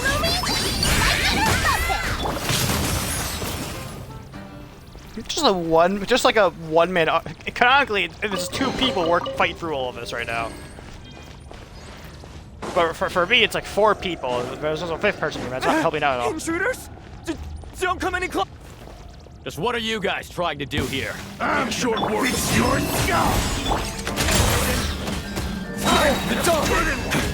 Stay high! Watch out!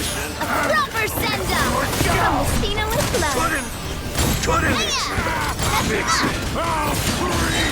No one interferes with the jester's work! I'm interfering with the Jester's work. I had to bring it to you. It's nice to have so much more battling after like the 4 hours of dialogue we just had. The time for talk is over, Fatui. Time to die. Oh, zipline.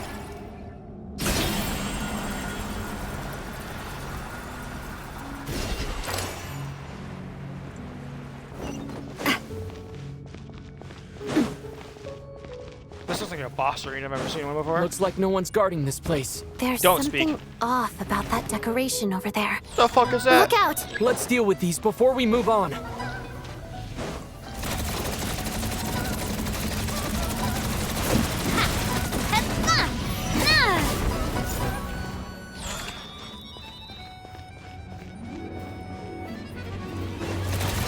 Wayne.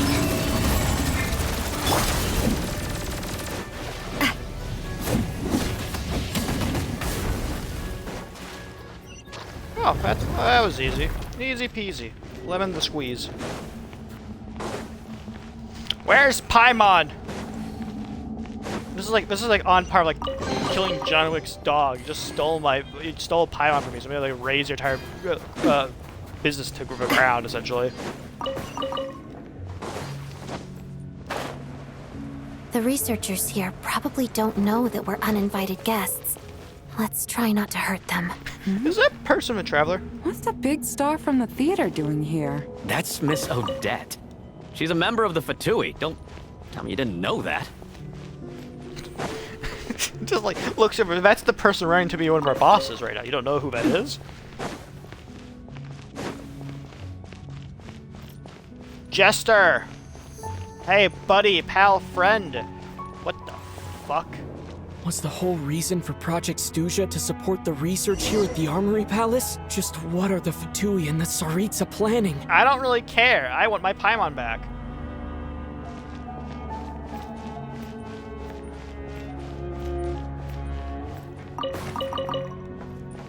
Ignore me, guys. I'm the traveler. I actually don't know who I am yet, hopefully. Just a simple man walking through. That's a guard up there. We're gonna fight him. Actually, no, he probably doesn't know we're in a sus with here. Oh! You guys researchers up here. Who are you? Never seen you around here before.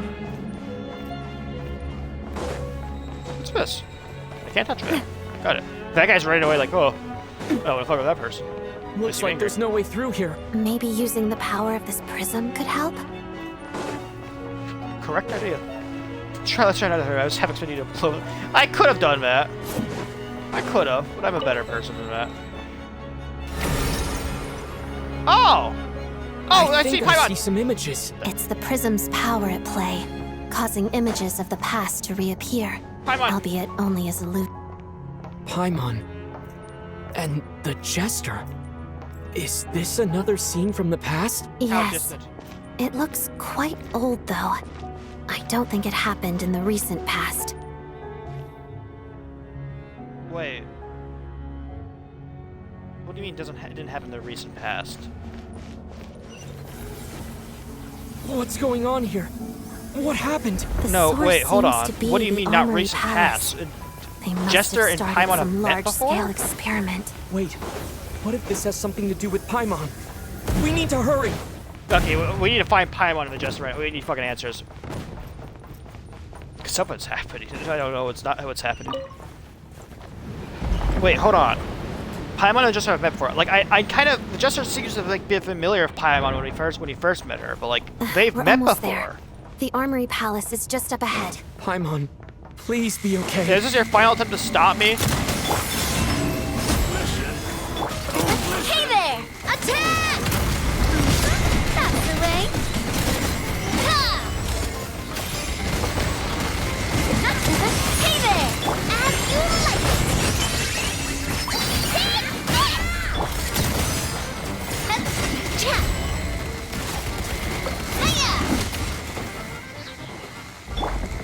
Well, that was a final attempt to stop me. It didn't work, though.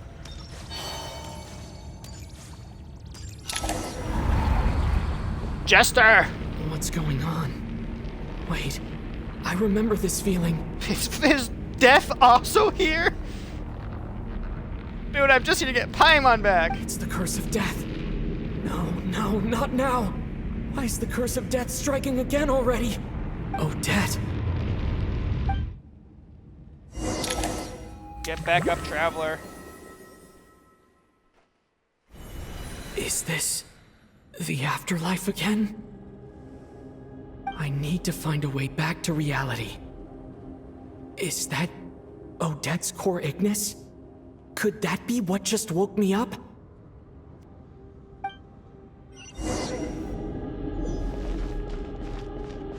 Escape the afterlife. Yeah, I plan to.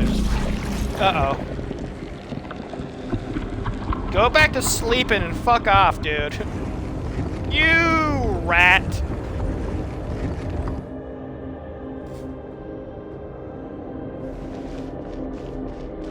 It's supposed to stop me?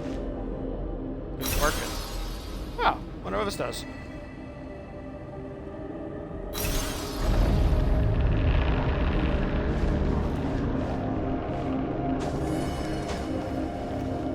Oh, but Black misses Kate up.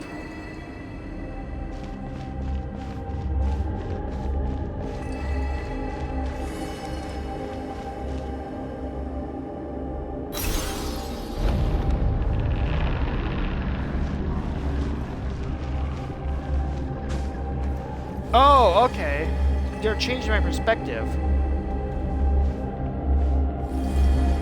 This is like that one video game. Fez, I think. And if perspective changes and the world works with me then. I'm fighting gods, bro. I just want Paimon. Yeah, literally, I just want Paimon back, dude. I don't care about fighting God.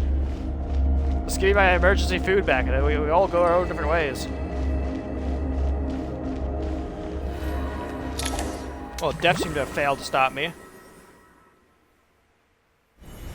Odette? Odette!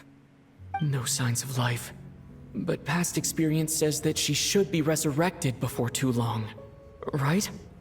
Did Odette intentionally use her core Ignis to guide my soul? I feel like something similar happened in a dream I had before. Thank you, Odette. If not for you, my soul wouldn't have found its way back to my body so quickly. And I might not have woken up so soon. You have your nice Def. But I'm sorry. I don't have time to protect you. I have to use the time you bought me to get Paimon back. I need my fucking travel companion, dude. This isn't even about emergency food anymore. This is about getting my friend back. She's the only thing keeping me mentally stable. If I lose Paimon, I'm gonna scorch this entire planet to the ground. Oh, the fatui are also here, dead. Sure enough, everyone here has been affected by the curse of death. Paimon! Paimon! No, wait. Paimon probably didn't escape Renova's curse either. She won't be able to respond to me right now. I'll have to find her myself. Oh, Renova and Jester, if you at all harm Paimon, I'm killing both of you. Jester, you better hope Paimon is alive and well when I get down here. I see her. Paimon. Mitya! Is this the laboratory he works in? What happened here to trigger the curse of death again so soon? I don't care about his health. I want Paimon's health. I'll have to ask him when he wakes up. Finding Paimon has to take priority. Found her. Paimon really is here. She's sleeping. Or dead right now. I don't know. Where's the pass? I don't know if I would have activated, but I did something. I'm opening that door to get to Paimon, dude. Nothing else matters.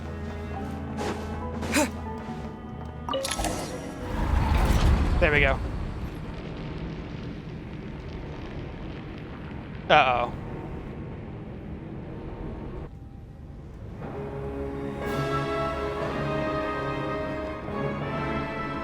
Hi!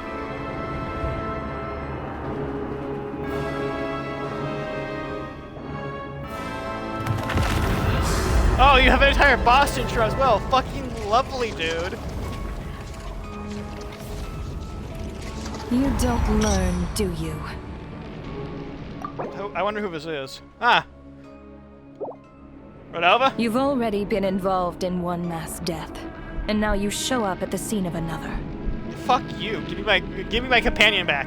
This might have passed for a coincidence the first time, but a second time?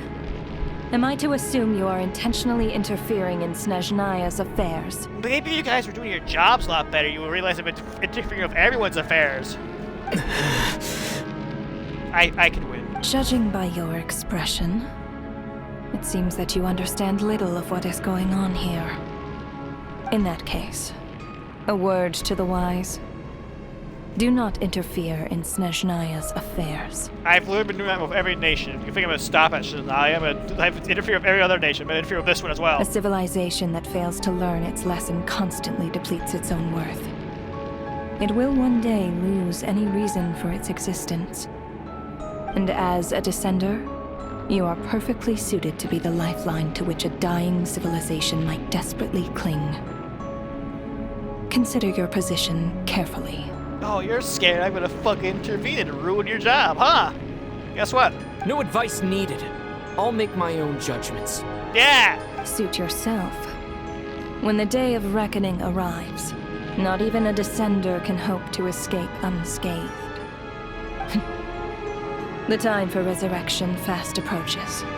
The mortals here are not yet worthy to behold my form. So that will be all for today. Fuck you. You can bleed, you can die. Let's find out if you bleed. Don't you dare look that way.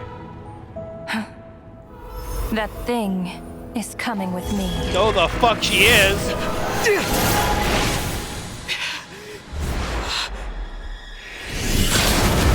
I just saw an impact frame of someone.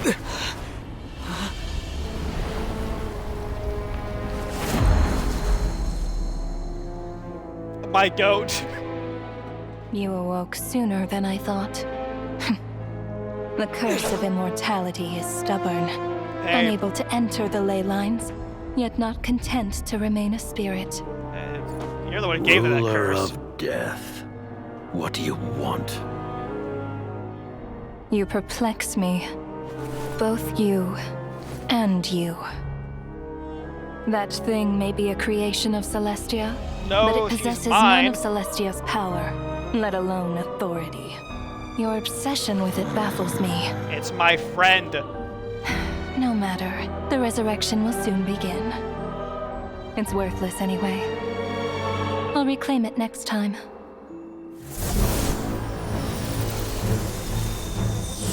gonna fucking kill her. I like how Jen just looked over and like, what are you doing? Who says there will be a next time? You threatened Paimon, I'm going to kill you.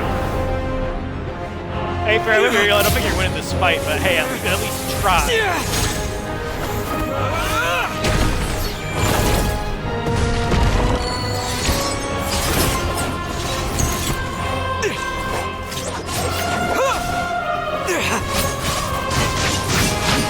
This seems she can bleed. If she can bleed, I can win.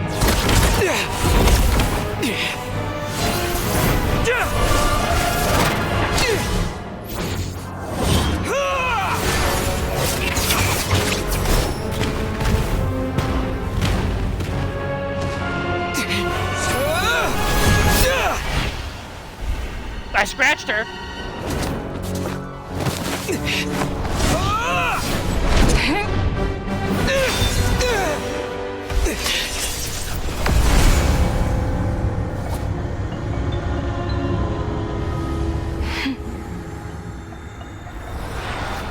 What do you want me to do, dude? He's not gonna be of much help here. I'm a descender. I was barely doing shit. I scratched her though, so I know she bleeds. Well, not bleed. I fucking cut her clothing slightly. Oh, I guess everyone's gonna realize I'm here now. Oh, Paimon. Yeah, do not interfere with what's happening. Traveler? Yeah! We're gonna do some fucking explaining, dude. Why do you know Paimon? Why the hell did Renova claim missed you, Paimon Paimon. was a thing of Celestia? What are you talking about? We haven't even been apart for that long, have we? Paimon, shut up and just enjoy the moment. It was different this time. You seem to be in pretty good shape. I'm glad about that. If it bleeds, we can kill. Yeah, that's my mentality. If I can make the gods bleed, they can die. Yeah, Paimon's back in tip-top condition.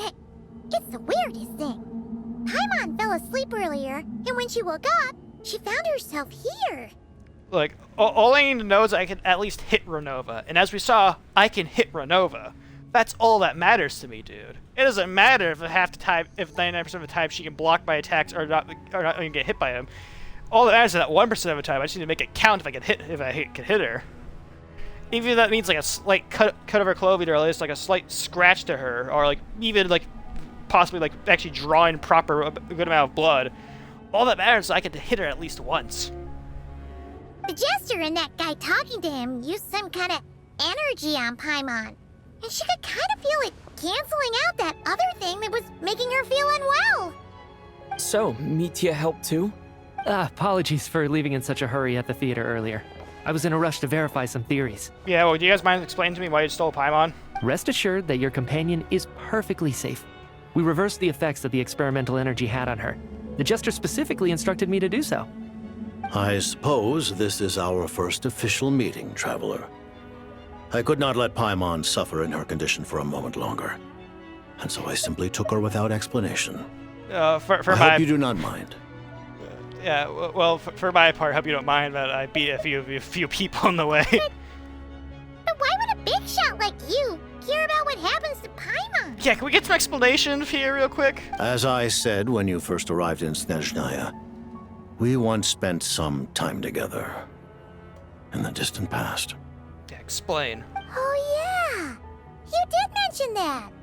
And Paimon did think you seemed strangely familiar the first time we met. I'm afraid the reminiscing will have to wait. Mitya, let us continue with the report. What conclusions, if any, did you reach from conducting the final experiment of our energy research ahead of schedule? You know, maybe the fatui aren't all bad, except you, Dottore. Dottore can die. Actually, he is dead. I killed him twice. I specifically remember killing this man twice. That's the only fatui I did not agree with or vibe with. All the other fatui, they're kind of cool. The good news is, my hypothesis regarding the ruler of death has been verified. As for the bad news, I recommend we suspend the experiments and Project Mistleton until further notice. Currently, we have no means with which to make a breakthrough. I say this purely as a scientist, guided by reason alone. I will trust your judgment. We shall put the project on hold until the ruler of death has been eliminated. I'm game for that. You guys need someone to help even the odds a bit more? Even if like the odds are heavily stacked against us, I can help tip the scales ever so slightly. Wait, what are you guys talking about? You want to get rid of Renova? Like, how? By killing her? I guess. Child's a chill fatui. Well, not really. He's very fight hungry, but like he considers we're friends with him. There's Archon, who we're also friends with, but we did have to duel her at some point. But that was more for what she was doing for the duel. But she did beat us in the duel, but she considered it like, hey, you did well. There's Snezhnaya, well, she's one of my favorite fatui. I'm not gonna lie. I love her dearly, but she's. There's Snezhnaya, who's too obsessed with her work, and also robot. There's Columbina, who's no longer a fatui harbinger anymore. There's Dottore, which no one likes Dottore. Dottore's dead. we killed him. That was like the entire main focus of the last few quests before Snezhnaya. There's Pantalone, who's just the money guy. There's Rooster. I forgot to say his actual name, but he's in charge of the government, kind of. There's Jester here, who is in charge of, well, kind of just the head fatui, I think. I actually don't think he's a harbinger either. But then there's the 10th harbinger, which we don't know at all. By whatever means necessary, so long as it removes the threat she poses to us. We did learn Until about then, hold on. everything we do do will the be 10th in harbinger real quick. Let me pull it up real quick.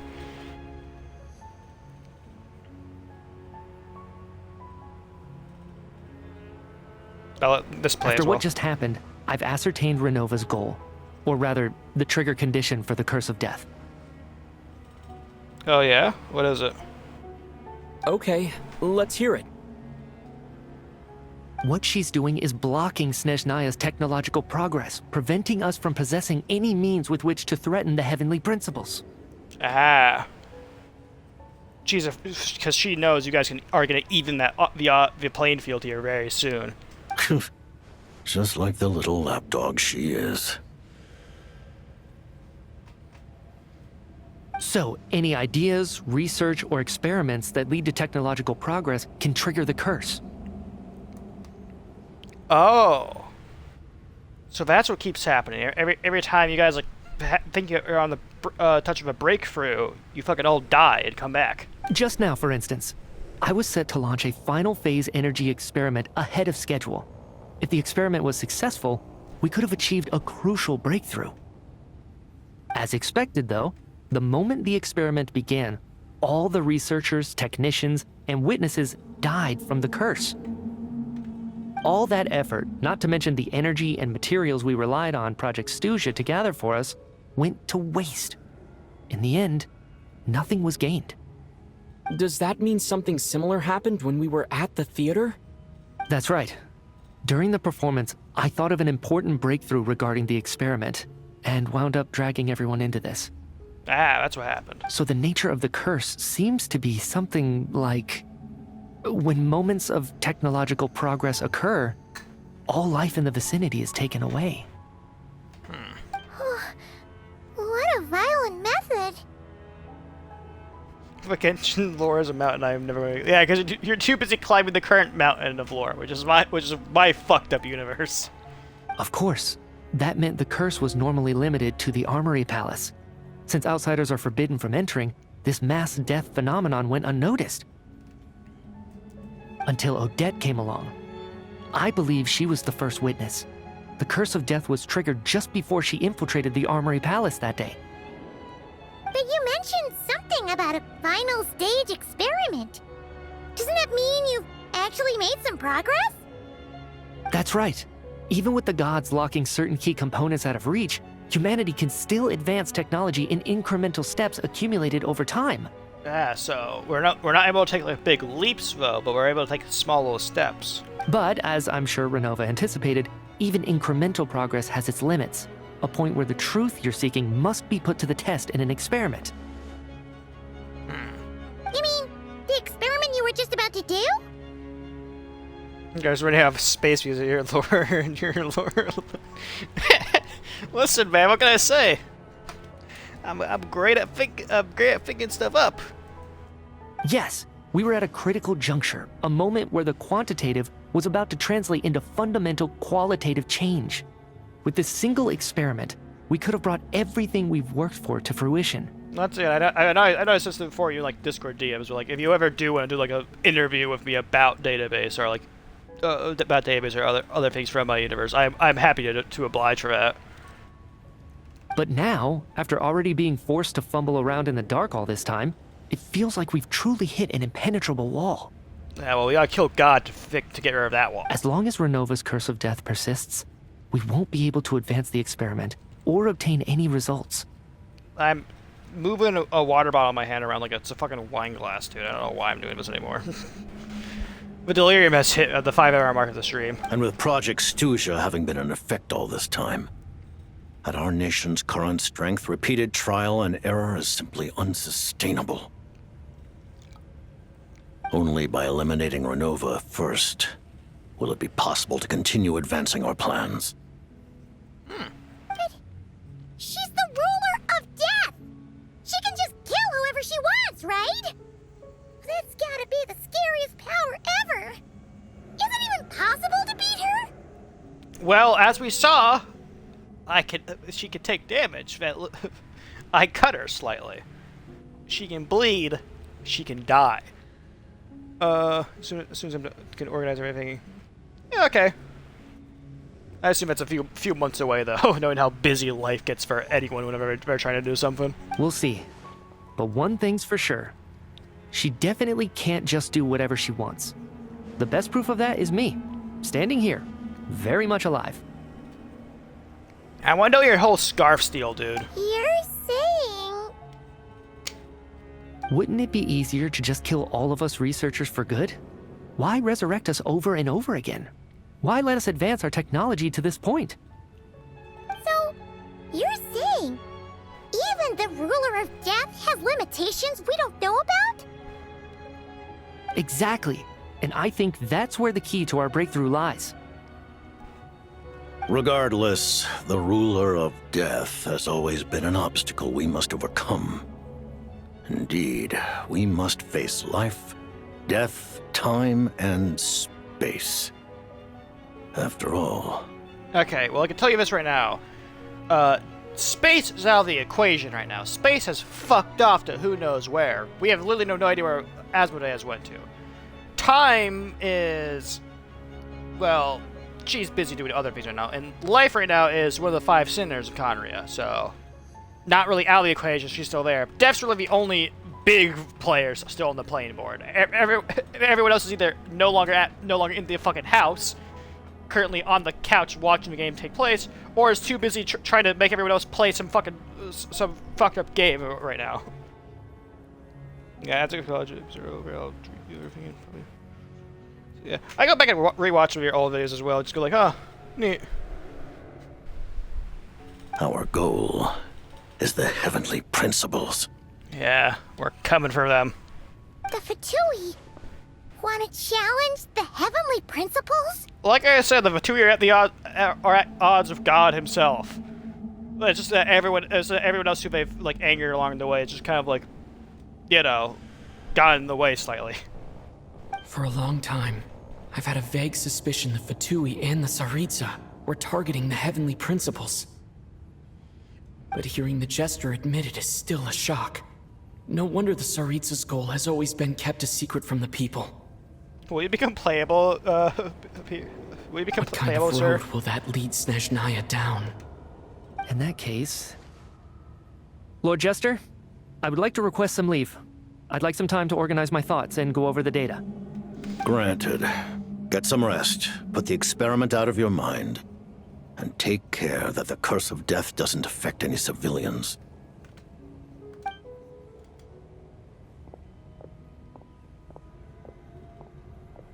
So... I want to ask you a few questions about my friend here, Paimon. While there is yet time, allow me to offer you my hospitality, honored guest of Snezhnaya. Is there anything you wish to know? A lot. About your relationship with Paimon. This is my biggest thing. Well, Paimon really doesn't remember.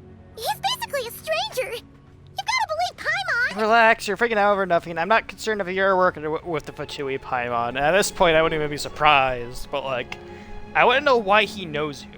I want to know why you have a vague familiarity of him from the past. That's what I want to find out. Allow me to explain. The reason Paimon reacted to the anti-Celestia energy developed by the Armory Palace is because she comes from Celestia herself. More specifically, she is one of its creations. Paimon, did you know you were related to did you know you were related to God in some degree? Well, this explains a lot. Does this also poke holes in the Asmodee theory? Maybe, maybe not. Let's continue listening. Paimon? A creation of Celestia? Paimon, did you know you're Jesus?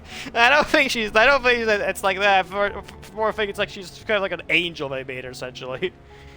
If the heavenly principles, if we're going off of like human religion, if the heavenly principles is God, Paimon's like more or less kind of like a high-ranking angel, essentially, if I had to guess, or at least an angel of the degree. She's looking at a chair. Yeah. Oh right, I was blinded by anger earlier, but thinking back on it, Renova also said that Paimon is a creation of Celestia. But she lacks Celestia's power or authority. So a low-ranking angel, if we're using the human religion analogy. As you know, the lunar fragments in Nodcry were pulled down from the sky using fatui technology. Yeah. But the first application of this technology was in Conria over 500 years ago. The Cataclysm. I used this technology upon the heavens, and the response I received was none other than Paimon, descending from Celestia. You plucked Paimon out of heaven. Holy shit, dude. I presented her to the Vinster King, but he took no interest in this gift, nor did it satisfy him. Paimon then took up temporary residence in my palace until, of course, the arrival of the Cataclysm. Wait, Paimon's a little confused. You're talking about things that happened in Conria 500 years ago. You're saying Paimon was there for that? Yeah, you're at least 500 years old. I'm at least a few. Traveler's at least a few thousand years old, from what we know, by the way. At the very least, Traveler is like on the cusp of around the cusp of roughly 3,000-ish years old, maybe 6,000 years old, due to us arriving sometime during when Tibet was still ruled by the dragons, so that we left promptly. But but most likely we're possibly a few tens of thousands, maybe even a few hundred thousand, maybe even a million years old. Traveler is old as fuck. So for Paimon, you're just kind of more like a blip in my lifetime, essentially. But Paimon doesn't remember any of that. Falling from the sky, being given away as a gift, none of it. Yeah? Having lived through the cataclysm, perhaps you too were burdened with some manner of curse. Although, losing your memories would indeed be the smallest price I've ever seen paid. But it's not just her memories from Conria. Paimon doesn't even know how she spent the last 500 years. She only has memories from the past few years. No matter how hard she tries to remember. Yeah, but Paimon's earliest memory is me pulling her out of the ocean. What was Paimon like back in Conria? Did she know a whole lot because she came from Celestia? I hit the 5-hour mark. Let's go. Super smart. Okay, Paimon, don't give yourself too much credit. Unfortunately, when you arrived in Conria, your consciousness was like that of a newborn infant. None could say what kind of being you once were in Celestia. This is bringing back memories when I did a 24-hour stream like 3 years ago. I'm never doing that again unless it's like for some monetary gain. During the time you lived in Conria, your personality was no different from how it is now. I'm surprised that Vince Zucchini wasn't exactly taking by your charm. At least it sounds like you were able to fly under the radar. Aw, man! Paimon's plan to get her memories back and become super smart is ruined before it could even start. You know, even though Paimon lost her memories, she still feels weirdly close to you for some reason. That must mean you took pretty good care of Paimon back then, huh? On the contrary, I completely ignored your existence. I was entirely focused on my struggle against Troptatir the Wise. But now, as I see it, it is as if you are the only sane thing that survived that era of insanity. And thus, are worthy of protection. Paimon, I may hit you sometimes if I find you annoying. But I would kill for you. Noted. Man, Paimon's gotta stop projecting friendship on everyone she meets. Yeah, you did it to me, and it's kind of worked out. I don't know how, though. But, Traveler? Even though you know Paimon's some creation of Celestia now, you still want her, right? You're not going to abandon her? I feel like this is foreshadowing. Has it really been 3 years? It's been like it's been 3 years. Because I wasn't streaming. My streaming schedule was a bit fucked for a while back in those days. I just kind of streamed whenever. Then I had a schedule in place where I would stream like every few days. Then I did change it to every day. Then I changed it back to every few days, like what it is now. My content has changed as well, though. I no longer play a variety of games, and I just stick to mainly just Genshin, Wuthering Waves, and Zenless because I like the games. And also are just kind of fun and easy to do. You're still Paimon to me. As long as you're not heavily principles, we're good. Oh, phew! That's a relief. Paimon's just learning about this too. She's barely even processed it.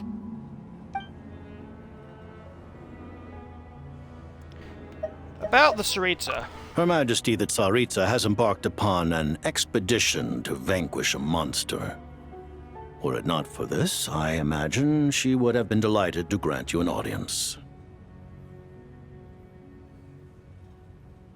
Progress already free demos.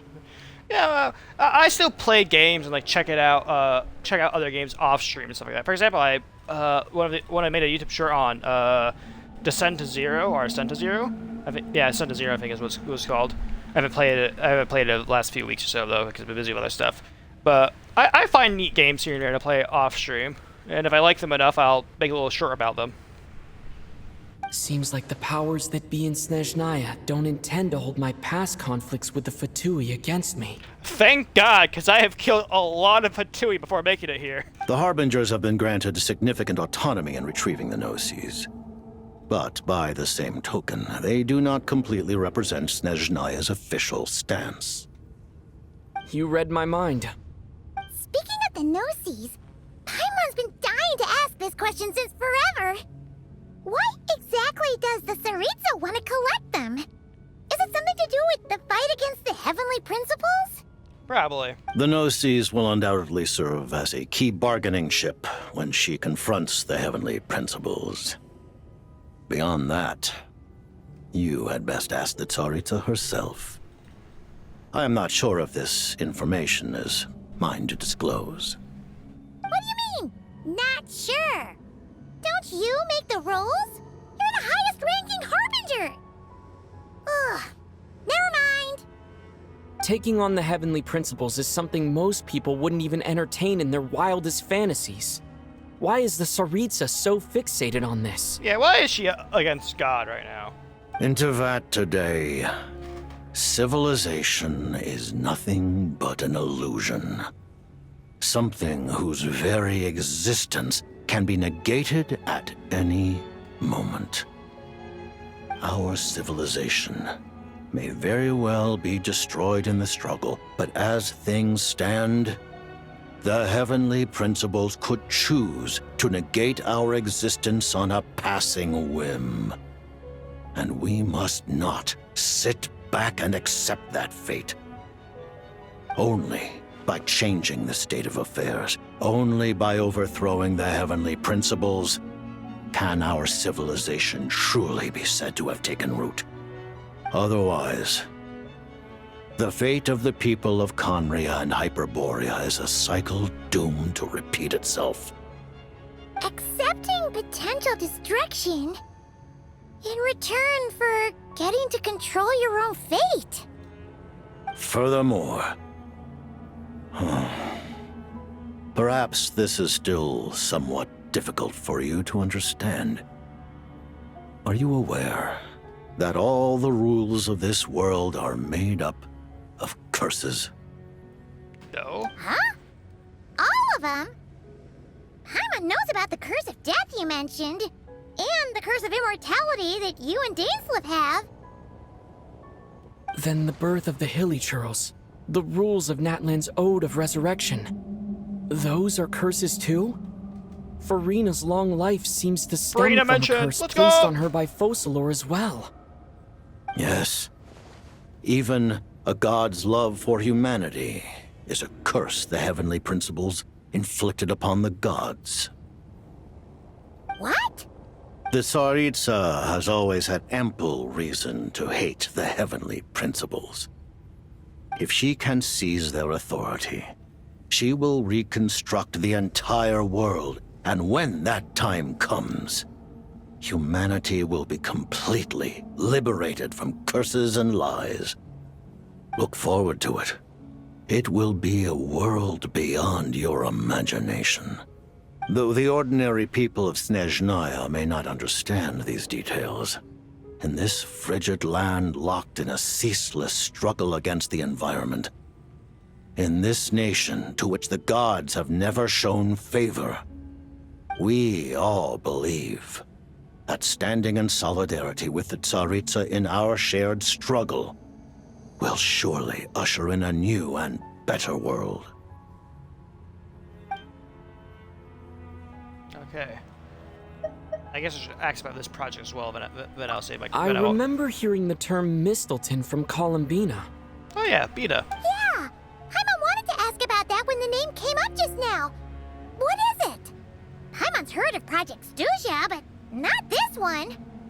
As you know, Project Stuja is a series of measures enacted to consolidate our nation's resources, the greater purpose of which is to serve Project Mistelton. Many of the things you have encountered thus far are essentially for the advancement of that project. Show like anyone who like played Genshin back in like 1.0, like any scene from Snezhnaya right now, and it would blow their fucking mind. Cause like at first you're like, oh haha, fancy game, but like you're hearing like, oh what the fuck, that's a robot. This includes the Kuvaki Experimental Design Bureau in Notdry. Researching Kuvaki was merely a facade. Its core objective was to use local resources and research findings to build Mistelton itself. And that's a weapon built for the final battle against the heavenly principles, isn't it? Huh? How did you know that? I heard about it. I was given some intel, and I made some deductions. Wait. You must mean that thing over there. Oh, Paimon's gotta take a closer look at this thing. Especially after you guys sent so many people to Nagrai to work on it. Kuvaki alone will not break through Celestia's defenses. let alone challenge the heavenly principles. Yeah, yeah. Essentially, they're like, our gun doesn't have an effective armor piercing yet. Let's just get more armor piercing. The heavenly principles are no doubt accustomed to combating the power of the light realm, and elemental energy is simply the power of the human realm, converted to that form by the heavenly principles themselves. Any attempt to use this power against its creator would be a futile endeavor. Well, the Abyss. That's not exactly a good idea to use the Abyss as a weapon, because it's the Abyss after all, but that's what my mind went to. For now, therefore, we have set our sights on the form of energy associated with the third descender and the stellar linchpins. This may hold the potential to allow Mistleton to contend with the heavenly principles. Also, I do want to say this real quick. Context. Just for your information, there's 4 Descenders in Genshin Impact. The first Descender is the Heavenly Principle. The third Descender was fucking killed and turned to Venoses and Stellar Linchpins that people now use today. And the fourth Descender is me. But my favorite Descender in the entire game that we have 0 information on is the second Descender. Because this guy fucking showed up shortly after the first Descender, fucking 1v1'd him, and then just fucked off. We don't know what happened to him, we don't know where he is now. All we know is this thing showed up, fought God, and then just left. It is my favorite Descender in the game, and I want to learn more about it. You could say that by reverse engineering the stellar linchpins to extract the energy within, we have obtained a source of anti-Celestia energy. Oh, fuck yeah. We have a gun to kill God now, essentially. So this is the energies research that Mita was in charge of. The Kulagi Experimental Design Bureau, Project Stuja, and the new energy experiments. Huh. So, Project Mistleton is what ties it all together. Yeah. Yeah, no, he just kind of did show up, run someone's fade, and disappeared into a space. God, I hope they show back up again. That'd make for a compelling villain or whatever. Like, at least for like entire like build up or like this entire build up for her version, just like fighting against the second Descender because he decided to show the fuck back up. He heard the first Descender just getting a shit rock. Like, oh, someone's running his fade without me. It just shows up to like run that fade again. And it looks like your plan is almost complete. No wonder the ruler of death came after you. Yeah, if my boss was about to be fucking shot dead, I'd also be panicking. Okay, I don't have any more questions. Thank you for telling me so much. I'm a bit surprised, honestly. I didn't expect you to be quite so transparent with me. Given the circumstances, the Fatui need not hide anything from our allies. I wouldn't say an ally. Allies? To advance Project Mistleton, we must first resolve our issue with the ruler of death. And if I presume correctly, you have no intention of letting her actions go unpunished either, do you? I mean, you're not wrong. I do want to kill her. That's right. Ever since she said she intends to reclaim Paimon when we next meet, I figured reconciliation was out of the question. Yeah, like, I could let bygones be bygones, but she's going after Paimon, I gotta kill her. Against an opponent of this caliber, deliberating over our allegiances would waste time we do not have. We must join forces unreservedly with whomever we can, if we are to stand anything like a fighting chance. I feel like I'm putting all my Archon friends into like a very tough position, because the Archons themselves are just like, are just gonna like here we're like, hey, we traveled join up with the Fatui to fight God. And they're like, huh? What did he do? We couldn't finish our experiment? Dang, because we gotta kill God now. Yeah, that's basically what's happening. You're going to challenge the ruler of death? Just for Paimon? But Paimon's only... No, but I won't back down when it comes to you, Paimon. Thank you. Oh, thank you. Oh, gee. Now Paimon doesn't even know what to say. Anyway, Paimon's super touched. The Tsaritsa will return in triumph in short order, and the fatui shall hold internal discussions regarding the enemy. The time for us to meet again will come very soon. Got it. Thanks for your help with Paimon. I'll be sure to look after her for you. Yeah, don't worry. I feed her the best food known to man because she fucking takes my wallet and just does it. There was just one other thing. Well, it's just a request, really. Paimon really wants to see what this Mistelton thingy you're gonna use My against the stomach heavenly calmed principles down. I haven't looks like. eaten all day. My stomach's angered at me. I'm gonna go make some ribs after the stream. Of course, Paimon knows it's top secret and stuff, but she just had to ask. It's okay if the answer's no. Certainly you may. Huh? Oh, for real? Actually, maybe it's best not to. What if Renova suddenly pops up again? She might take this chance to... While the technology is not yet fully developed, it has nevertheless reached the stage where Celestia's creations are unable to damage it. In that regard, you may rest assured. Okay, so essentially, the gun to kill God is just lying on the countertop with you there, God looking at you. God can't do anything about the gun, but can at least stop you from loading a bullet into it. That's essentially what's happening. Oh. Wow. No wonder Paimon felt so out of sorts recently, even though it was super far away. Alright then. Paimon's ready to take a sneaky peek at this top secret super weapon.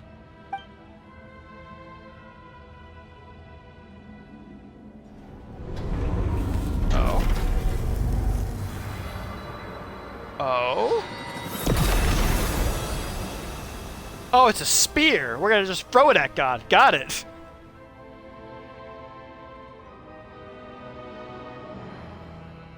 What a beautiful weapon, dude.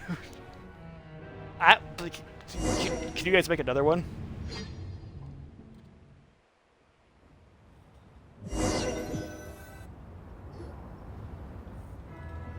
I just kind of walk out after beat the shit out of everyone. Oh, hey there, Odette! Paimon? You're okay. Thank goodness. You look well. Have you recovered? I know damn well there's a few fatui looking at me like, God, why the fuck is he allowed to walk out if you just beat the shit out of me? Long story short, yep, Paimon's all better. What are you doing here? Were you waiting for us? That's right. When I woke up, I wanted to go in after you, but the guards had woken up as well. It would have been tough to take them on alone, and there was no easy way to sneak past them. So I returned the way I came and waited for you here. It was thanks to you that my soul found its way back to my body so quickly. Thank you. Huh. That actually worked? Nice. I just figured I'd try my luck when that ominous feeling struck me. Really, you should be thanking this thing instead. Anyway, and now that things here are all taken care of, I have other things I should get back to. Go. It's not a teleporting event that just happened. Director Oh. Chuganov, you're back. We just received notice that Project Stuzha has been suspended, so we've convened an emergency meeting. This is the preliminary plan. In addition to expanding production capacity, we've also discussed feasible layoff plans to optimize revenue and expenditure structure. Our calculations indicate that the factory's profits will increase by at least 30%. Just give the word, Director. That won't be necessary. Leave the energy for those who need it. Whether they use it just to get by or to run a business, that's up to them. Start preparing to halt production and lay off the staff. Make sure the workers are able to land on their feet and that they are duly compensated. Thank you all for your hard work during this time. I can't believe it. The businessman was able to turn a new leaf. Am I hearing you right? Why? After all the tough times we made it through, now is exactly when we should start to turn a profit. I just suddenly don't want to do this anymore. Huh. Does there have to be a reason? Iskra, it's time to rest. Dear esteemed members of the Rokot, Given the effects of Lelik's radical actions upon our organization's reputation and social stability, a decision has been made to permanently withdraw this codename from use. Considering that Lelik did what they did for the benefit of the people, the Rokot has nevertheless negotiated with the authorities, ultimately securing a waiver for all penalties due to them. Lelik will be suspended for a period of time. Depending on their future performance, they may be allowed to adopt a new codename and continue acting as part of the Rokot. The purpose of this notice is to remind everyone once again that motives and methods are equally important when one operates in the shadows. Even with Project Stooge's suspension and our interim operational victory, we must guard against complacency and rashness and work to consolidate the progress we have made so far. We act only for the greater glory and solidarity of our nation. May the aurora shine ever on, and the tundra always stand firm.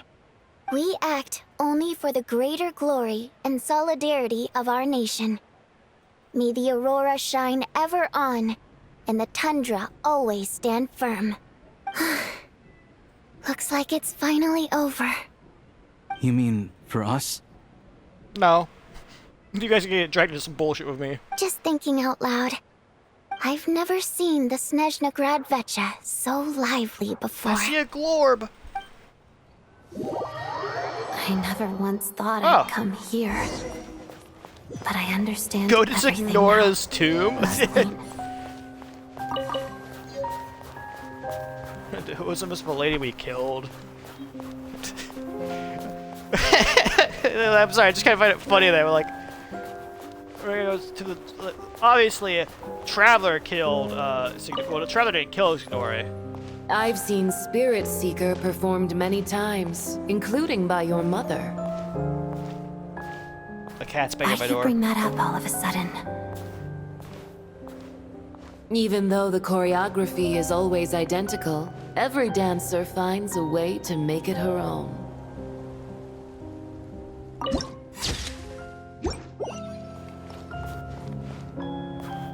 So you actually want to talk to me about ballet? I just think it would be a pity if the dance was lost to history. She didn't teach it to you, did she? Signora's voice actor being brought out That the was an fucking unusually out subtle of the taunt for coffin you. to be able to voice his character again, dude.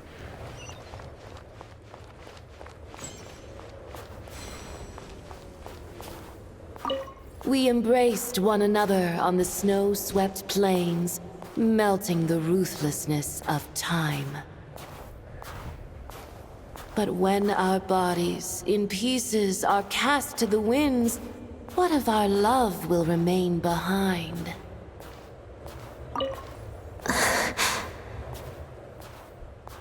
Don't tell me you can't sing.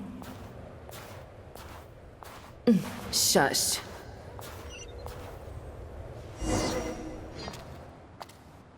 Oh! One of your style of cutscenes. I understand her hatred. The Fatui robbed her of the life she should have had. I never opposed her dancing. Yet still I became an enemy of her ballet. I'll just keep my distance. Many despise me. I'm used to it. You're certainly not one to shy away from confrontation. But children, they need a different approach. I'm hardly the most maternal figure. Yet, she is a child. In my experience, while a father commands authority, he must still yield to love. You should tell her what you think about her dancing.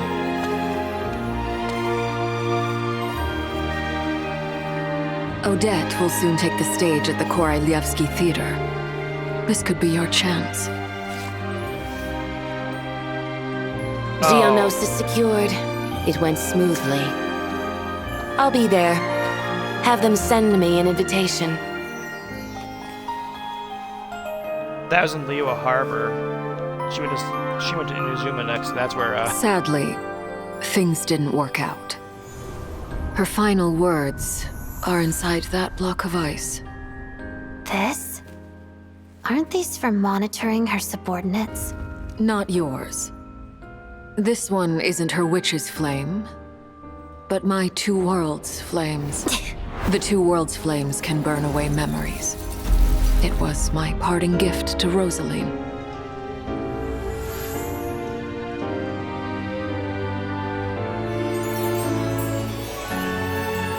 If all goes to plan, she and I will both live to see that Tsaritsa succeed.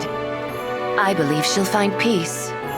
But if anything happens to me, she needn't follow in my footsteps. The cryo-energy will fade away in time. Then the two worlds' flames will burn away all memories of the fatui. She'll be free to dance. She deserves this. I will handle the aftermath. The choice is yours, child.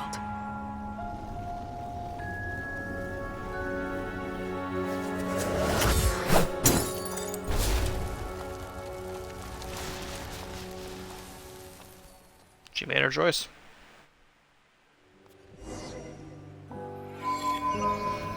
What's that sound? Where am I? Fresh air at last.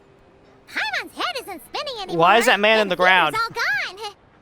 I saw that as well. Free to fly again. Oh, it's nice to finally know we're It made Paimon a little nervous at first, but it's such a relief now. Why is he in the ground? Get him out of there! Get him out of there! Free my boy! Who cares if Paimon's a creation of He Celestia? did nothing wrong. His only cry was not being anyone short. That important. Probably just the fairy of food and fun or something. And like you said, this doesn't have to change anything between us. You're not gonna just... Hey! Hurry up! Why are you walking so slowly? I hope I got that one. Just him in the ground. You've spent the last few days lying in bed and stuffing your face. Everyone is I back to didn't think normal. you'd be able to fly this fast. Says who? Paimon's as agile as ever. They don't call her White Floaty for nothing. I don't think anyone has ever called you that. Paimon originally wanted to check out the bookstores in Snezhnaya, but she's more in the mood for flying around right now, so let's save that for later. Spread your metaphorical wings, Paimon. Fly. Wait! They've got light novels from Yai Publishing House here, too! Huh? And this is Paimon's favorite mystery story from Fontaine! Wow! They got a sequel! The local Snezhnaya books look pretty interesting, too, but also kind of heavy. Not the easiest things to look around. Paimon, I have a pocket dimension I throw all my shit into. I can just put it there for you. I thought you were in the mood for flying around. Paimon can read while she flies. Hey! Look at these two dolls! Which do you like better? Probably the one that looks like Odette, sure. Alright! Boss, we'll take both. Paimon will have the other one. Oh, I thought we were only getting one. All right, fine. I'll pay. Nah, just because I'm in a good mood and I got you back, Paimon. There you are. Thanks for visiting. Paimon will grab this and then... Huh? She's never... She doesn't know. Huh?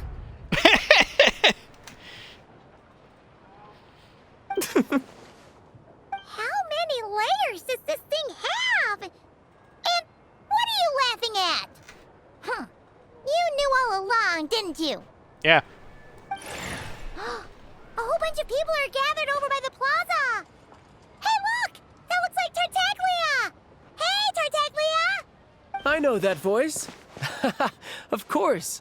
If it isn't Paimon and my old comrade. Look, it's You're looking well, Paimon.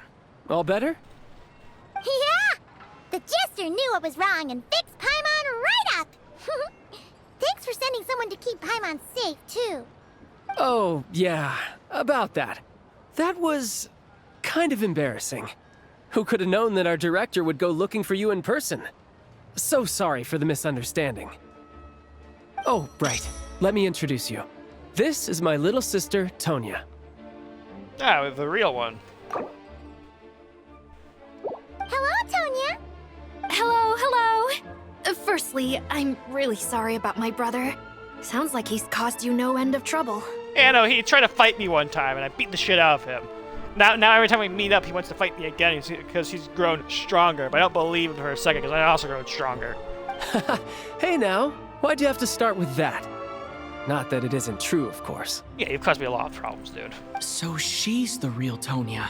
That's the real one. She said you two didn't manage to meet up at the theater. She waited ages for me, and when I didn't show, she got a little worried and went outside. Wait, you didn't even tell her I'd be going to your place? I know, right? He didn't bother to say a word to me. I searched up and down the city for him, and he only told me about it when I finally caught him at the gates of Glupov. Maybe it was for the better that you weren't there at the theater. I'm gonna be real with you. I've been rushed off my feet lately, so I didn't get the chance to go home. I just figured the Traveler would fill you in when he got there. Well, the snow was bad, and you're never late. So I was really worried about you. How was I supposed to know that you'd stood me up? I'm sorry, Tonya. I really am. I'll make it up to you somehow. Just, please don't tell Mom and Dad. Dude, you're a fatui harbinger. I don't think what your parents think of you matters anymore. Although the mix-up led to a series of misunderstandings, it's probably for the best that the real Tonya didn't get caught up in that mess. Yeah. Besides, it's obvious that Tartaglia isn't usually one to break a promise. He only gave his ticket to me because he had to look into Lelik. It's really my fault for being late. No, it's fine. It just meant I didn't get to see the show in the end. By the way, what did you think? You were one of the first people to see it, you know? It was very great. Also, I died. I would say... It's to die for. The best is yet to come. Huh? What kind of review is that? Hey, look! Huh? Oh, cutscene! Are we gonna... Oh, sweet. I'll be meeting you next update.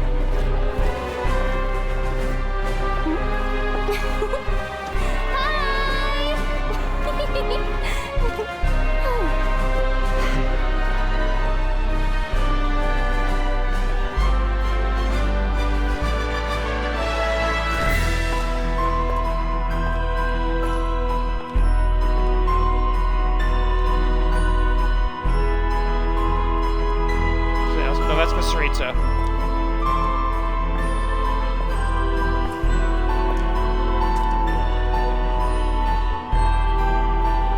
She is the Cryo Archon. Or I guess the new... the Cryo Archon before her died, so she had to take over this place. That happened like 400 years ago, 500 years ago.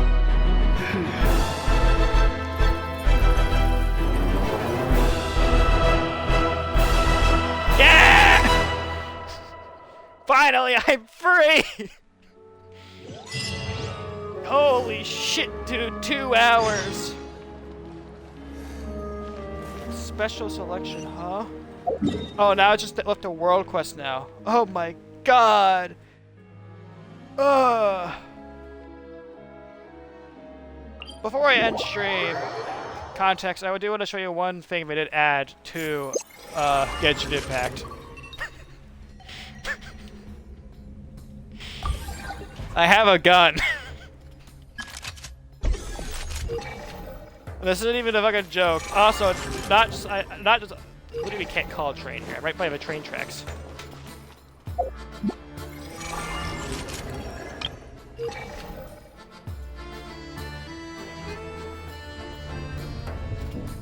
Oh, there it is. I have a train as well. I have an AI that talks to me as well. He runs the train. He's right here. That's the Eye of Grey. I don't know what his deal is yet, but we're gonna find out more. My train's gone.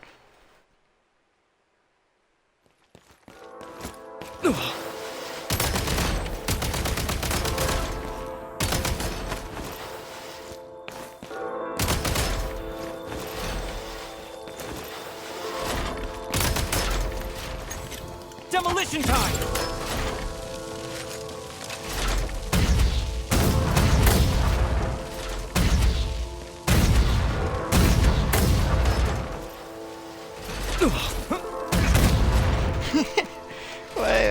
Why is this an FPM stuff? First off, it's a start challenge. Charge!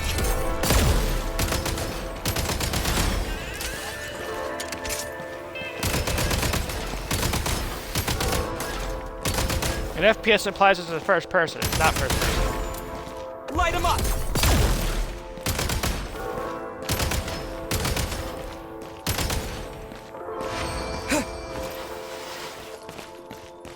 Yeah. How do I leave?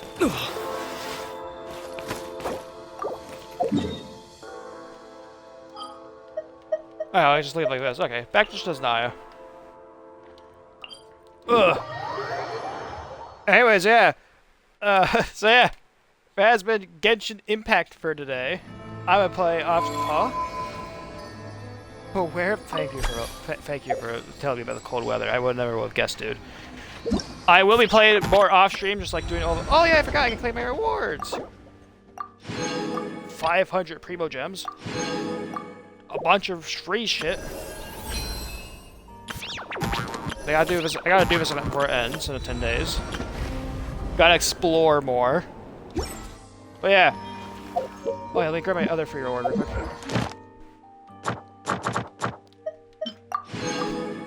And you know what? Just because I can, I'll do a single 10 pull for Odette as well. We'll do a single 10 pull for Odette, and if we don't get her, oh well. I'll do a single 10 pull for her, because but this will be my final 10 pull of this banner. But I'm gonna save up, do a single 10 pull for Inefa when she shows up in 20 days. Let's see if I can get Odette though. Probably not. Yep. We at least get some. Hey, he's at C1 now though. That's good. Let's go gambling. We went gambling. Yippee!